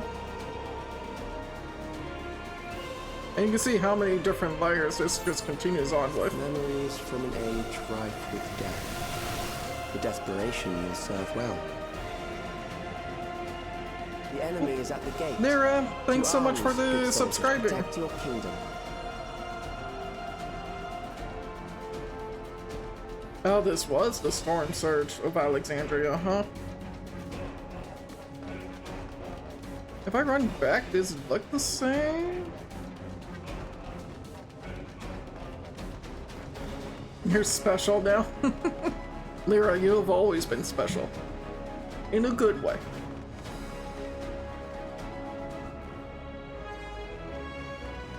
You are a good friend for everyone here.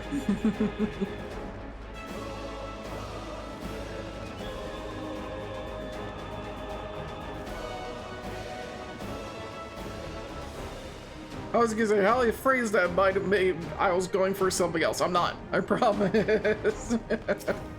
But man, can I not word things correctly sometimes.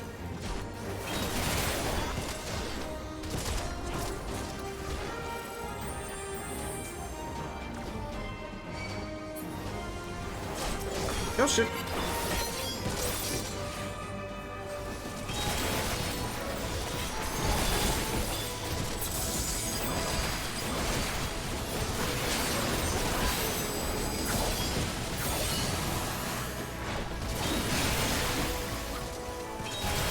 Unfortunately, these soldiers don't recognize that, they're fighting their queen right now.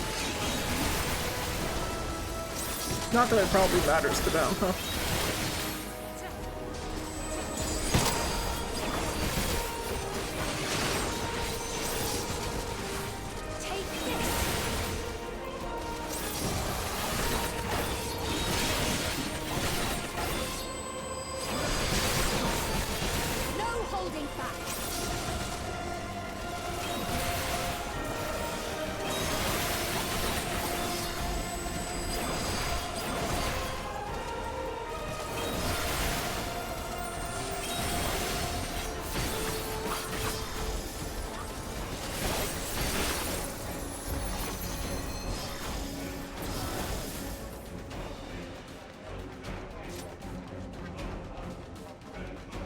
So this group of soldiers were protecting these two?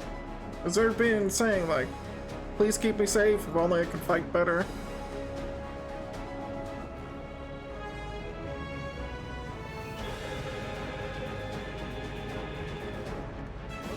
Come on, Calyx, is this all you really got for us here?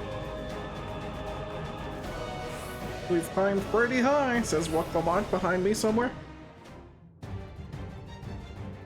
Very well. If one by one they fall, I'll send them all as one. Recall the anguish you felt when you faced death, and rise. Rise to defend your nation, your people, and your loved ones.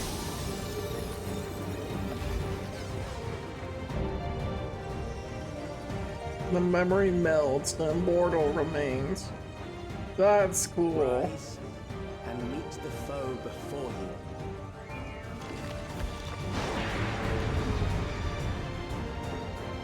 And it's essentially the same, like very similar details for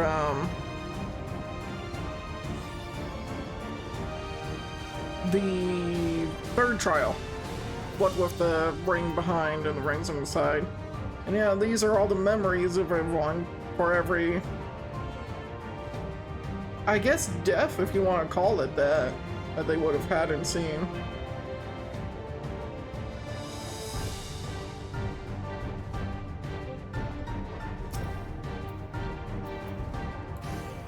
An amalgam of memories. Let's see how it fares.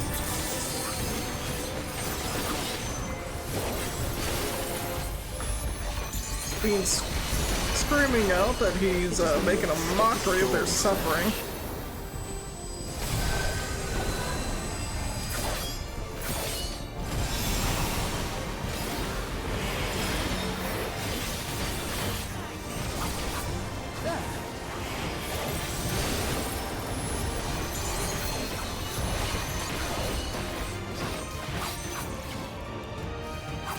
Oh, I see.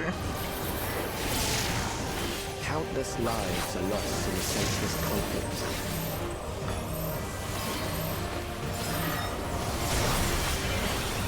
War swells in scope and intensity.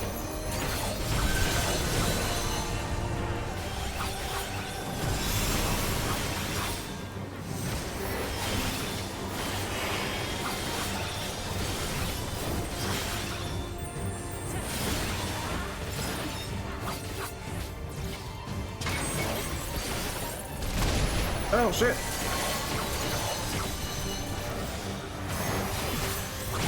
The bombs rain down without pause or mercy.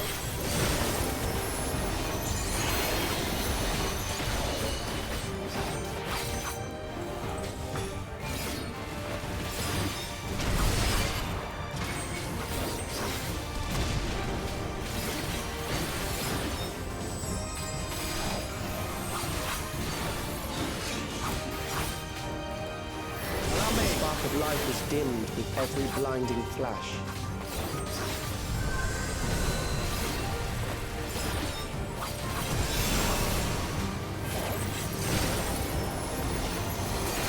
Memories of war casualties are made manifest. Oh, that's a big old laser. Death is everywhere, pillaging the promise of the future.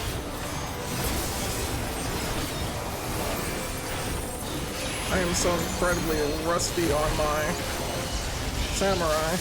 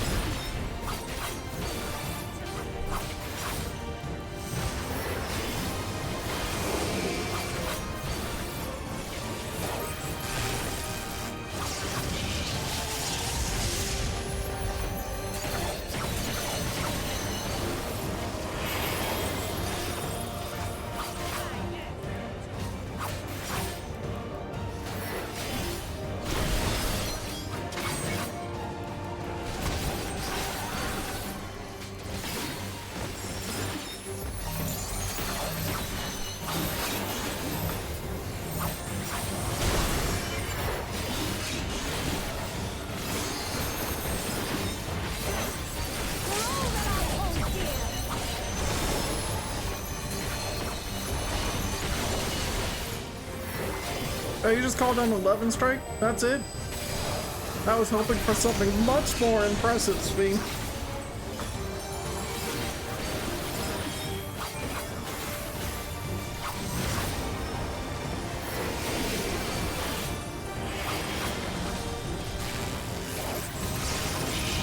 Shit.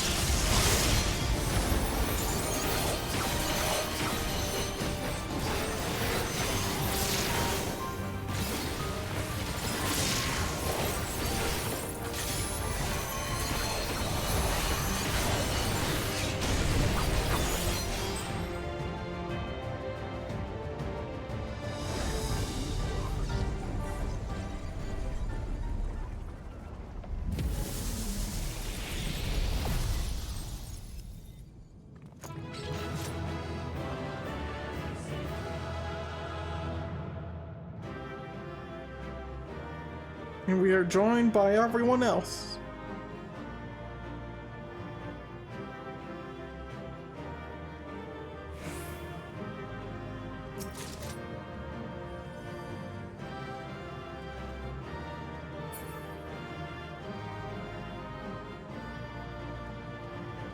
Oh, I have to walk right, and then I gotta walk back.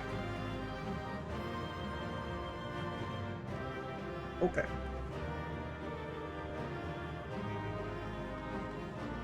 We should have enough time that I can leave duty and press on, but that was a fun dungeon. A lot of those mechanics I hope come back in some way or form with other content. Especially since we saw them in dungeon form first now. Sven? The Endless he sent against us. They were from the time of the storm surge, before I was placed into stasis.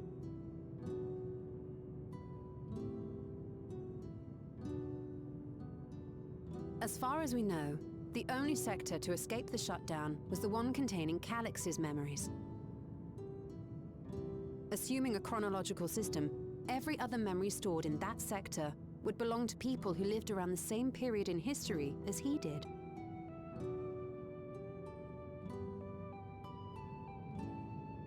Calix, how long have you pursued this madness?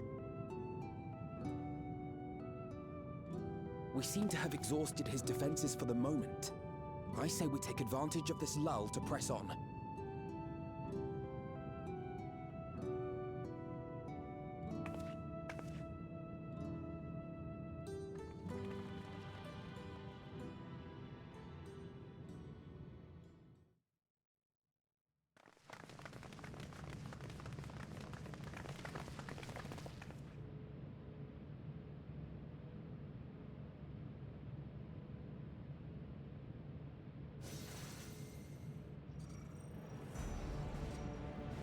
Hello, Alex.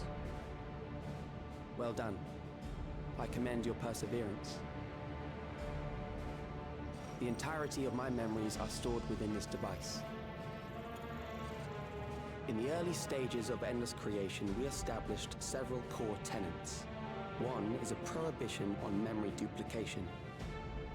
Despite the inherent risks, I agree and abide by this.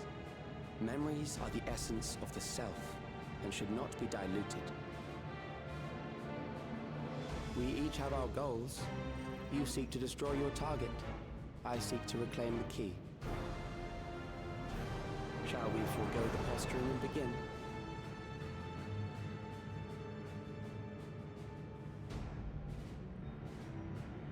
No bullshit, get right to the fight, sure. We are here to fight, and I do not mean to lose. Yet, as one born of the same era, I must ask.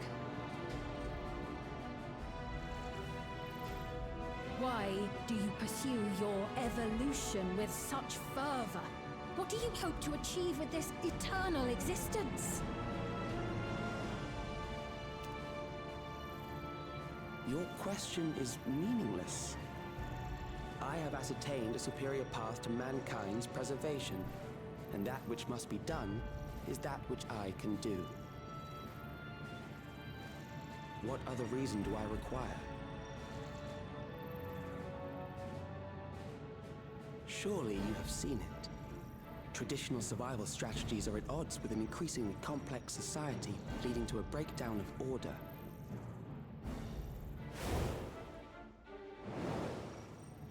This course promises no liberation from pointless conflicts or inane tragedies. Physical traits do not represent the limit of our potential.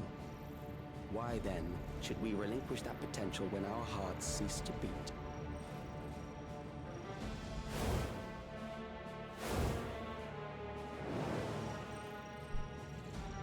I realized it was past time that we corrected our heading. Nothing more.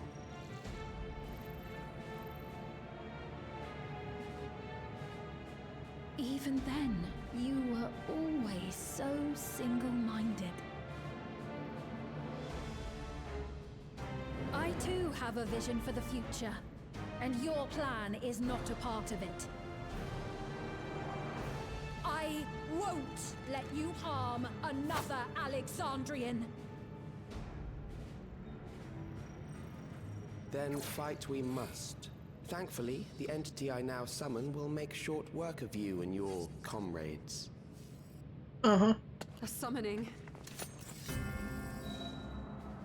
I'm sure it will, Calyx. But just remember, I'll be back to punch your face.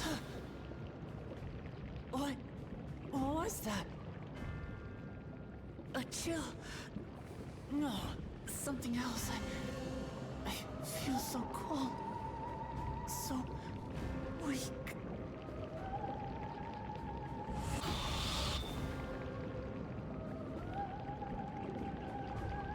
Across Alexandria, a certain emotion is taking hold. The fear of death, terror for the eternal darkness that will, without fail, engulf the lives of every living thing. Allow me to introduce it to you.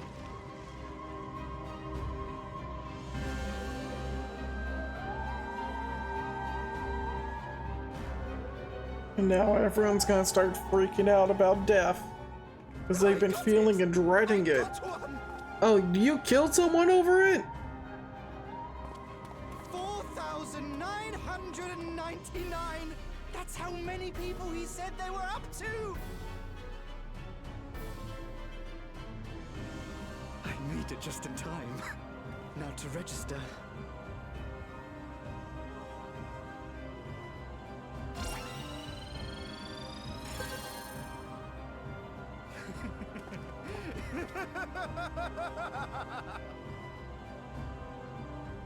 Death can't touch me now. I'm free of all that crushing fear. Forever. Yeah, problem. You have acquired a neo-regulator. We have reached our total of 5,000 registered users. The day of deliverance you were promised will soon be upon us.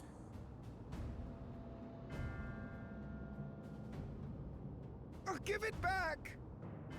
I don't want to die. I don't want to die.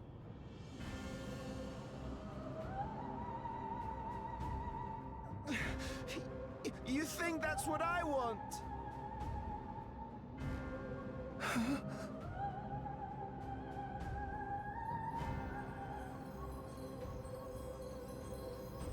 Fervent prayer. Really similar to a primal summoning. The prayer to Remember your fear of dying. to fight and ward against death, to summon a specter of death. Across the threshold, make of you an endless. Your prayers will birth a miracle which commands death itself.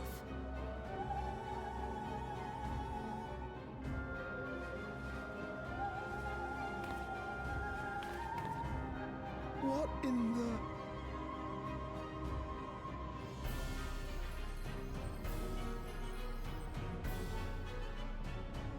Everyone with a neon regulator.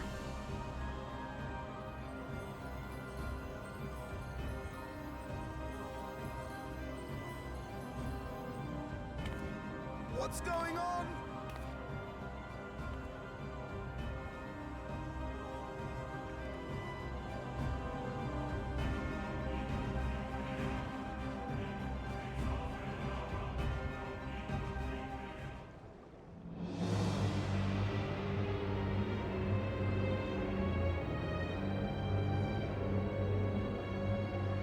Securing the requisite ether is simple. I need only reroute lightning energy from living memory. Then I encourage the populace to define its form through hope and thought and prayer. Which is exactly like a primal Such summoning. an abstract method, however, is rife with unpredictable elements. What I wanted was an entity that could defeat you with utmost certainty.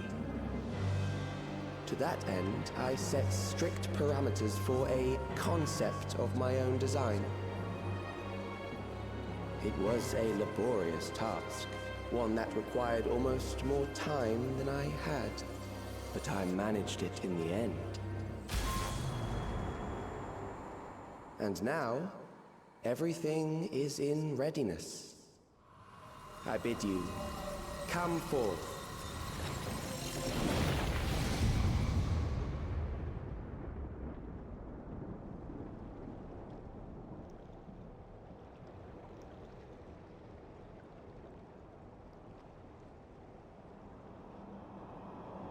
Yo, that's so eerie.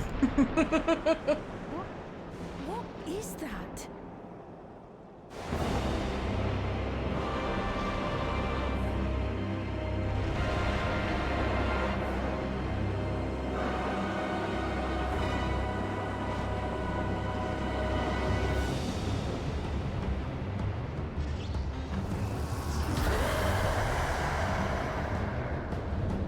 I haven't played 9, but I watched my friend play through a bit of 9. And one defined by a concept, no less. How did he learn such techniques? I vaguely know who this is supposed to be. Yeah, we're giving them warding scales, because this is a primal. That is a Tempering is brought into being through the an issue. of the desperate and the hopeful. The talismans will protect your minds from being enthralled.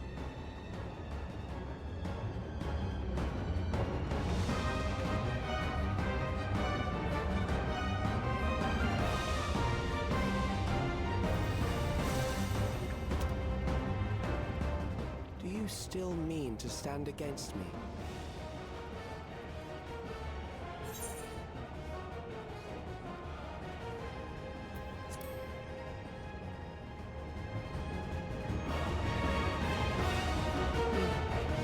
The music was the giveaway.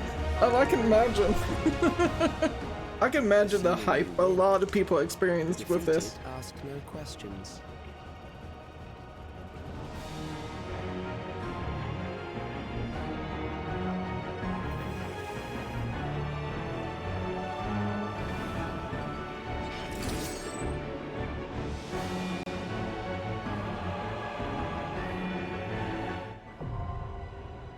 The Ageless Necropolis. Okay, so I can do this with my allies. So because I can, and I prefer doing that, that's what I'm going to end up doing. I'm just going to talk to everybody first.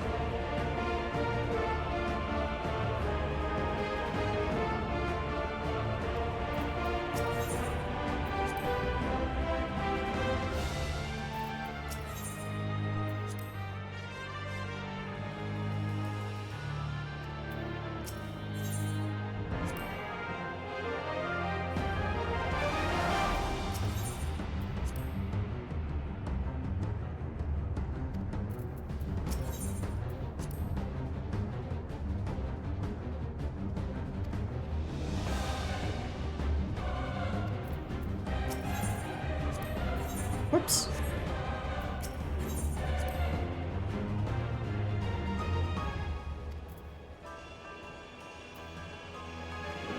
Oh, this is gonna be a fun fight. Weather's dying breath fitting. And jumping off into the darkness would just be death claiming you in its embrace. Oh, what a cool fight. Okay.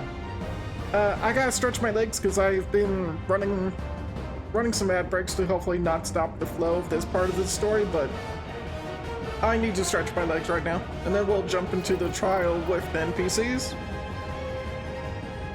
And I'm also gonna have to bring in my dog, so they might get a little rowdy when people start getting home from work.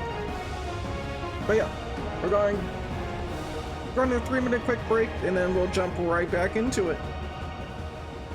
Alright, I'm back. I am ready to tackle this fight.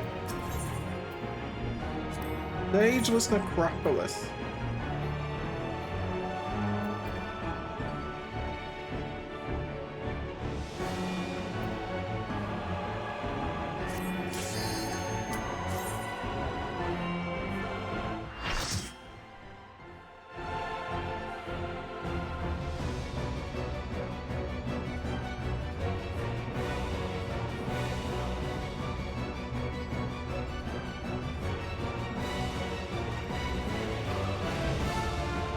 Grasping Eternity. Necron.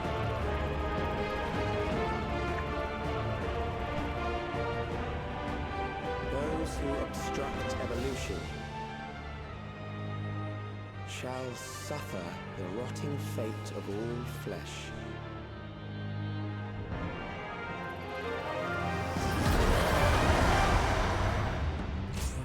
Joke's on you, Calyx. I kill gods for breakfast.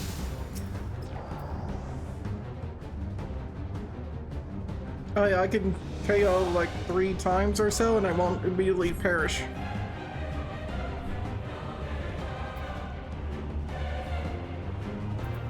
Alright, let's do this.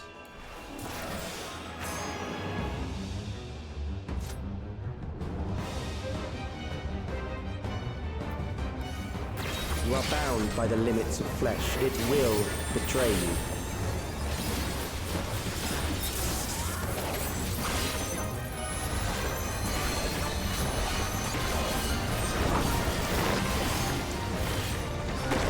Drag them to their graves.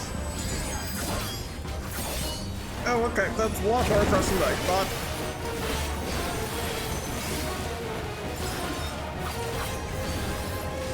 There.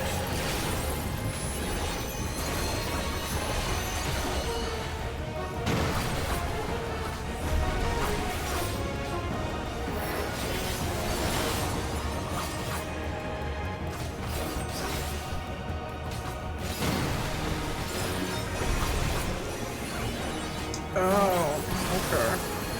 Well.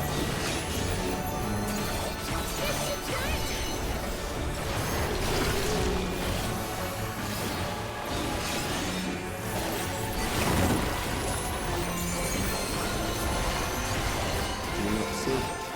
Death is upon you.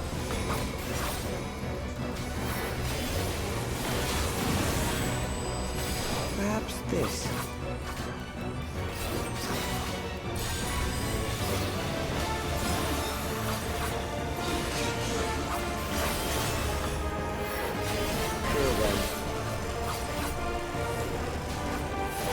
Alright, well that can mean anything. Oh, I meant that.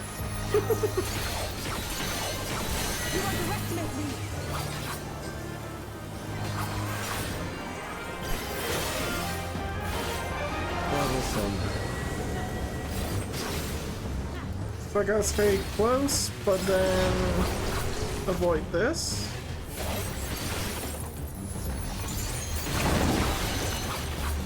Kill them.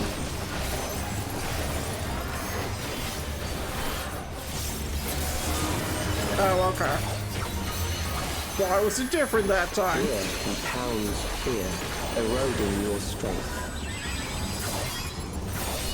What did I miss about this shape?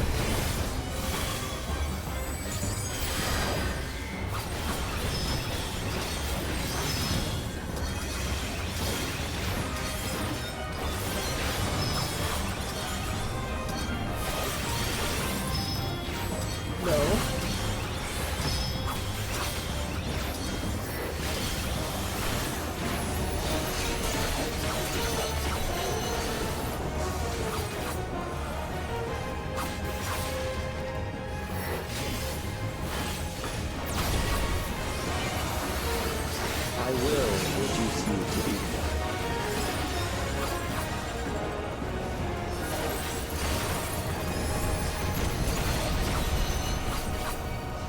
I'm just barely hanging on with my phone stack. Die for me now.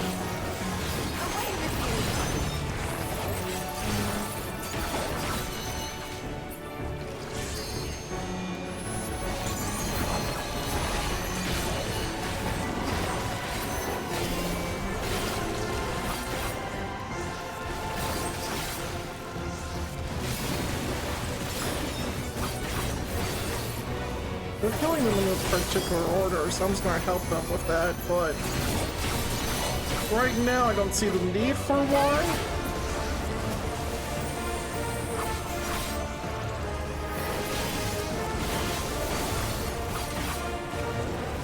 Accepting death is the greatest sin a life can commit.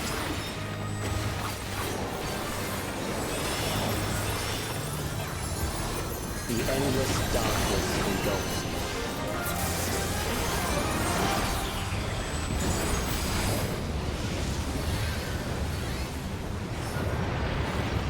Oh, we are being sucked in. Oh, okay. Well, I mean, I'm a little too tall for that.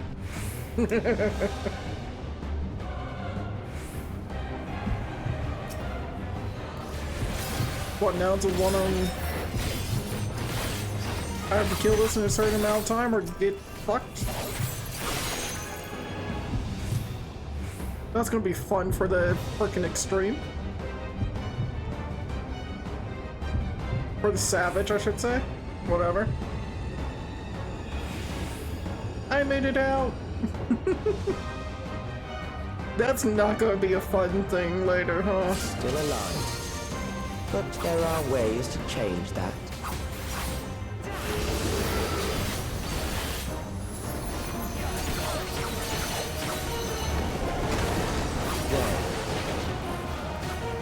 Alright, so that's gonna fold over, so I gotta be on this side, because it's glowing. That's why I missed the last few times. Those who do not resist death deserve it.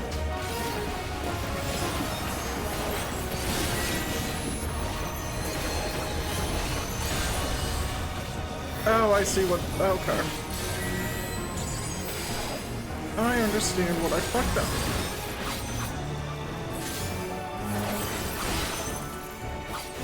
I am prepared for you.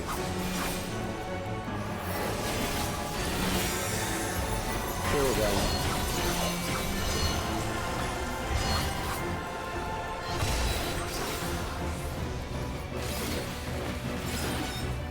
So it should be in, and I wasn't all the way in.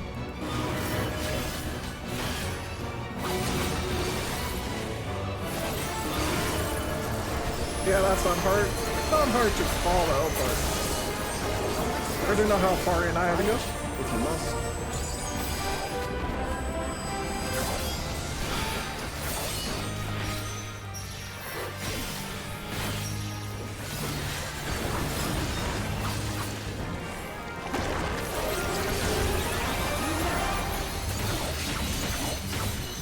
There. Ow. I was gonna say, I don't think I'm in the right spot. Because I only figured out that the number of hands also matters. You struggle in vain.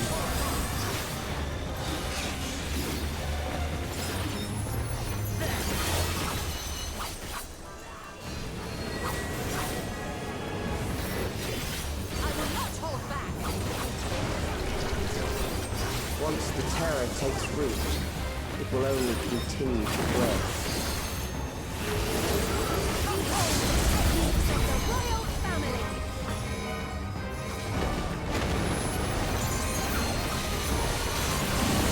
Kill them. Alright, Speen, let's see your limit break, huh? Eventually.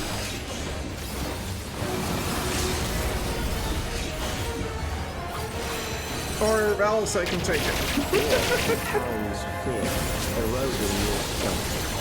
Well, I guess I'm doing this again on my own time until frickin' Speen takes the limit break.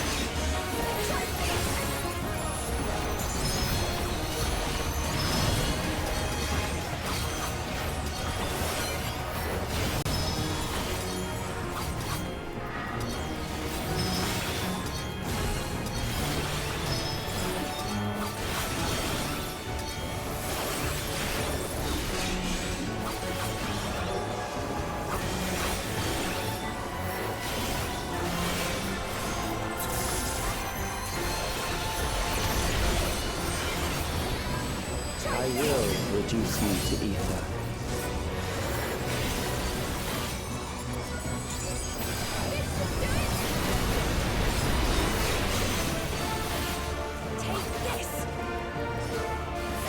Those who do not resist death deserve it.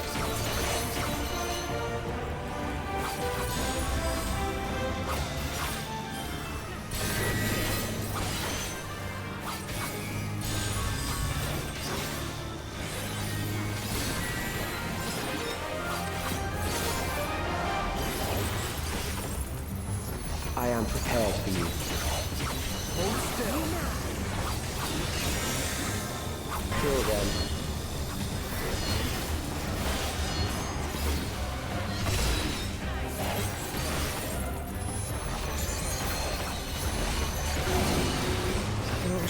out. I'm back in. There we go, out. And the boss is dead. Oh, I can't wait to see that in the heart. When we do the trial tomorrow. That's gonna be fun to try to figure out blind, but fuck, am I gonna hate trying to figure that out.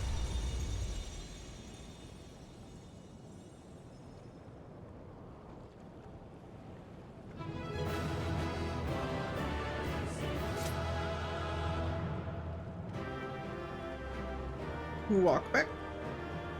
Now's our chance. Alex has nothing left to throw at us. The primal of all things. We did it. Damn it, Kryle. We have to say. Something doesn't feel right. Okay. And then the last two. We've beaten you, Calyx. Is that truly the end of it? Probably not.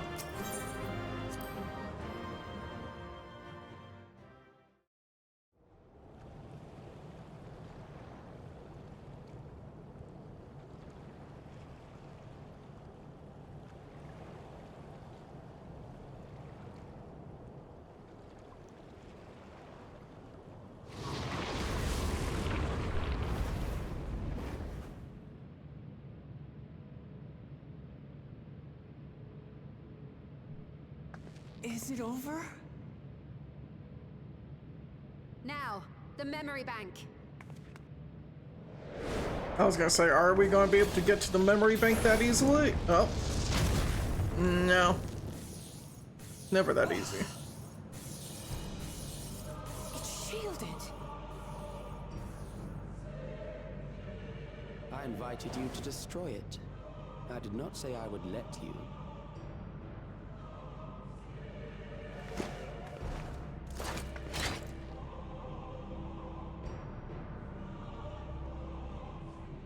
It is clear your strength cannot be gauged by ordinary means. You don't know the half of that. But I anticipated as much.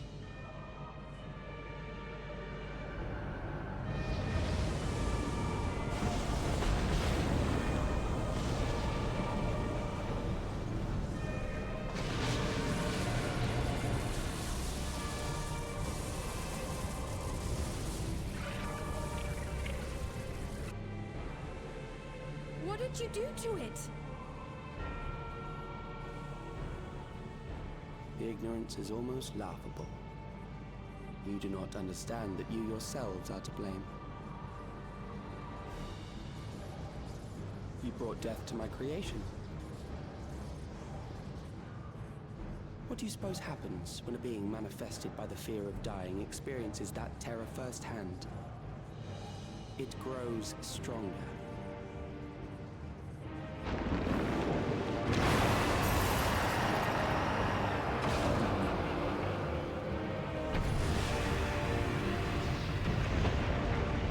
Well, that's interesting. I feel it again. That same weakness.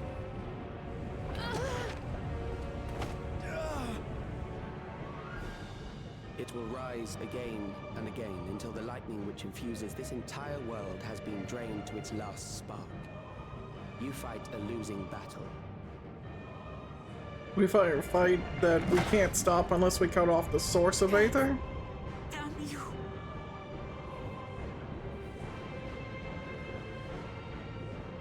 Harnessed in this manner, does it not demonstrate just how powerful mankind's aversion to death truly is?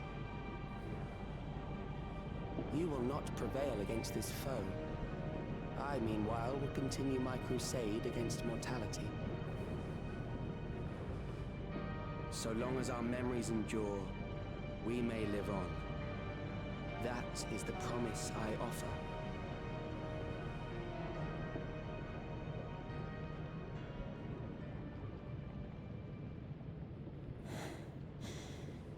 So long as our memories endure. This is wrong, Calyx.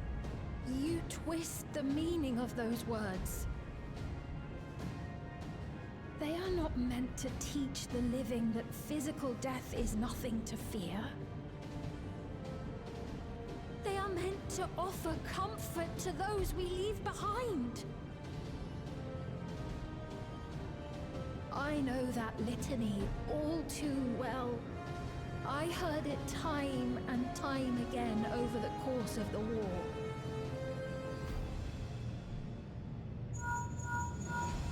Help me, Shale. I must speak to Alexandria. Make my voice heard.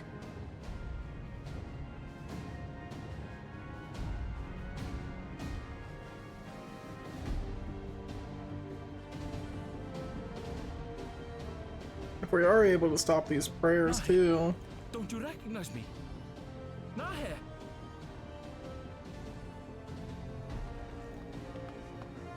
What's happening? What's wrong with them?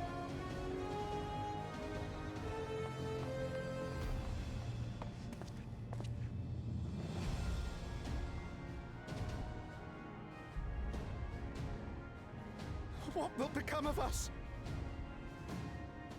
Fellow Alexandrians, please, heed my words. What now? Another broadcast? I know that voice.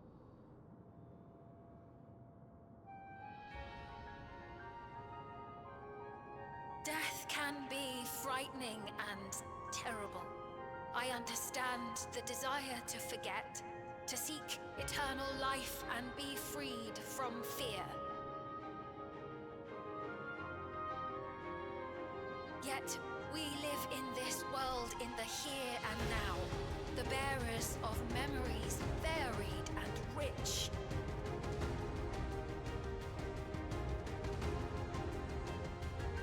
Our worries can weigh heavy, and there may be nights when the darkness feels like more than we can bear.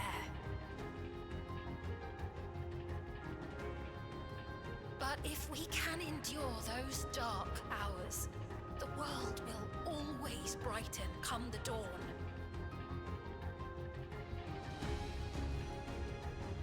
And in the chill of that new morning, will the memories of loved ones be there to warm us and carry us forward?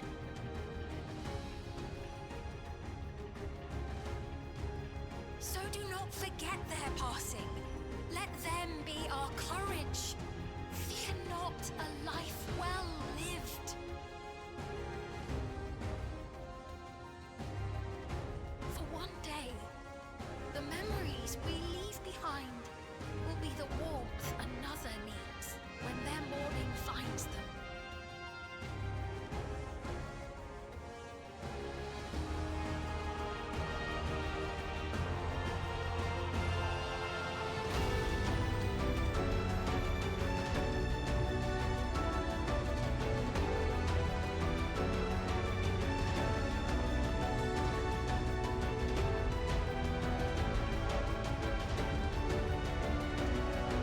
Oh, she's slowly reaching them.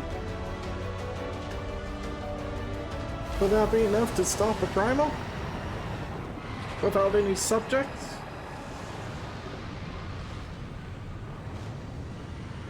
It hasn't tempered anyone officially.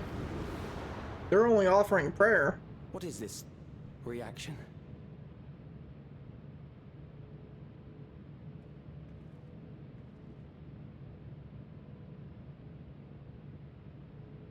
An irregular factor in the equation.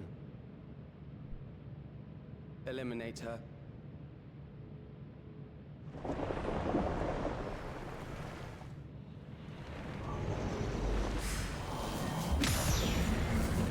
Oh, we're actually doing shit.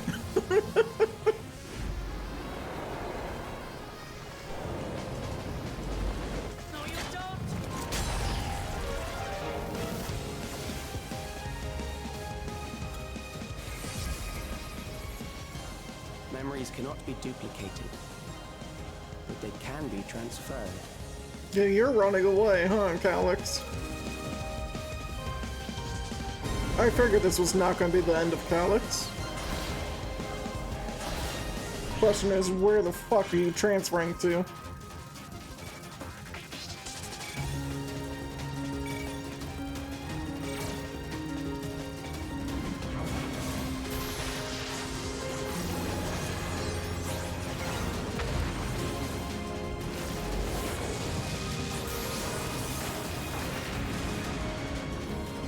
primal to us.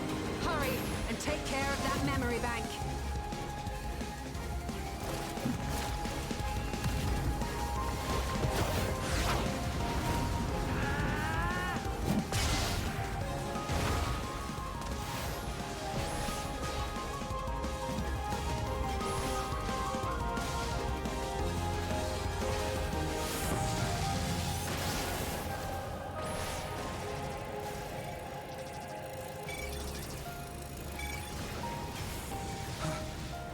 Realizing it's going to take too long.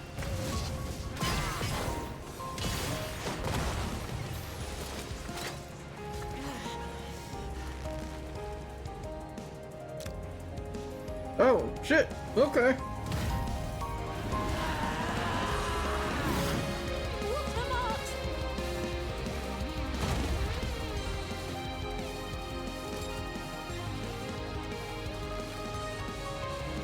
Gripping her axe so tightly, she's causing her hands to bleed.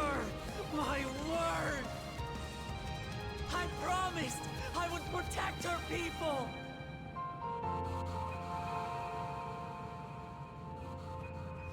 And we will protect them together!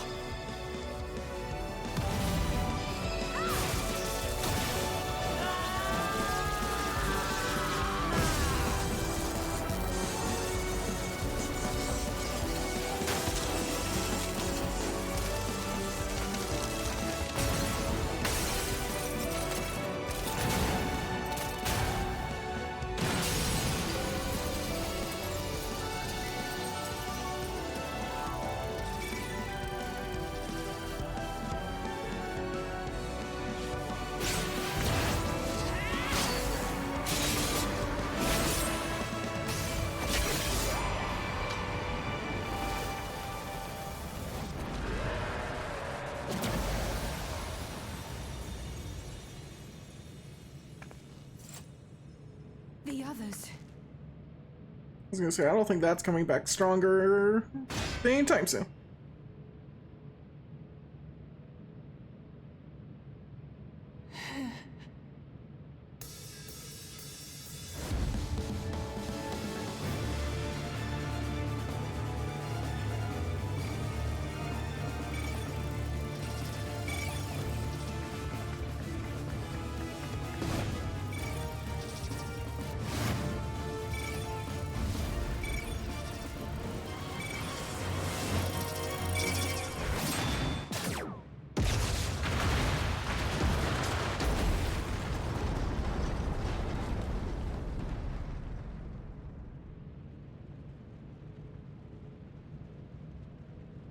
So now begs the question, did we truly do it in time? Or do we just put the fear of death into a memory?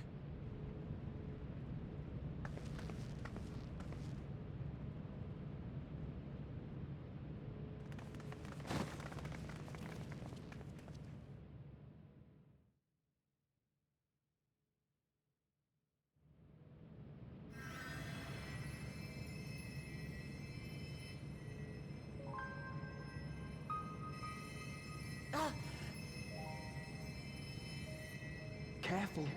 You're badly hurt. You'd be lucky if you only broke a bone or two. I was gonna say, I feel like that's it. Could be further implying. We need to see you back to Tulayolo and into the care of a chirurgeon. Of the shield reflects back this strength of the attacker too, right? So she just kept damaging herself trying to break it down.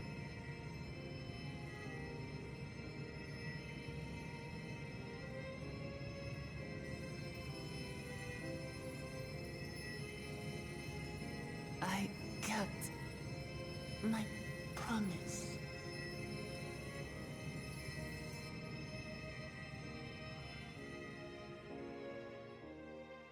Thank you, Lamity.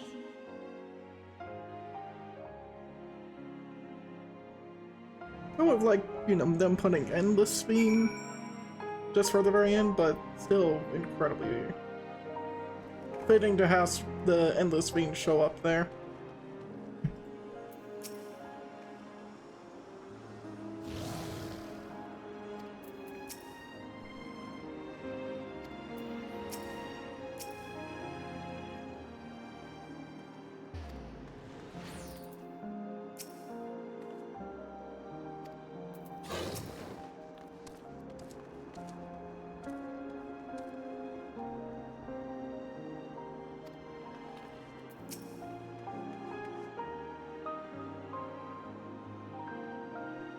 I mean, with how the ending was set, it's either we succeeded or he got away.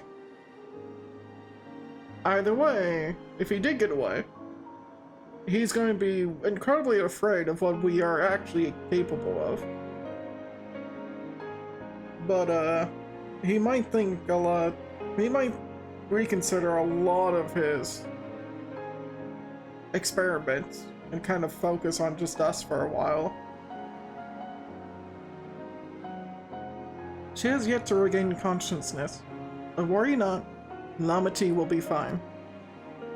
I've been in touch with Val Kona, and he has made arrangements to convey her home, by which he means to come and fetch Lamati himself. Apparently, given the extent of her injuries and extortions, she'll likely spend many days abed. Oh, well, Lamont. You just can't help yourself, can you? Like a certain someone. That said, we couldn't have done it without you. And once she had the barrier down, you saw to it that Calyx's stored memories were destroyed, along with the memory bank. Which means preservation is no more, I pray.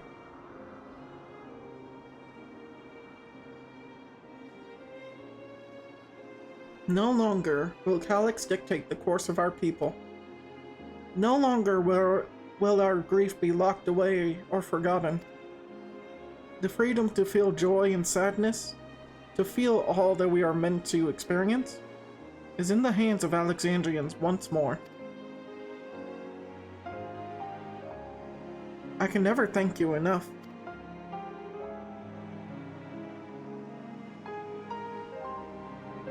When we are rested and ready, we shall have to conduct a thorough investigation into how Calyx came to know that summoning ritual. Aye, for where there are primals, the Ascians are never far.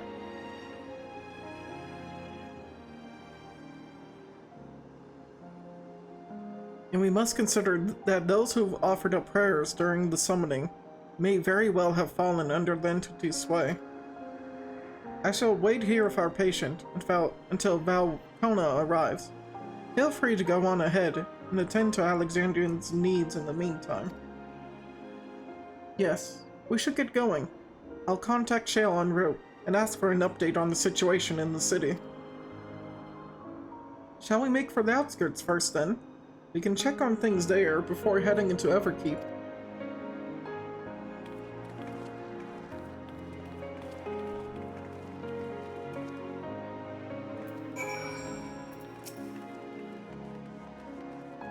I expect I shan't be waiting long. After hearing of Lamati's injuries, Kona sounded fit to launch himself here by siege engine.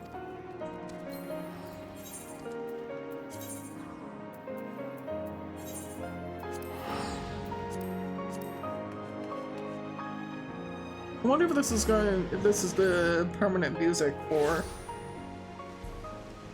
Living Memory now.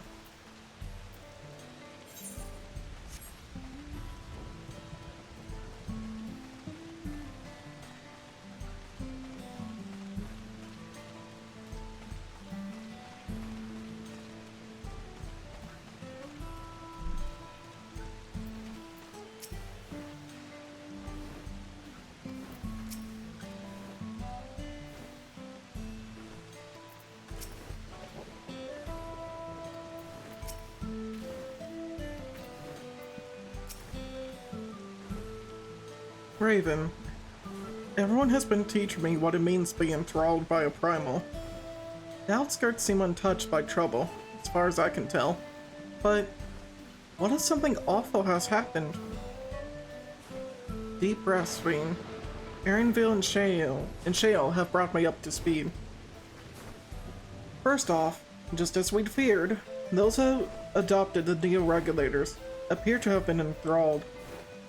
So far, however, they're not shown any hostility towards others. I suspect this was due to the calming effect of your broadcast. Government administrators are presently working with the rest of the citizenry to bring the afflicted into the care of the authorities. I'm happy to report that this seems to be proceeding, in a largely peaceful manner. Which is all well and good, but the city officials are understandably requesting an explanation of events. Raha? Cryo? Would you be able to handle that? Certainly. We shall return to aid with the treatment efforts forthwith. Meanwhile, might I suggest you look in on the people you fought so very hard to save? It might ease your mind to see the fruit of your efforts firsthand. Thank you again. How very fortunate we are to have you as our allies.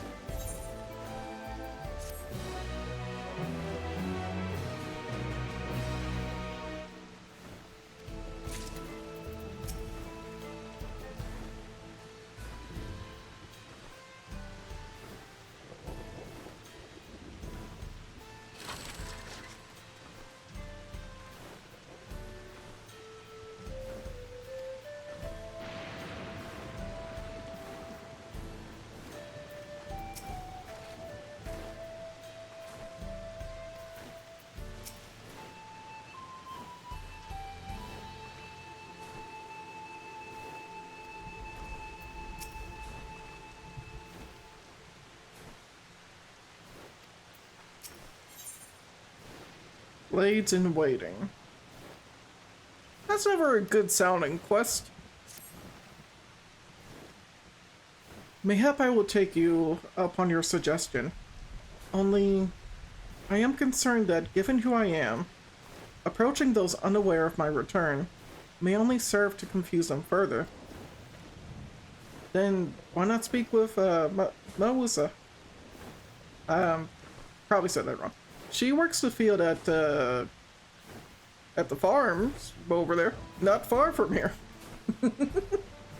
As one of those who came to see you off before our clash with Calyx, she will surely be glad to know you are safe and sound. What an excellent idea. I think I shall do just that. Thank you, Cryo.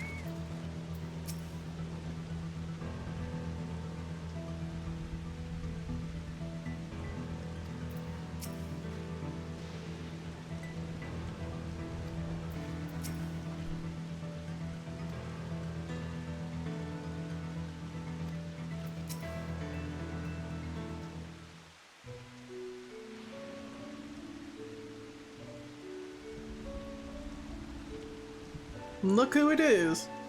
Good to see you again. Hale and healthy. I am sorry we did not get word to you sooner. How is everyone?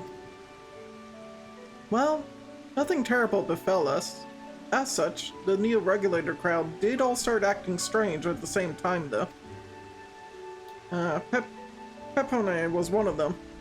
I'm told authorities are tending to him at a medical facility. You needn't worry. With the proper treatment, we'll soon have everyone back to their normal selves. I sure am glad to hear that. I'd like to not lose any more friends, if it could be helped.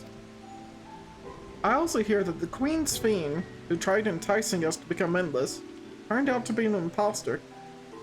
What kind of heartless villain preys on people's insecurities like that?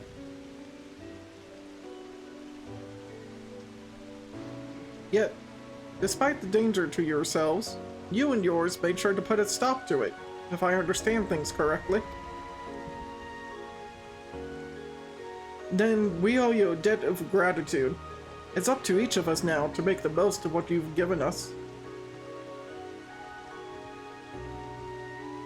We're alive because of you, and while we live and breathe, our future is ours to decide. Your broadcast was a message of hope. For me, for everyone. Now, I really should be going. We still have to keep things running without Pepone and the others. And the outskirts need all the spare hands they can get.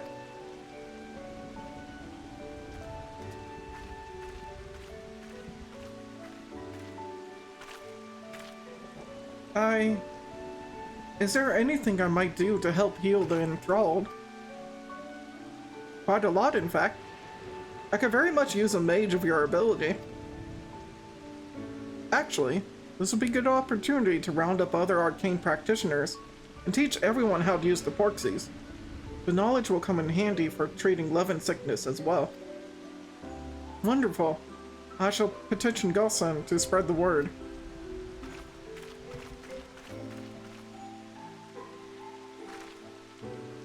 Our outskirts tour is cancelled, it would seem.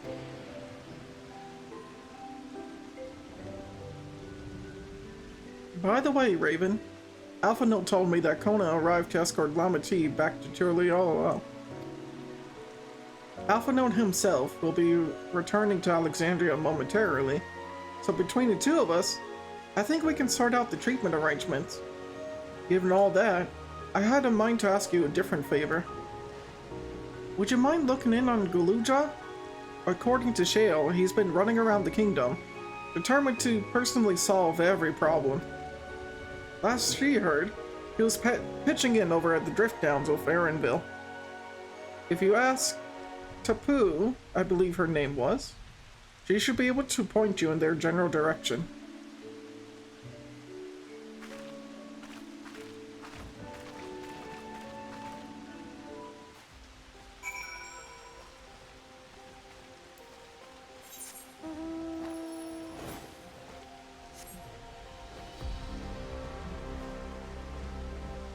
It all feels like it's about to go really badly. Because I don't think Calix is dead. I don't think he's gone.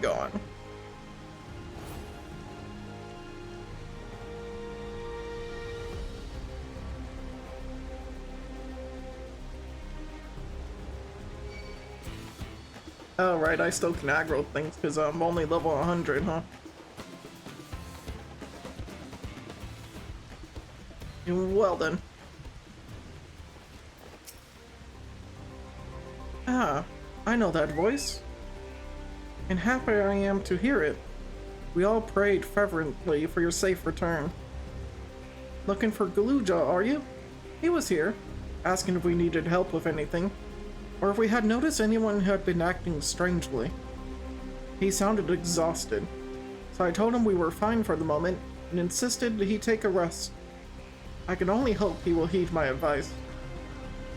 I believe he ran off towards the ruins of old Alexandria. He always did seem to like it there.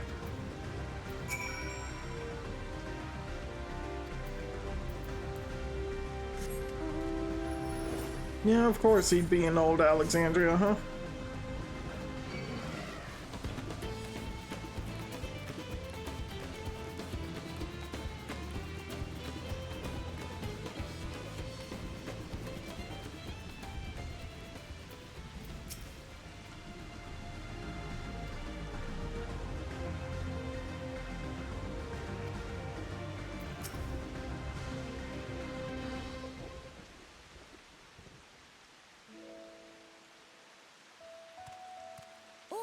Welcome back!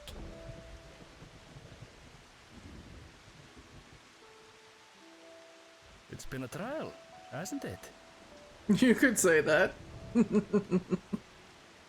We heard from Kona. He said that Lamachi is in no immediate danger and should make a full recovery. Vow of resolve indeed. Resolved to be as reckless as ever. She might spare a thought for us helpless spectators from time to time. You and Lamachi and all the others fought so bravely for Alexandria. And what did I do?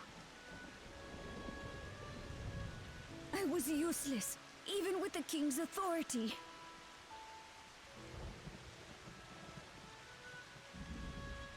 If I were strong, more people might still be alive. But I'm weak. So weak.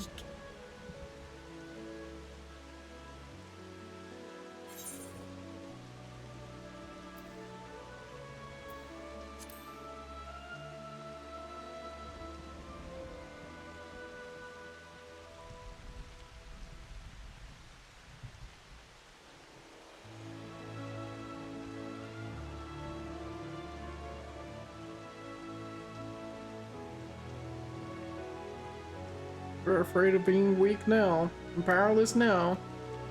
All you can do is become stronger for those ahead. You have your whole life ahead of you. We all start somewhere.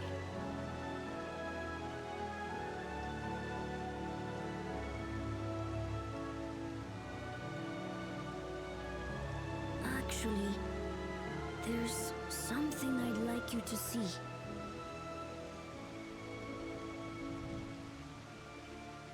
Oh.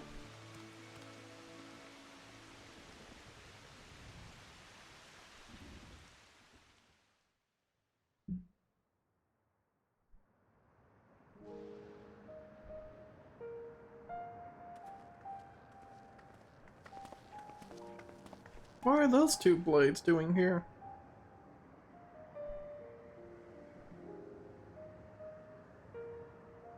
Oh, this isn't. Yeah, okay. I asked Lamachi to bring them here. I've decided to train under a Landsguard soldier and become a swordsman. That's a big commitment. I'm still not sure if I want to be the King of Resolve, but I want to be strong enough to protect the people I love.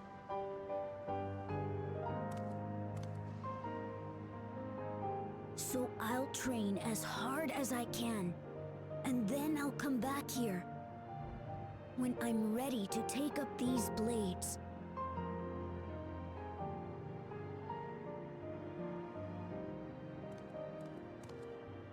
That's the path I've decided on.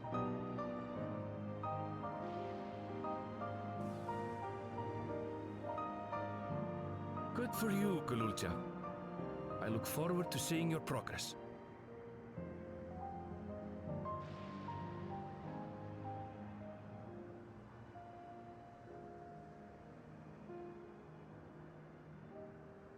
When I'm bigger and stronger, you'll spar with me, won't you? Oh, anytime.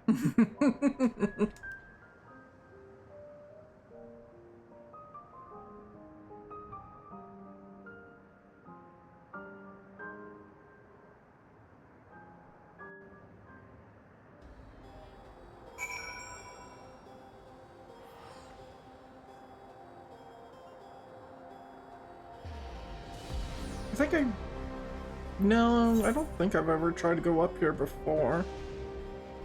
But, doing that for later. Yet to lift a blade and he wants to spar already. He is Gulu Jaja's grandson, alright?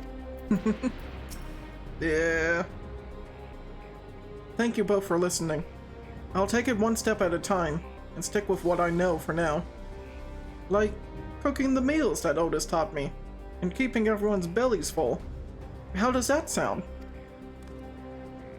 Sounds like a fine idea. Everyone's been working hard, so I'm sure a good meal will be much appreciated. Well, I think we've passed a milestone here. What about the back room? If you haven't already, I'd expect Shale and the others would appreciate you stopping by to say hello.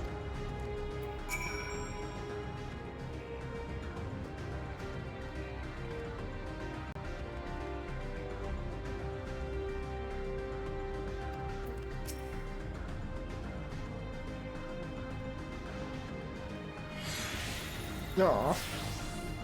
Garenville's frickin' softy.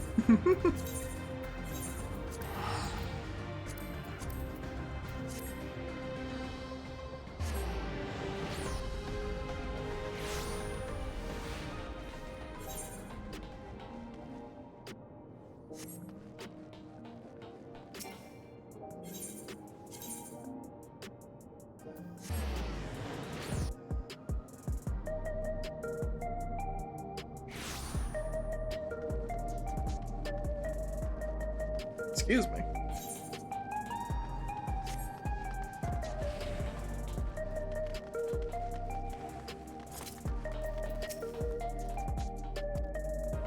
Oh, you never have new lines.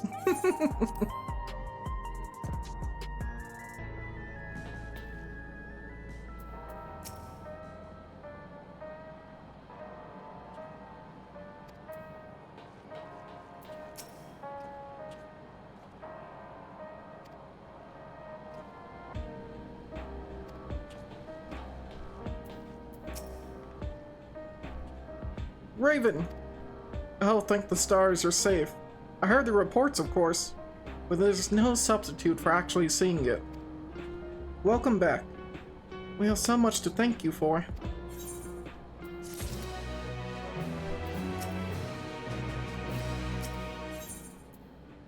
The promise of tomorrow.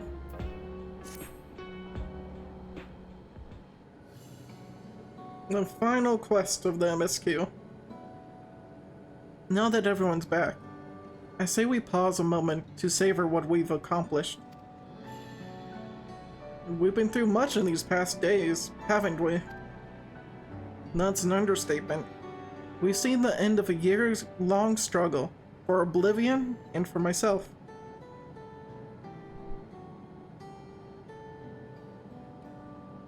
Kakuya and Gield would be happy for us. I don't feel like I'm any closer on that. Oddly enough, fulfilling our purpose has somehow left me with even more work to do. The government has tasked me with conducting a more complete survey of the containment complex.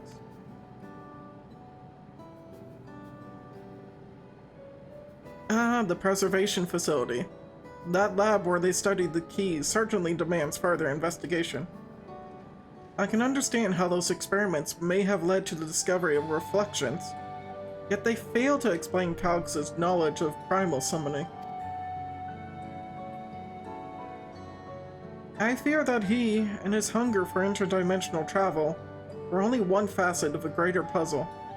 There's still someone or something out there that may pose a threat to us. In any case, I think it prudent we secure ourselves a spot in Shale's next expedition to the 10th level.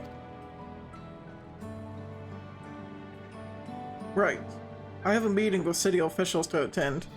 It would be cruel to leave Raha to answer their barrage of questions alone. Have fun with those questions.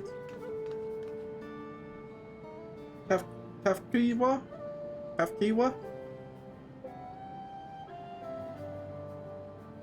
See, the problem, I know it's the H. It is specifically the H that keeps throwing me off.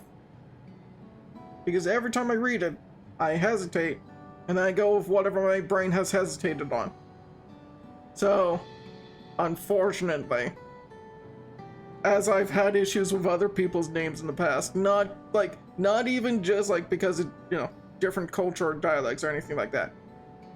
There are just some names that just get stuck in my brain for one way to pronounce it. It's that way for the rest of time. Until I am corrected like 100 times over. I've been that way ever since I grew up, and it's just how my brain processes words. Like, I remember that being something that they had to work on for speech therapy for like so many years. That was just a struggle for me. And it's not like I can't read the word properly or anything like that. It's just like, just saying it's weird. Like, I don't know how to explain that, but it's part of, like, that's part of the reason I remember that specifically. It's why I also put so much emphasis on, like, certain words or names, because when I get focused on something really hard, that's where all my, like, problem solving goes, I guess, if you want to put it that way. Because I've had my friends call me out, like, why do you put so much intent behind, like, people's names when you say them at times like that? That's just how it's being read. That's how it's going on through my brain right now. So, I should return to my work as well. My first job will be to analyze the data we pulled from Containment Complex 1029. and locate other facilities of interest. I can only hope the information we uncover will serve Alexandria and the future we want to build. Hold on.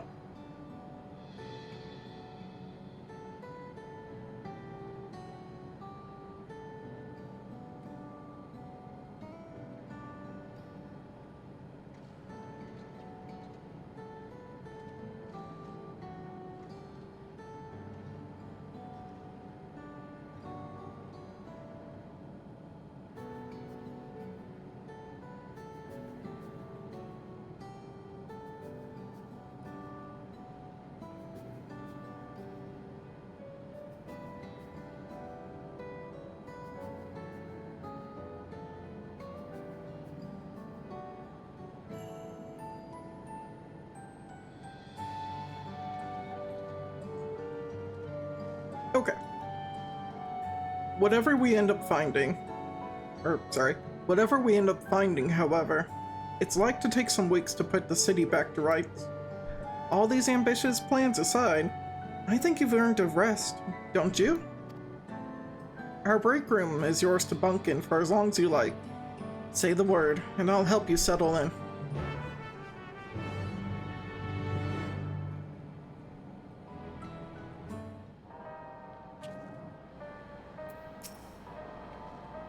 Ready for a cot and a fluffy pillow?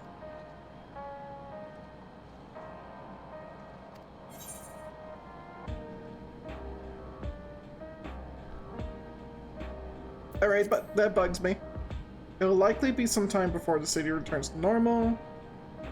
You may choose to remain in the back rooms and watch over the proceedings. No?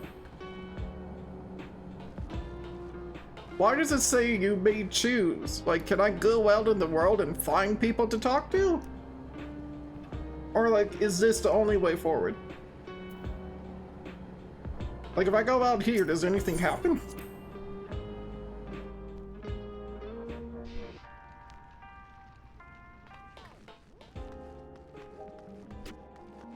I'm not being prompted with anything differently.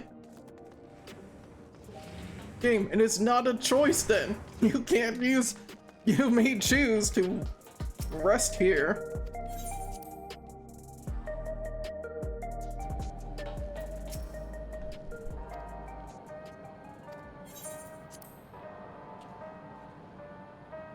You can't give me this as an option of choice. This is not a choice. It's mandatory. Several weeks later.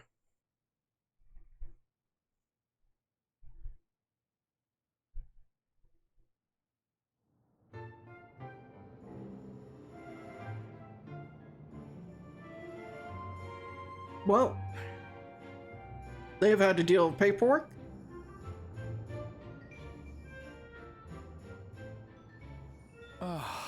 What an absurdly long report. Even working together, it took us an age to finish.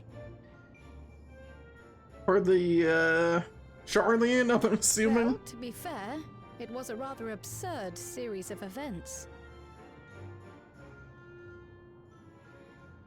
The mystery behind Grandfather's letter took us further than we could have ever imagined.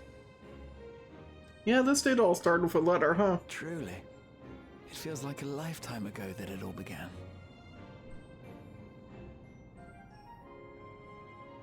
Right then, one last bit of proofreading.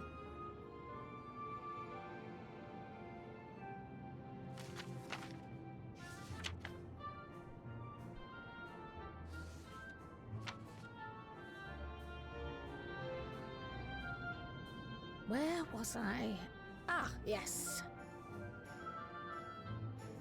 The chaos which had gripped the kingdom of Alexandria was slowly but surely giving way to order once more.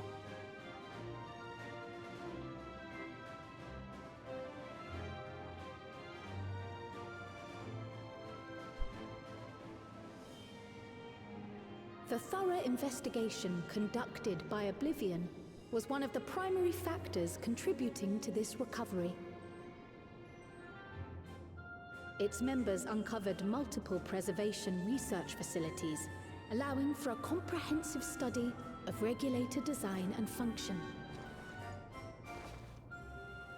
Thus have we come to understand that memories pertaining to the deceased were not erased from the minds of the living, but in truth, merely locked away.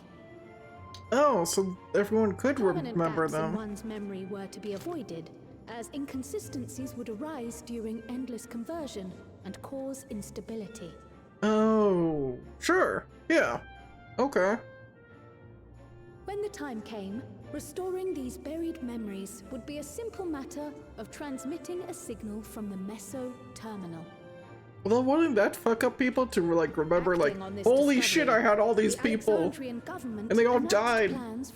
My entire lineage is dead, you know? To willing participants.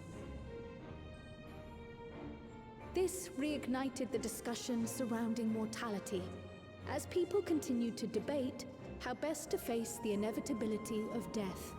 No matter the answer at which they arrive, it is certain to herald a major shift in the nation's philosophy.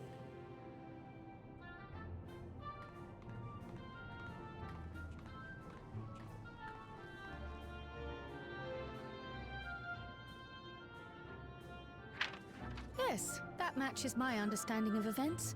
Excellent work, Raha.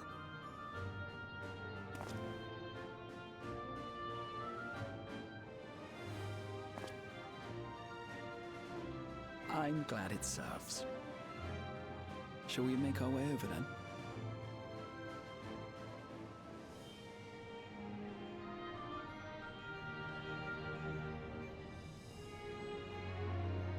Also, unfortunately, people are arriving home from work, so I'm going to be muted for most of the this. Assistance of those familiar with the processes involved.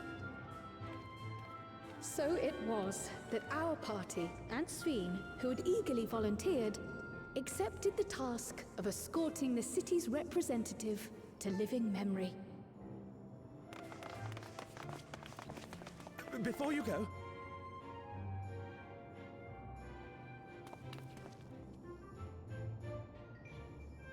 we just wanted to say that we haven't made this decision lightly. No matter how frightening or painful they may be, we need to face our memories. Not only to honor those who are gone, but to make whole those who are still here. So no second thoughts. We'll be waiting.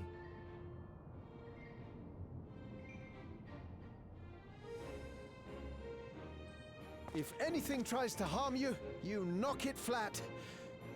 Come back safely, our Sveen from another time. Yes! Be safe! I'll see you soon! So sweet of you, but you needn't worry. I'm in very good company.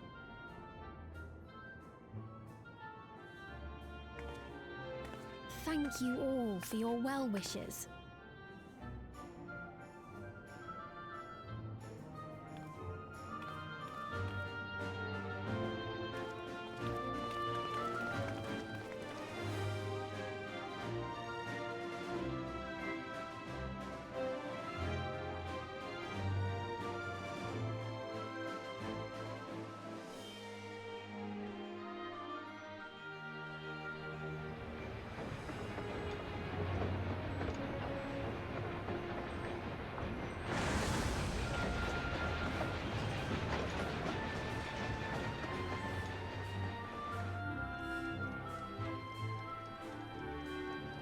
Despite the disruption caused by the dome's arrival, the people in the surrounding region have since reclaimed their normal lives.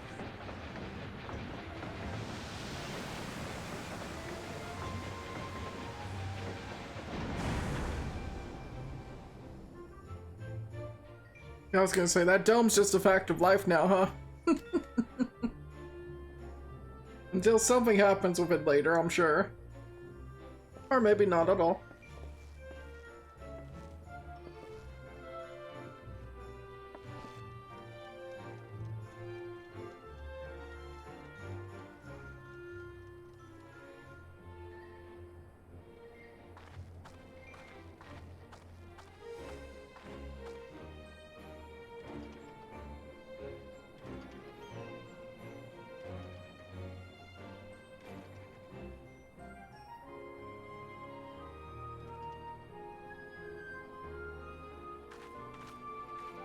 The Tural which Galul Jar Jar united is nothing if not resilient.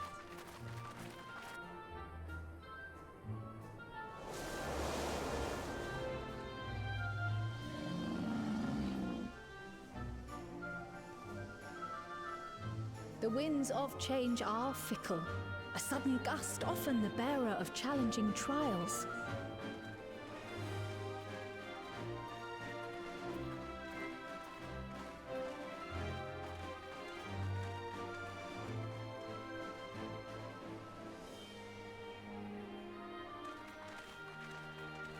But so too do they spur us onward, keeping our feet ever moving along life's path.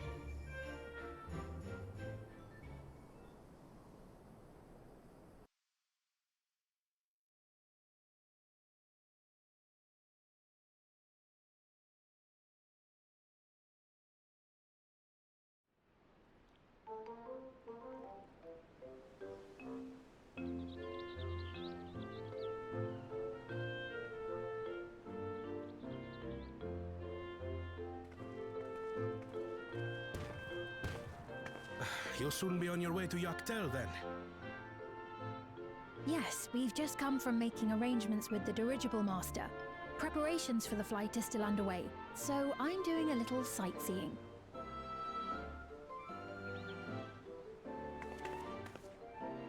My gratitude to the Landsguard for providing us with the permits we need to visit the Skydeep Cenotaph. Of course. We'd hardly refuse a direct request from the Vow of Reason. Our vigilant comrades at the gate will see you safely through.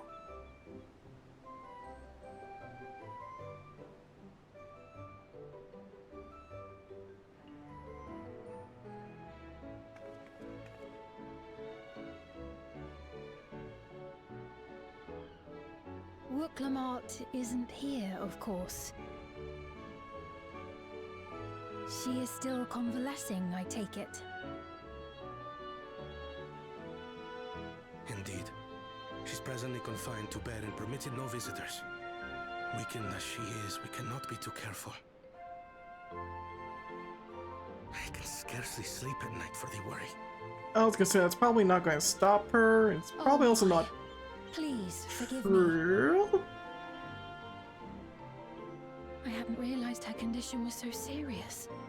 I pray she makes a full recovery soon.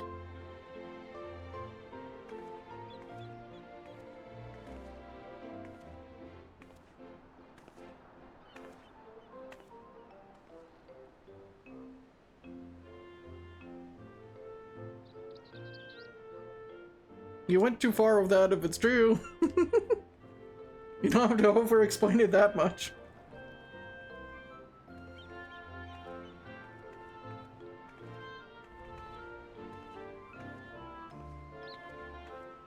Greetings! What a rare pleasure this is! Is something wrong? Your friend looks like she had some bad news. She wanted to visit the Vow of Resolve. And there's little reason she couldn't have. Is there something you wish to say? I see. I'm glad there's nothing terrible afoot. And yet, where there's a need... You're gonna go off and try and cheer her up, huh? Just remembered a pressing errand. Uh-huh. Let's talk again soon.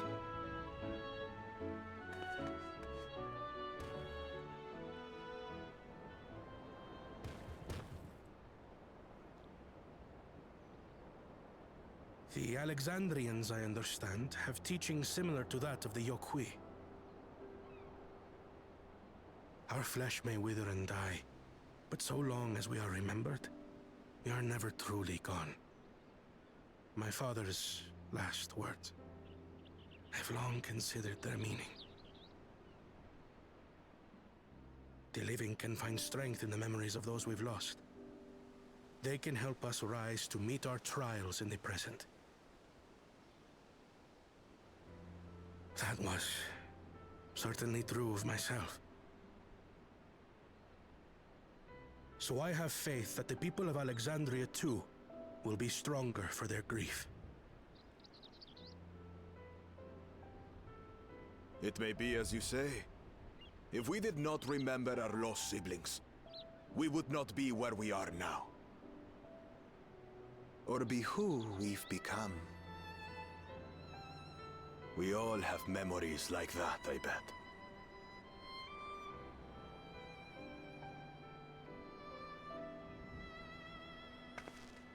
Our character will have plenty of those kinds of memories. The warrior of light with all the people they've met and who have gone.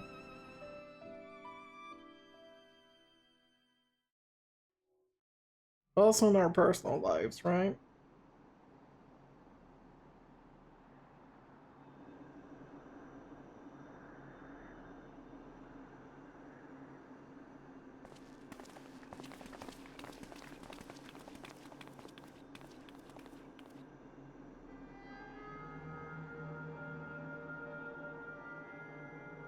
Well, we made it.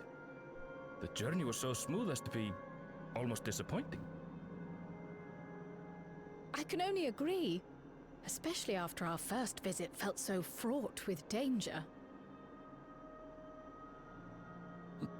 It's the curse of experience, my friends. Before we know it, the extraordinary becomes every day. Life is an accumulation of such things, both the happy times and the sad.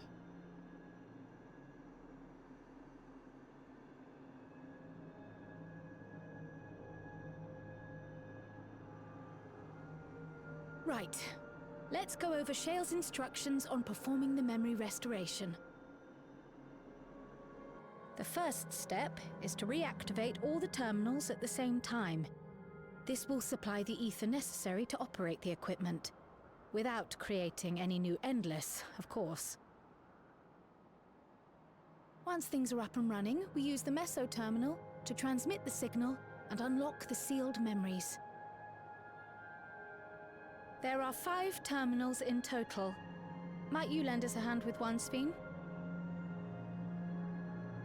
Yes, I can do that. Not to butt in, but would you mind letting me take it? Lamichi! Should you be up and about? I'm fine. My worrywart of a brother exaggerates. Yes, he has. Maru Repeatedly. came by to fill me in on your plans. After that, I couldn't stand being cooped up a moment longer, so she helped me sneak out of the palace.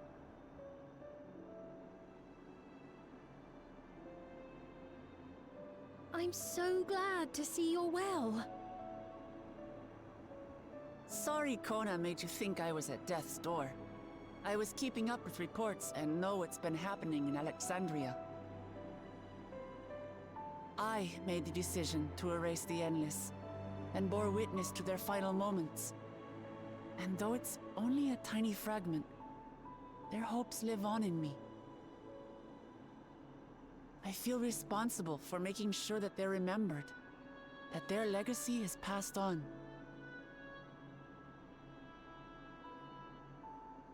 So please, let me help with sending the signal.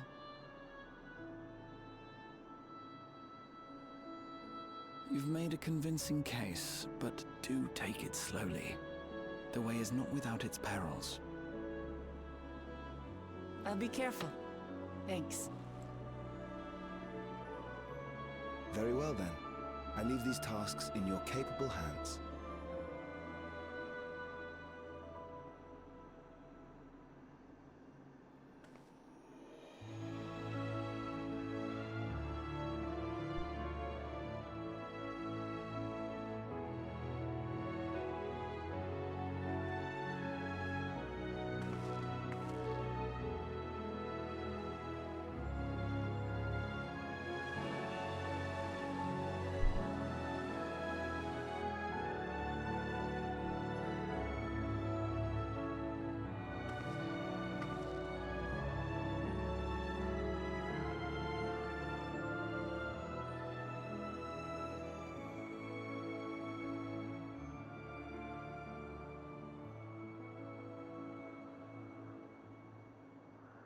Turning back on the one he personally turned off. That's fitting. I think Cryo was also the same too, but Aaronfield's the one I remember the most from. And we get the missile terminal.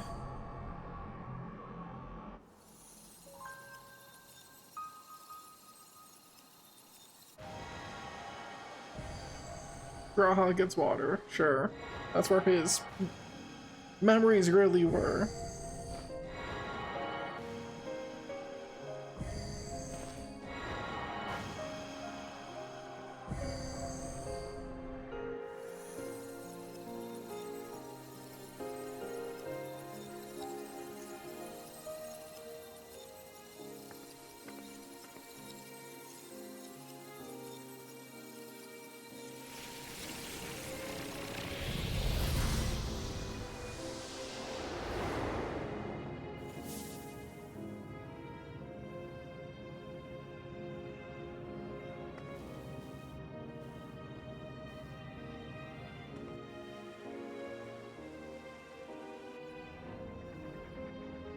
Was the sight we saw no more than a trick of the light?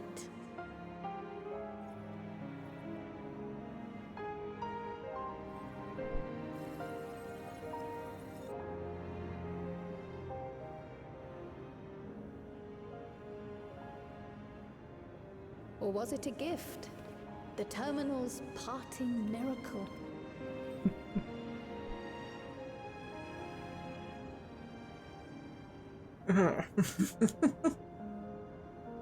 But those days are gone. We chose to move forward. We hold fast to our memories of sorrow and of grief.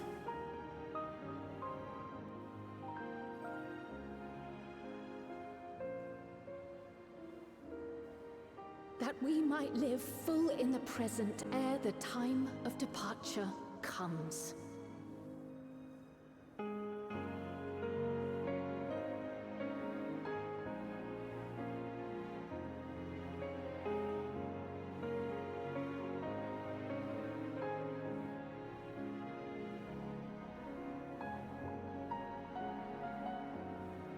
Let's go home.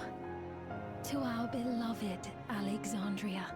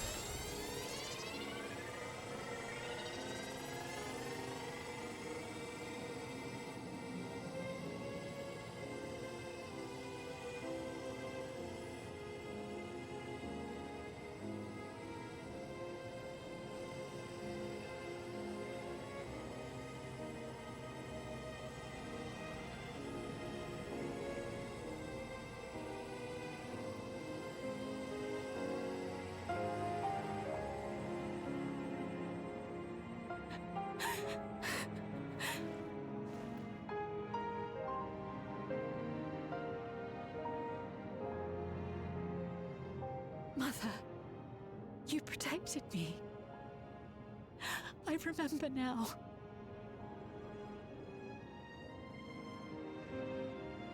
In soft golden light, the memories of the lost returned. There to be clutched tight by loved ones, never again to be surrendered.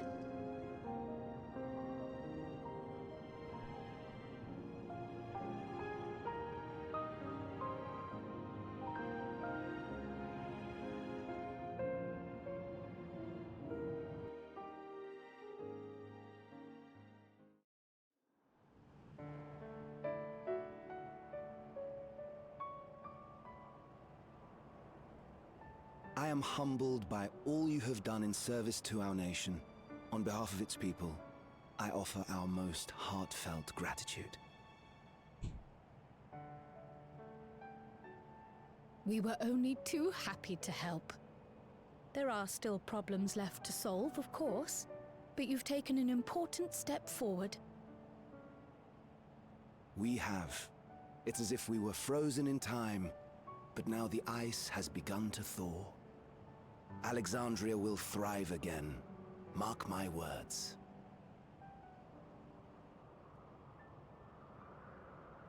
What will you do now, Sven? Ah, yes. Well, that will depend on Gossen.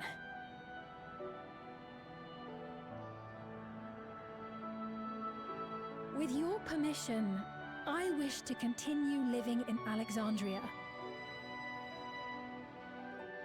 Those dear to me laid down their lives for this nation in bygone days, and I fought alongside new comrades to defend it. I would continue serving it if you'd let me. So please, accept me as one of your citizens.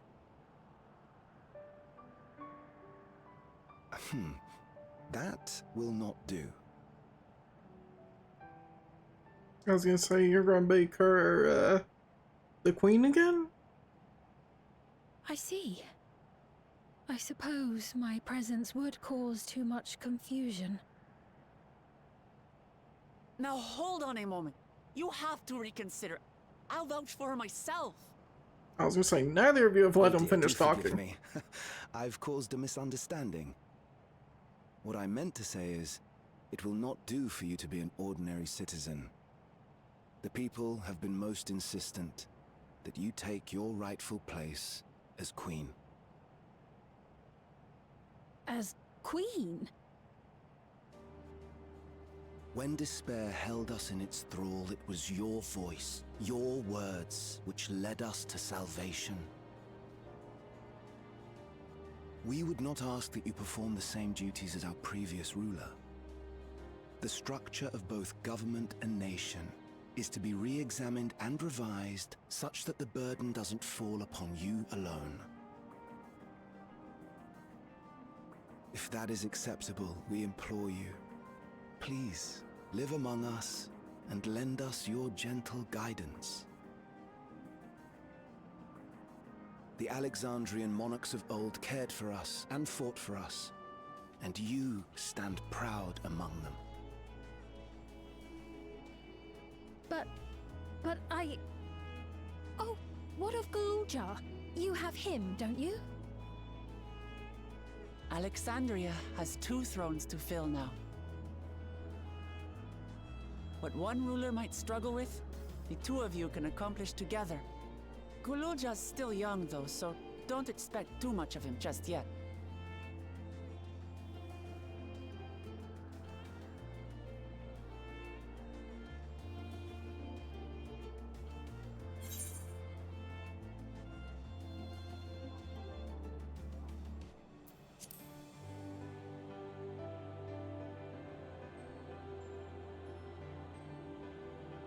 Yes. Yes, you're right.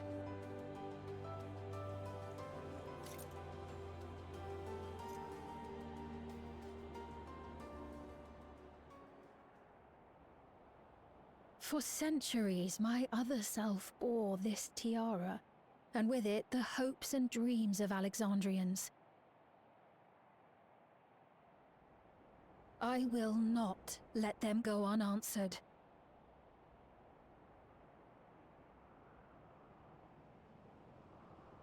I will heed the wishes of the people.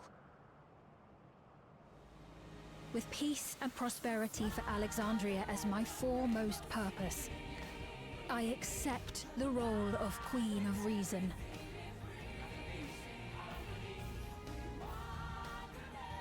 It's not an easy road, but we'll walk it side by side. That way, neither of us gets lost.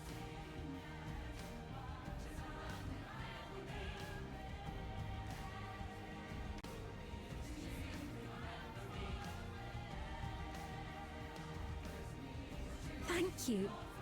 Thank you all so much.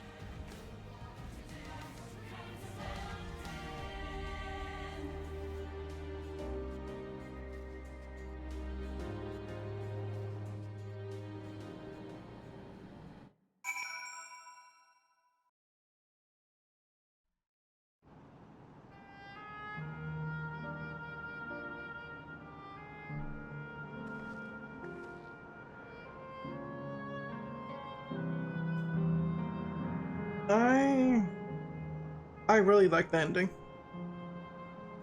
Really enjoyed that entire wrap up. It almost got me for a brief moment there. And I can't explain what about it exactly was getting to me emotionally. It's kind of why I just stayed quiet for a while. But like,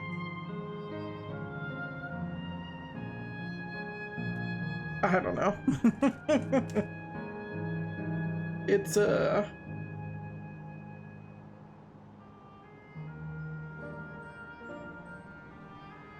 just hard to put words around it and why I enjoyed that all so much.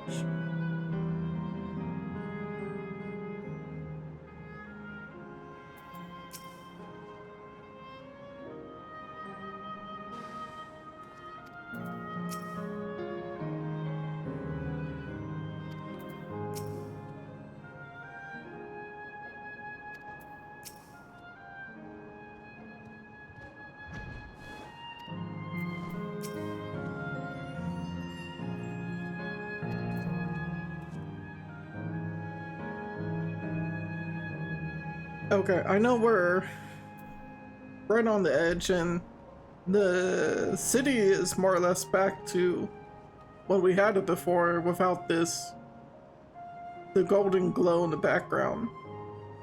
But like, oddly feels just more fitting. Like, I don't know if I'm crazy saying that right now, but like it really does. It just feels like it fits better looking like this than when we first saw it.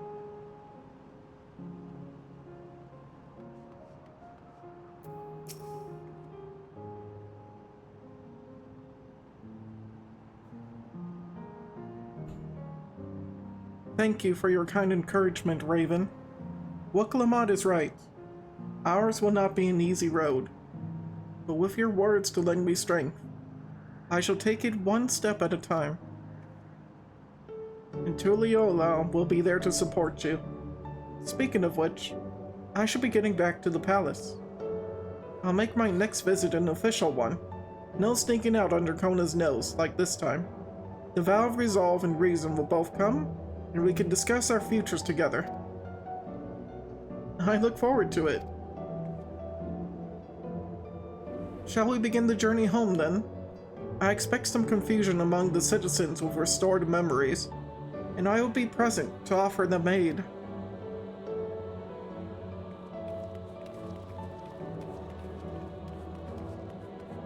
Well, I believe this marks the end to my role as a guide. I was intending to accompany Waklamad back to Tuliyola, but what are your plans, Raven? Didn't you have other matters yet to attend to in Alexandria? No. You need to stop by the palace first. Kona's been wanting to thank you properly, but with everything going on, he hasn't had the chance. Please come back with us, or I'll never hear the end of it.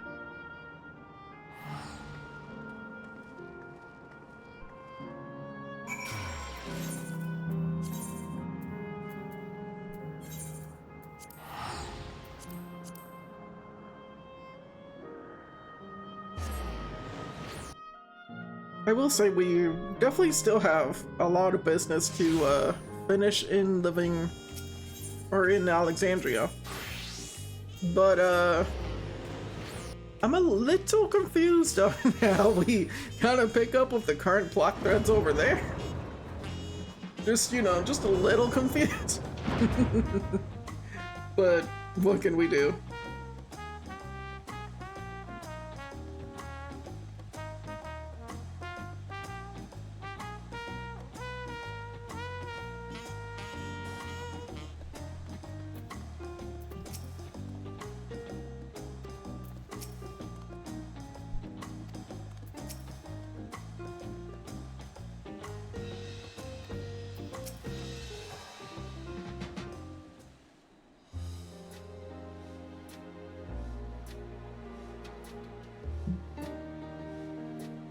It's good to be home.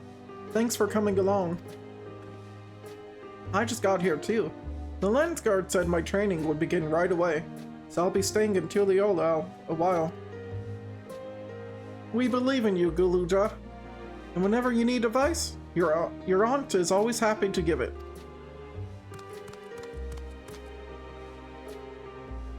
Oh dear. Our vow of reason is out of sorts.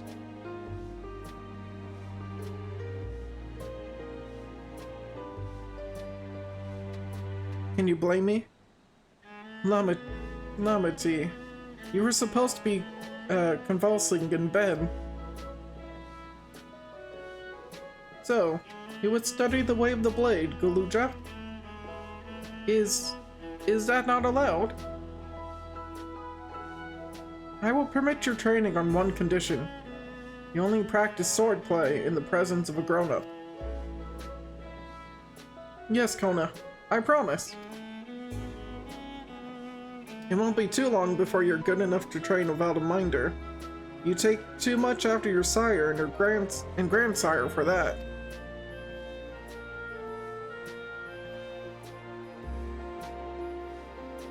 Wait, so if you're back here, does that mean everyone already got their memories back?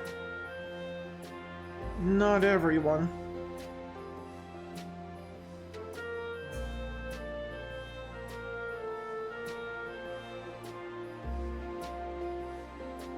So that was that. My days of meddling in Alexandrian affairs are over. It all turned out for the best. The former queen really did love her people, and it's wonderful that her love lives on in Spain. It truly is. With that love as the foundation of her rule, the new queen will be a font of hope for Alexandria. There's no better way for a life and legacy to forever endure.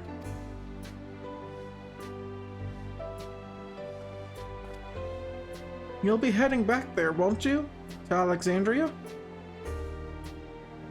I won't pretend that I fully understand the workings of the key or the reflections.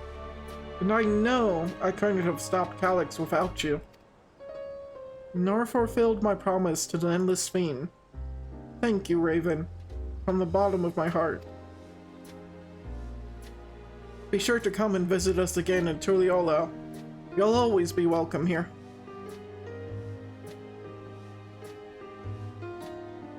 It's time I moved on myself. Once I've made the necessary preparations and arrangements, I will embark on an extended journey. Well, I expect my days will be filled with administrative duties. Much as they already are, I'm hoping to compile a comprehensive history of Tuliyollal, however. The tale of our beautiful and resilient nation should be preserved for the future, which, with each successive generation, adding their own chapter to the saga. I think I've learned to be happy with who I am, Raven. Even when I make mistakes and cry and look silly. And it's all because of the amazing things I've seen with you. They remind me there's always tomorrow. Becoming the King of Resolve is not something I need to think about until I'm older, but my father's authority did pass to me. So until that day comes, I'll study and train and do the best I can. You've really come far, Guluja, and you'll keep on doing us proud, I'm sure of it.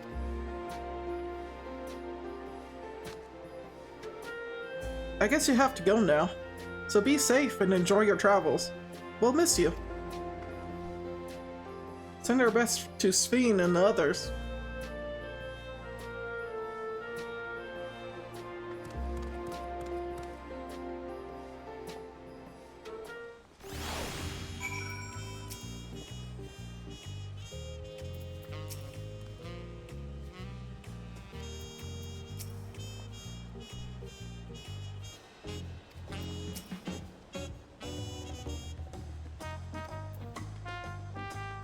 You better let us know when you leave on your journey. Odds are we're gonna follow you on it. So far, there's no other... What am I doing? There's no other threads for the next expansion except for you suddenly having a journey going on, Erinville.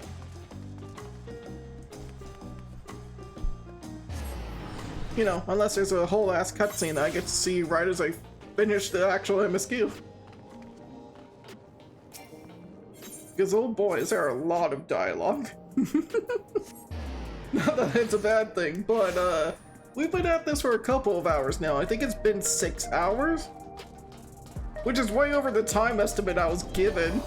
Freaking nerds.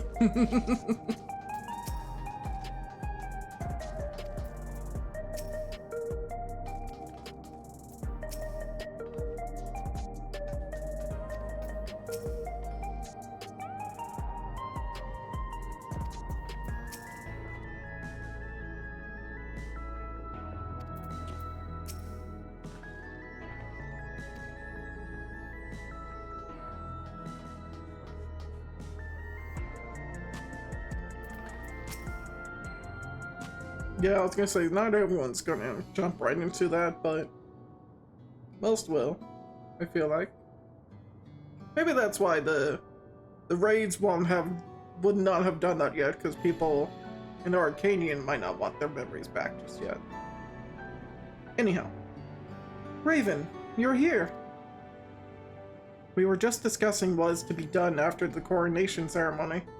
Our heretofore isolated kingdom, I don't actually know how to say that word, must join its peers on the world stage. I looked at that word, I'm like, nope, I definitely don't know that word at all.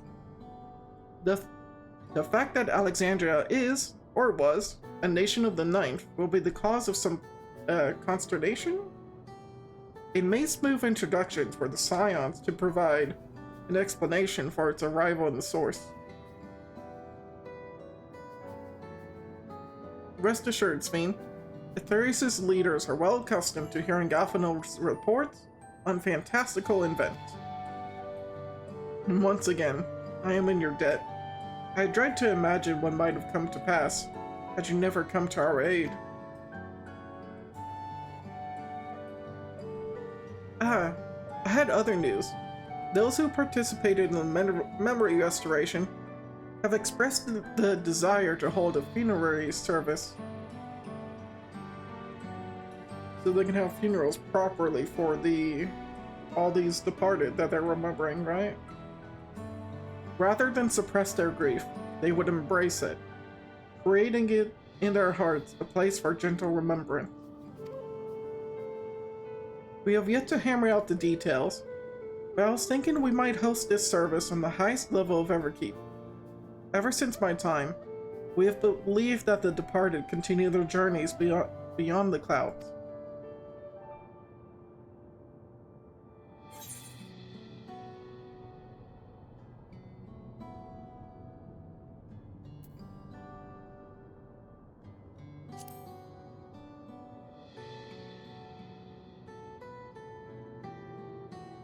I'm glad you agree. Some have yet to receive their requested memories, however, so we shall wait until the initial wave of restorations is complete before proceeding. After so long distancing themselves from the realities of death, the Alexandrians are to be commended for their courage. Yes, 'tis a tremendously brave thing they're doing. Perhaps our hearts can never capture a memory as perfect as data in a file.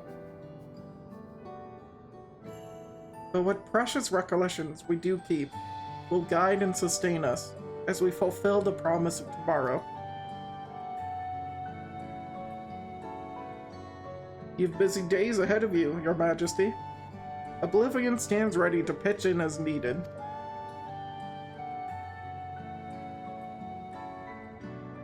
Oh, and what of my investigations, Shale? I hope you've left some time in your schedule for me.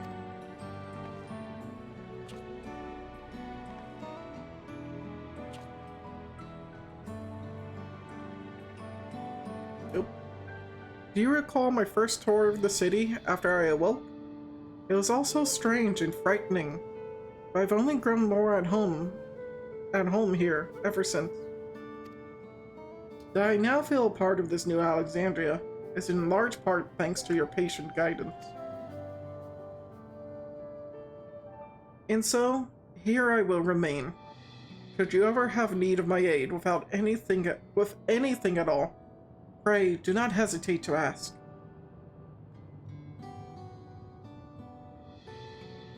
Some few of us will stay here a while. As it happens, we've made several interesting breakthroughs, and have no shortage of mysteries into which we would delve. Then be welcomed as honored guests for as long as you like. You are, and always will be, my cherished comrades.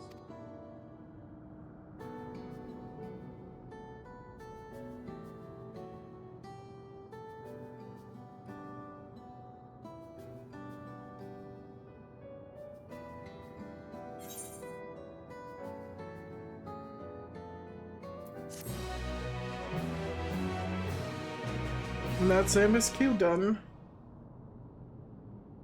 Now what's the problem?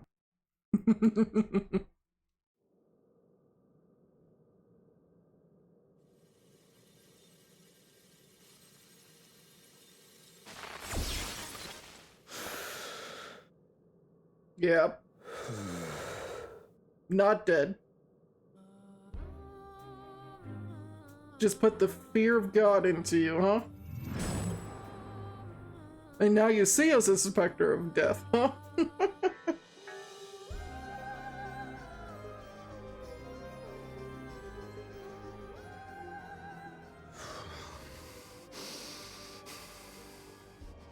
This is absurd. I have neither heart nor lungs. Yeah, but you have the memories of fearing death. I was overconfident. Prudent course would have been to wait until I'd calculated an insurmountable advantage.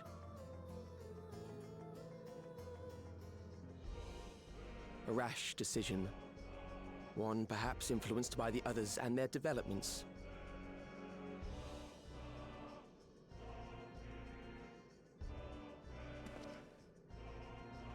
But no matter. Learn from this setback, and next time... Will you have a next time?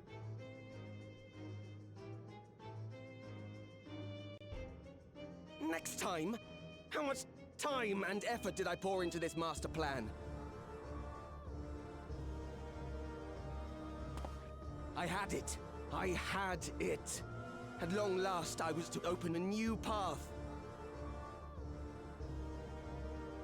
Those imbeciles and their damnable heroics.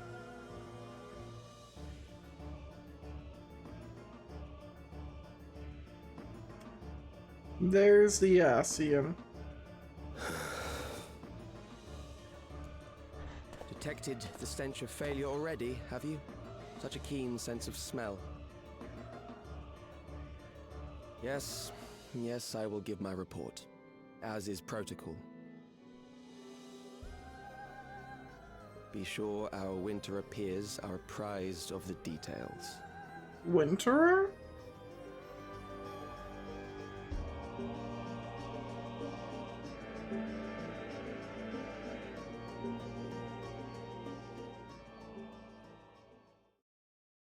Winterer applies ice in Ice Shard?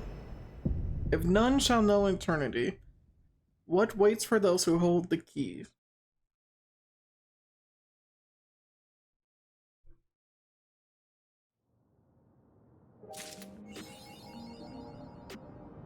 I'm not surprised he's not dead. I expected it. Because it feels way too soon to kill off Calyx. It felt way too soon to introduce him one patch, kill him off the next. I would've been fine with it. They set it up really well for us actually dealing with him. But no, I figured Calyx would not be dead.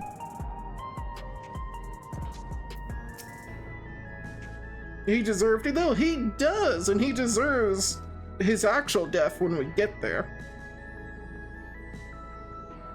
Unless we reshape him, of course, because now he's still an Endless, but he has human qualities to him, which is interesting. So he's already, in a sense, evolved further, just not to his liking. Not the way he wanted to. But he has evolved further.